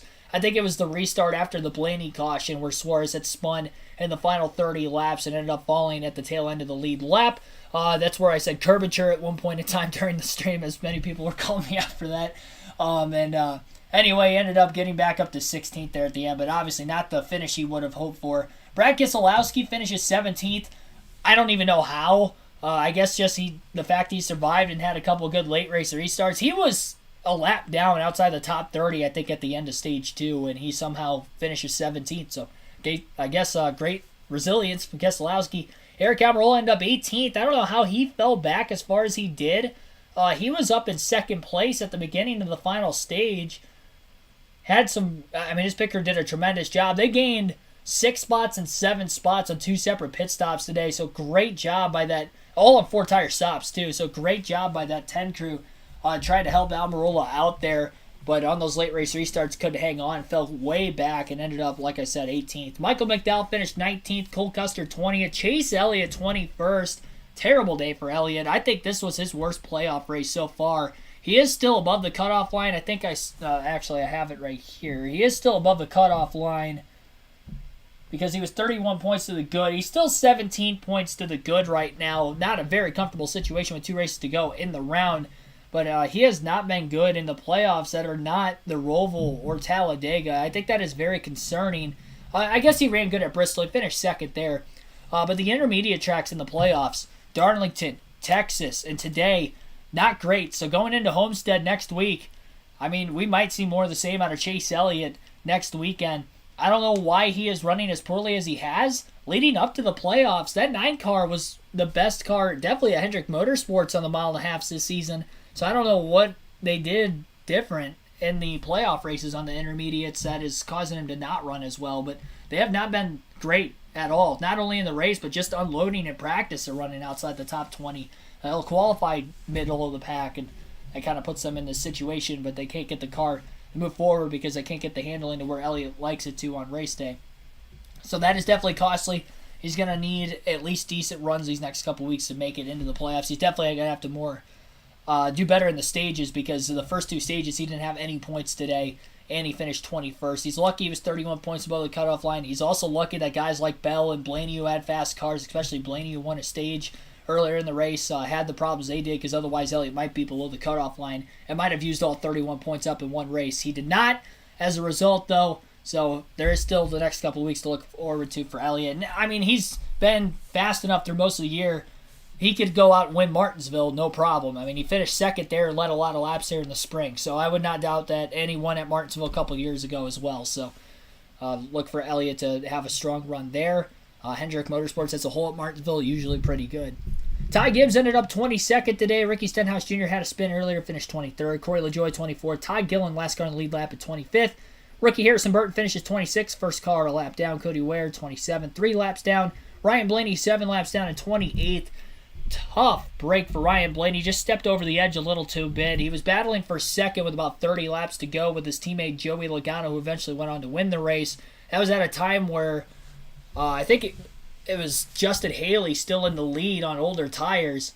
So it was a race between Logano and Blaney of who could get there first. This was before Logano even pitted under his, the last time he hit pit road. But anyway, they were battling. Blaney was on the outside, Logano down low. It was in the middle of 1 and 2. Blaney's car stepped out from underneath him. It looked like he overcorrected it. Ended up in the outside wall, right rear first, and slapped the right front. I think he broke the toe link when he hit the wall the first time on the outside, which caused the car to then turn down to the bottom of the racetrack, head on into the inside wall, where the brunt of his damage ended up coming up cosmetic-wise when it came to the body. And so by the time they got that fixed, he was 7 laps down. They at least were able to keep that car in the race, which is big because otherwise if they had to pull off at that point, he would have finished 33rd. So that did save him about 6 or 7 points. So actually 5 points, but still it's better than not having those 5 points. So, especially when he's going to be below the cutoff line now going into Homestead next week. And we'll see what he can do there. He's been good at Homestead the last couple of years. He's been good at Martinsville. This is still a good round for him, but obviously being behind. And there's other drivers that are in the playoffs still that are very good at those 2 tracks coming up, like a Chase Elliott, like a Denny Hamlin, and they're in front of him. That could be concerning to say the least. Chastain had a good run at Martinsville. I think he had a top 5 this year as well. So definitely concerning for the 12th team going forward. But the full focus, the good news is, he has his crew chief, Jonathan Hassler, coming back next week from his suspension. He'll have his normal pit crew back because that pit crew was terrible today. I mean, he lost spots on literally... I think the only time he didn't lose spots on pit road was when he came out not losing any spots on that last pit stop he had before he spun. Other than that, he was losing 2 or more spots on every stop today. Was constantly being put back in traffic, which did not help him considering that he would drive up to the lead on multiple occasions leading up to that point. Had a tough deal with Byron on a restart too, where he lost a bunch of track position after Byron's car bottomed out in the middle of the corner. So definitely not a great final stage for Ryan Blaney despite the strong start in the first 2 stages. Austin Cindric ended up 29th. He had a tire go down in the final stage late. He was top 10 all day before that, just like the other 2 Penske cars. So despite Penske having a strong day, only one of their cars ends up in the top 25, and it's Logano who gets the win. BJ McLeod 31st. J.J. Yaley spun out. He ended up 31st. Landon Castle pulled off the track late after a spin. DNF there. Had a hole in the radiator of some sort. Not sure how that happened. I don't know if it was contact from another car or just debris. One way, shape, or form. And it's only going to be a high of 44 degrees. Looking at my local news, it's going to be cold in the next couple days. 45, 44, 48 next 3 days for me. Welcome to Northwest Ohio. Telling you, man, that lake effect. We have bipolar weather. I have that coming up, and then it's supposed to be 77 on Thursday. Like, what? Like, how does this happen? I swear, nowhere else in the country has that type of weather pattern changes on a daily basis like it does right here in Northwest Ohio. Anyway, needless to say, where was I at? Landon Castle 32nd, Ty Dillon 33rd, Christopher Bell 34th. Kyle Larson 35th, Bubba Wallace 36th. Bell, Larson, Wallace, all in that same incident. I talked about it earlier.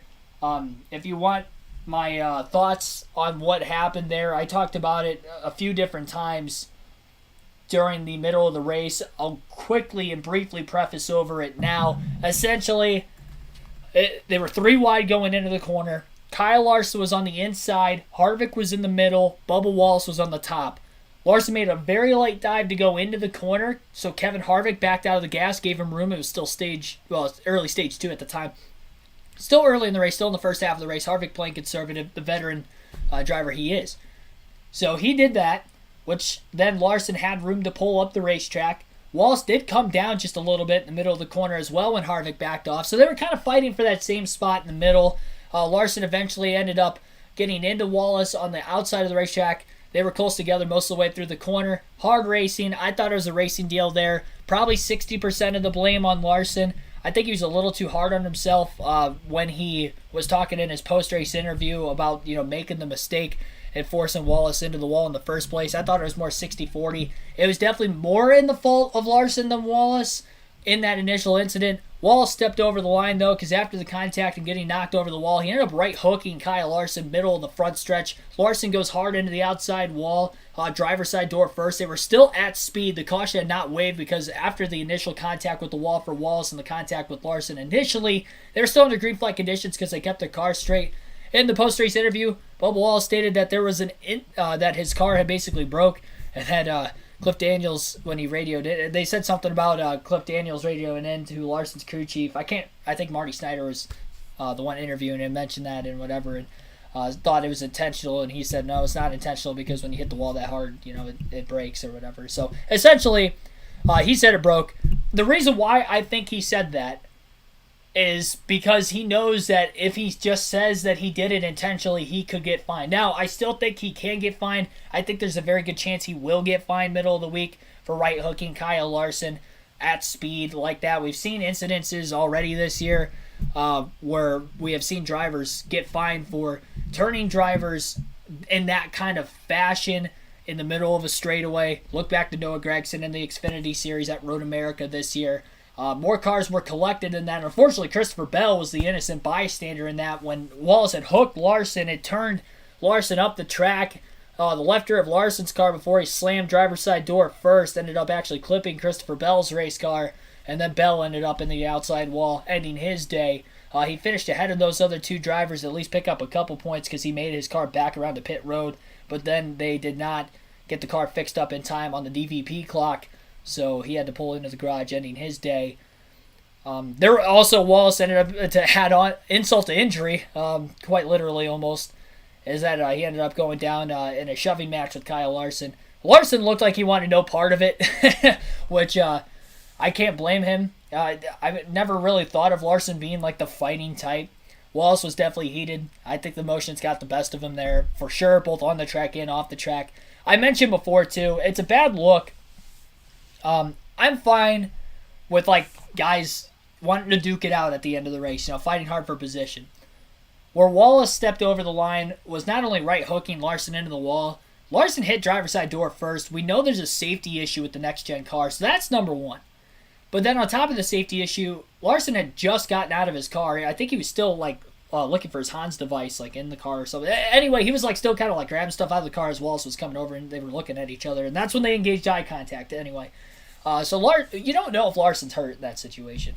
We know with concussions that we haven't really found out. Look at Alex Bowman, for instance. He wrecked at Texas. We didn't know he had a concussion, that he was going to be out the next week till Wednesday. So you don't know that Kyle Larson is 100% when you make that error. I don't think they did. I'm going to guess that Booty Barker probably didn't calm Wallace. Obviously, he didn't calm Wallace down enough. I don't know how much he maybe tried to calm Bubba Wallace down before he got out of the car. If I were the crew chief in that situation, I'd be, trying to preface that as much as possible, with the safety and everything. So it was a bad look to just go over there and push a guy, because if Larson, is hurt, or, obviously got checked and released from the infield care center, so I doubt he has a concussion. If they would have had a concussion, they probably wouldn't have released him from the infield care center as quickly as they did. So I think Larson is okay.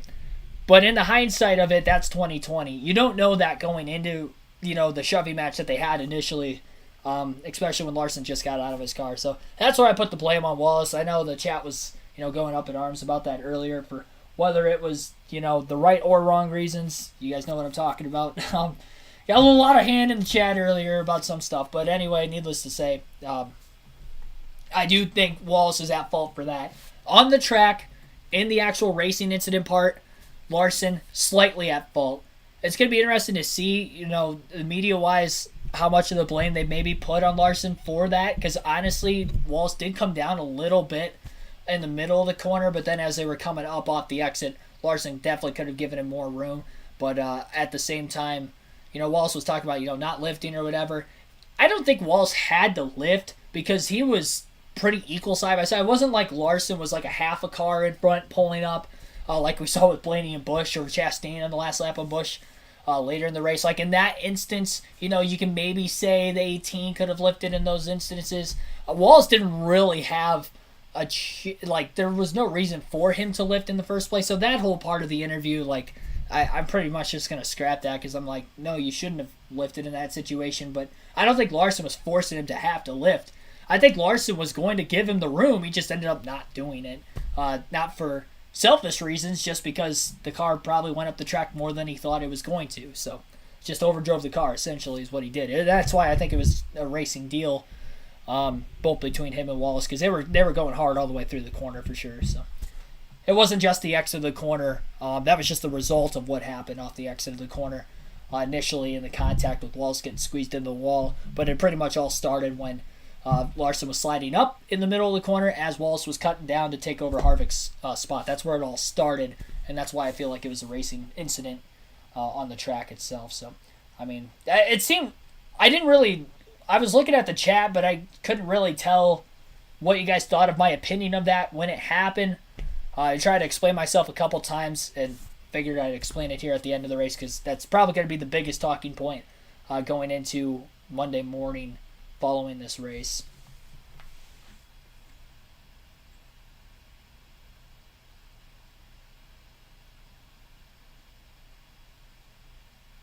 Let me see videos. Thanks for tuning in. Yeah, the race is over.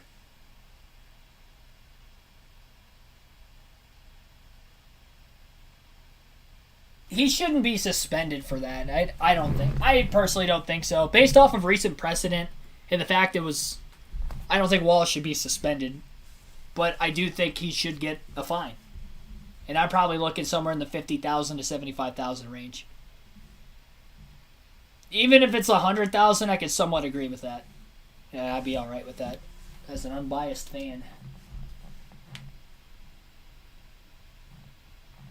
I don't think he should get points taken away for it, though.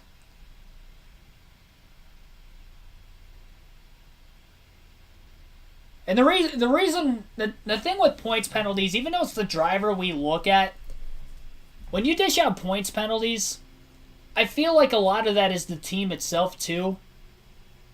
And, I mean, maybe you could argue that the team didn't cool down, the spotter and the crew chief on the radio didn't cool Wallace down, late enough. So maybe, there's some justifiable ability for that. But based off of recent precedences, I don't think he's going to get a points penalty for this. But NASCAR has been stricter with their penalties this year. And I know people are saying that Wallace is going to get a pass for it for particular reasons. I don't believe that is true. I think that's just all kind of hoopla at that point. But I do think he will get penalized. I can understand if he doesn't get penalized to a certain extent, like I mentioned earlier, because he did not specify that he had wrecked him intentionally. And I think that was smart on Wallace's behalf, whether people like it or not. It was smart, at least in his defense, if you look at, the defense side of it, almost similar to Byron, not deliberately saying that he had wrecked Hamlin intentionally. And I will say in Byron's interview versus Wallace's interview, with Wallace's interview, he didn't even get kind of wishy-washy with it. He was pretty much straight to the point, no, the car broke. It obviously didn't happen. Just like Byron, obviously, whether he meant to wreck Hamlin or not, hitting him as hard as he did, you would know that he's not going to be able to save the car, especially at the variance of speeds that they were going at the contact. In that incident with Bubba Wallace today, I think it's pretty safe to say. And you can go back and look at telemetry, because I don't know if they can...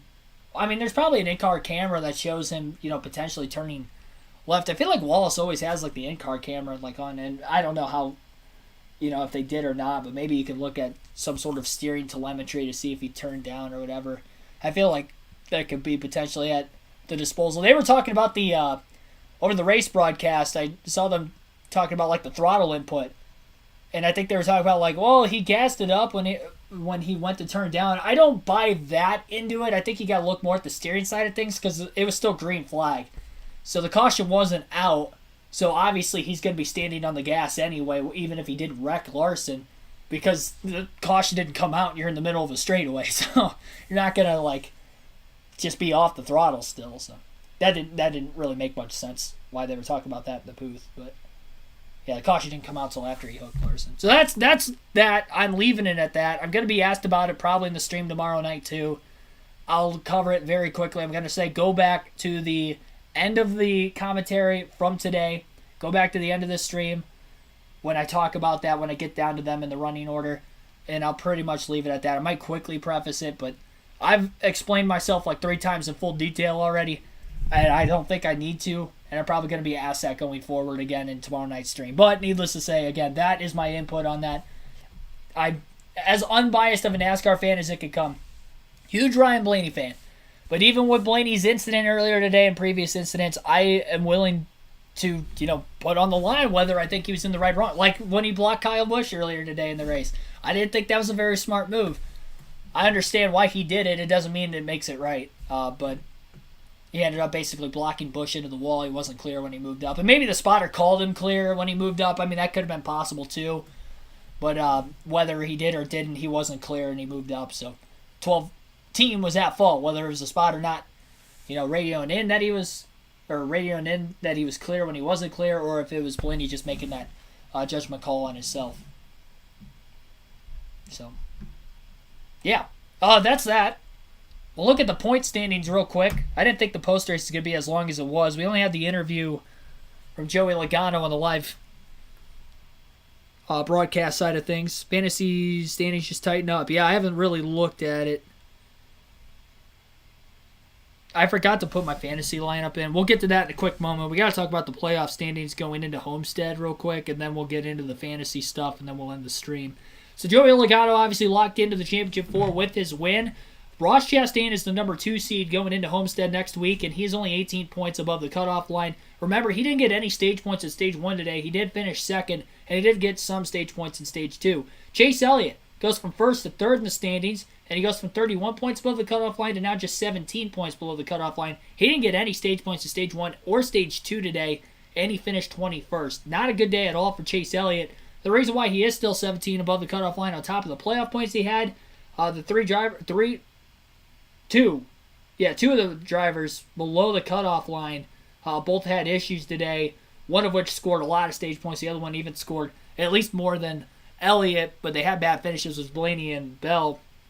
That helped Elliott because if Ryan Blaney, even if he doesn't win the race, he's probably going to get a top 5 finish, and he's definitely not going to be 11 points below the cutoff line. He'd probably be above the cutoff line right there with Elliott, which would put Elliott at the 4 seed, but instead he's in the 3 seed. Denny Hamlin's going to be in the 4 seed. He is only 6 points to the good. Hamlin had a good day. He was top 10 all day. He didn't really have a race-winning capable car, but he ran top 10 all day, ended up with a 5th place finish. Did what he needed to do, at least for today's sake. He's going to have the pressure on, though, barely being above the cutoff line. William Byron, who he had a run-in with, obviously. It comes down to Martinsville, Hamlin, Byron. I wouldn't be surprised if Hamlin decides to put the old bumper to Byron. I think he'd be justified in doing so. Same kind of goes with Chastain in a way, to a certain extent. I'd probably be more so with him maybe doing it to Byron, considering he did already put Chastain in the wall earlier. But I can understand from Hamlin's standpoint, though, if that's unjustified, if they come into that kind of a situation. I'd be careful with Chastain, though, because if he looks like he's going to make it in the Championship 4 anyway, and you do that, and you make the Championship 4, then Chastain has every right to punt you back at Phoenix, even though we know Chastain to maybe do that even without intending to. But needless to say, Hamlin is 6 points above William Byron. Byron, first driver below the cutoff line, he's -6. Chase Briscoe, -9. He didn't get any stage points today, so that is why he is 9 points below the cutoff line. He came in 9 points below and is still 9 points below because he did get a 4th place finish, even though he didn't get stage points like pretty much every driver. Well, not Chase Elliott, but Byron, Hamlin, Chastain, and because he beat Blaney by so many positions, he's actually ahead of Blaney down the standings. Blaney, despite the accident today, he is not in a must-win situation by any means. He's only 11 points below the cutoff line, so it's a good thing he did get all the stage points he did earlier. Remember, he won Stage 2, and then he ended up in Stage 1, finishing in the top 5 there. So he had over 15 stage points today, which is why he ended up only 11 points below the cutoff line following this race. So definitely not a must-win situation. And Christopher Bell, 23 points below the cutoff line. He's not necessarily in a must-win situation. If there is any driver you had to say was in a must-win, it would be Bell. But he's good at Homestead. And I don't know how good he is at Martinsville, but he's good on a flat track at New Hampshire. So I would imagine that Martinsville's not a bad track for Christopher Bell by any means.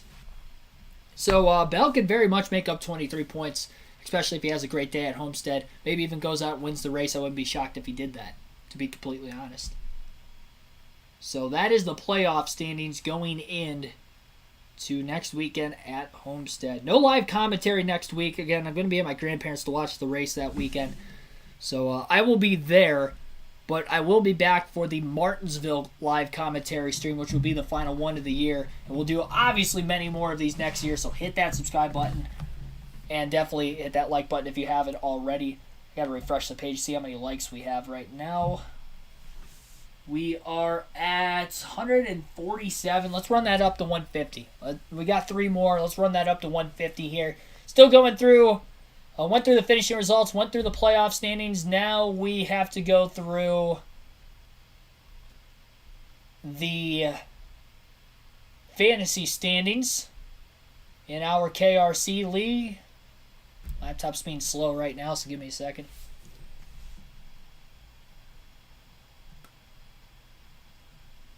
I did not set my lineup, so I don't know how good or bad it was.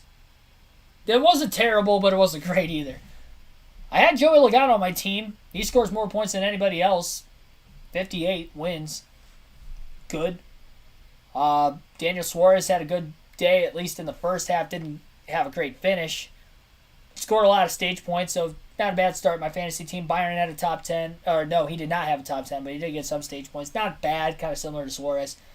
Tyler Reddick, he ended up with a top 10. I wish he would have been in my lineup. I wasn't paying attention at all throughout the course of it. I've been terrible with fantasy. This is like the 4th or 5th race. I've just forgotten my fantasy team this year. I didn't do that at all last year, which is probably why I won the playoff championship and finished 3rd in the regular season. And I think this year in the regular season I finished 5th or 6th, and I'm even further back in the playoffs because I've forgotten back-to-back. No, it wasn't last week. It was Talladega. No, it wasn't Dega because I was there. I think it was the first race around at Texas. There was a race I forgot. Maybe it was Bristol, something. There's another race I forgot to put my lineup in. So I didn't get any bonus points either. For that reason, I probably would have picked... I probably would have picked Blaney over Bell. I would assume I probably would have done that. Maybe would have picked Logano over Elliott just based on the race weekend itself. Chastain was my pick to win today. He finished 2nd, so I would imagine I would have taken Chastain. I mean, I might have... Probably would have had Byron over Briscoe. So, probably would have gotten 30 points. Just basing off of what I could see myself doing, pick-wise. As far as the standings today, I guess I didn't do a terrible job, but compared to the 2 leaders in front of me, not so much. 217 points for Sauce Mafia and Austin Dillon fan. He is our playoff Las Vegas race winner. P-Chat Motorsports, Patrick Shadley, just saw you in the chat a little bit ago. You finished in 2nd with 204 points this weekend, also closing in on our current playoff points leader. Dark Crypto with 199 points in 3rd. Jordan 1199 finishes 4th with 191 points. Inside Rain is 160 points. He is the, like how you put future 2020 playoff champ on there. He is 5th today with 160. I finished with 156 in 6th. I want to see Sauce Mafia and Austin Dillon fan. Also, if you're watching right now, join this KRC League. It is on the NASCAR mobile app or website. Go to the fantasy portion of the NASCAR mobile app website. If you're not signed up already, sign up with your email. Free to join. Search for KRC League. KRC in all caps. Space, capital L on League. I'll put it in the chat real quick. So go to KRC League.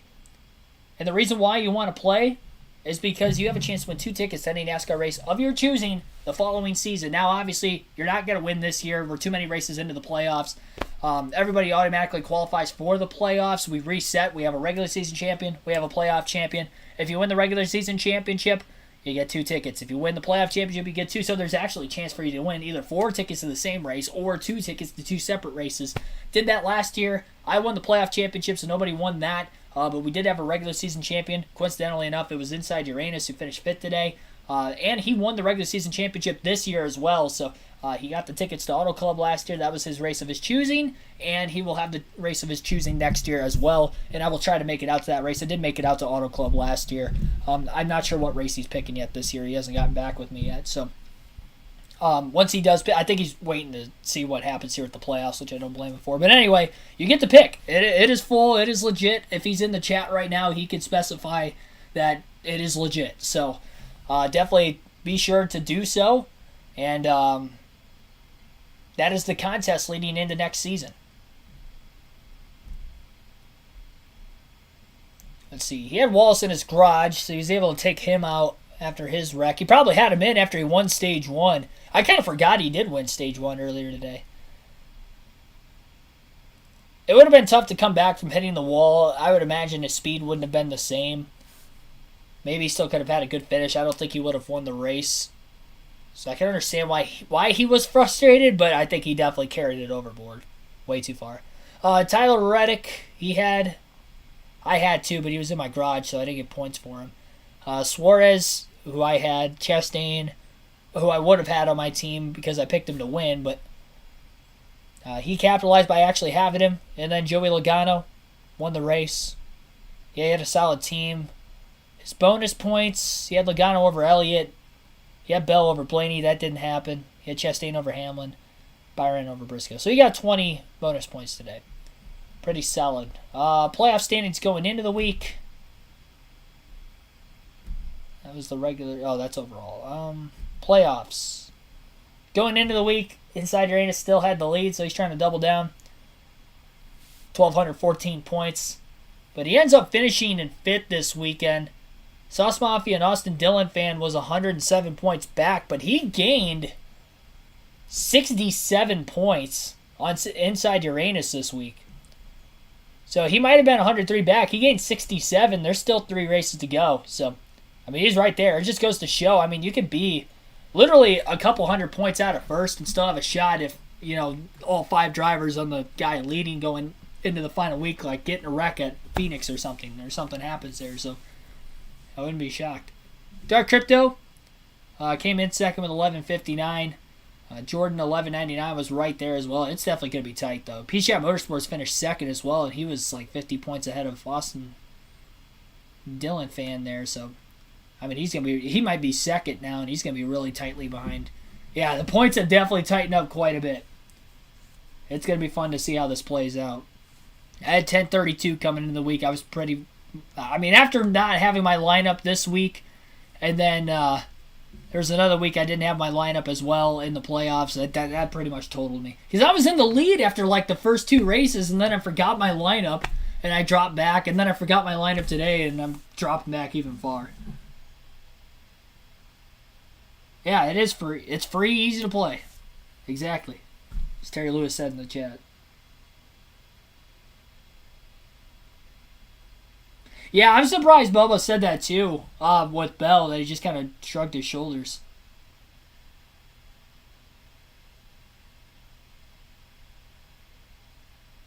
Not going to be a great morning meeting. I don't know if they host the same meetings, JGR and 2311. I don't know if they have like the same Monday morning meetings or not. Like if they all have them conjoined. Or if they're like 2 separate.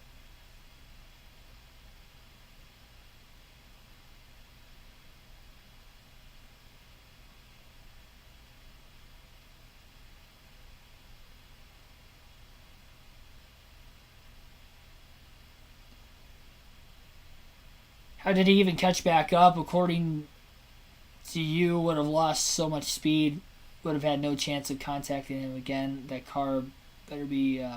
check for nitrous. I don't know exactly who you're talking about. You talking about Bubba? Well, Larson got into him, so both their momentum got slowed down at the same time. That's why Wallace had a chance to turn him still. I just said that I don't think he would have had speed to win the race anymore. I think as long as he didn't have a toe link break, which I don't think he did, because if he did, then he wouldn't have even been able to keep up with Larson on the front stretch. He probably would have lost control like Blaney did. Probably would have spun out. I just said he wouldn't have had the same speed to win the race.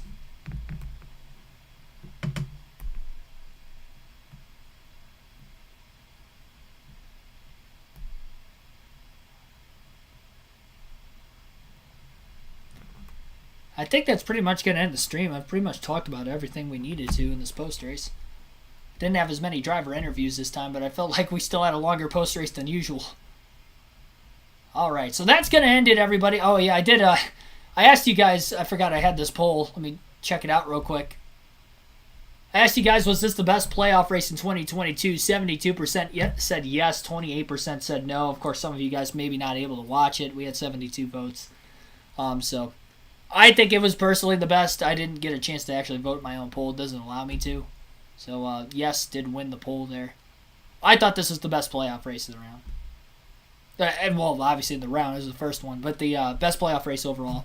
I was at Talladega, too. That was a fun race, but it's had a little more drama to it, and even just the racing we saw for the lead, though. We had so many great battles for the lead, and it ended with a great battle for the lead, so you can't really ask for much more from an overall racing standpoint. Drivers were on the edge. What you like to see. Definitely the best mile and a half package we've had in years. We've had issues with the next gen car. Don't touch the mile and a half package. Leave the car the way it is for mile and a halves. Just fix the safety side of things. But as far as like how the car is physically shaped aerodynamically, leave it the same. Leave the engine package the same. Just do everything the same with the mile and a half cars.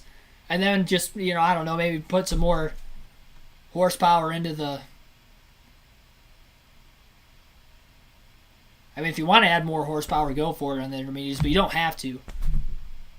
If you want to add more, I think, maybe more horsepower is the way to go on the short tracks and road courses.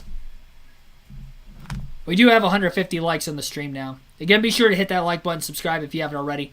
Tomorrow night's live stream, NASCAR 22. We'll be racing at COTA, and it will be the 6th race of our season there. Race as Kevin Harvick, because you guys, the fans, voted for me to race as Harvick on various polls leading up to the start of that NASCAR 22 season. So that'll be interesting to see. We've won the last 2 races. One at Atlanta on the Super Speedway, dominated Phoenix, won both stages in the race there. So we'll see if I can go for 3 in a row. First road course race of the season. First look at NASCAR 22 on the road course side of things. Full race, live commentary, realistic commentary, just like you saw in tonight's stream. We do that for the video game side during the week, and then race weekends I do the real races. So I can't do Homestead next weekend again, as prefaced. Usually a couple races a year. Try to still, even with the channel going on, watching the race with my grandparents. So I'll be doing that next weekend. It's only the second time I've been able to do that this year, and the first was way back at Richmond in the spring. So I'll be doing no live commentary next weekend, and I'll be doing live commentary from Martinsville for the Cup race. And then I'll be at Phoenix for the championship, and then we'll do it all again next year. And hopefully next year I can do the Truck, Xfinity, and Cup races. Again, working on my work schedule for next year to hopefully work during the week, so that way I have the Friday, Saturday, Sunday off rather than just Sunday off, so I can get the extra content for you guys. Because I know I've been asked many times this year, why don't I do more commentary for those races? I only really am able to do them when they're at night. I don't have the ability to do them during the daytime because I'm working my full-time job there. So, or maybe we get enough viewers on the channel, the revenue goes up, and maybe I can do this. Not having to work a full-time job on the side, but that probably won't be by next season. I'm just kind of thinking logically here. So, I tried to talk all at once there. Appreciate you guys tuning in as always. I'll see you guys tomorrow night, 6 p.m. Eastern Standard Time. For those of you that may not be back to the next live commentary live stream, I'll see you in a couple weeks at Martinsville. Have a good rest of your Sunday night, everybody. Maybe enjoy some football if you're going to watch that. I know I will. Hopefully my fantasy team can actually win a game this week.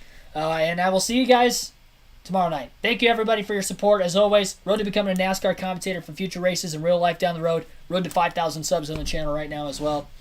Have a good night, everybody.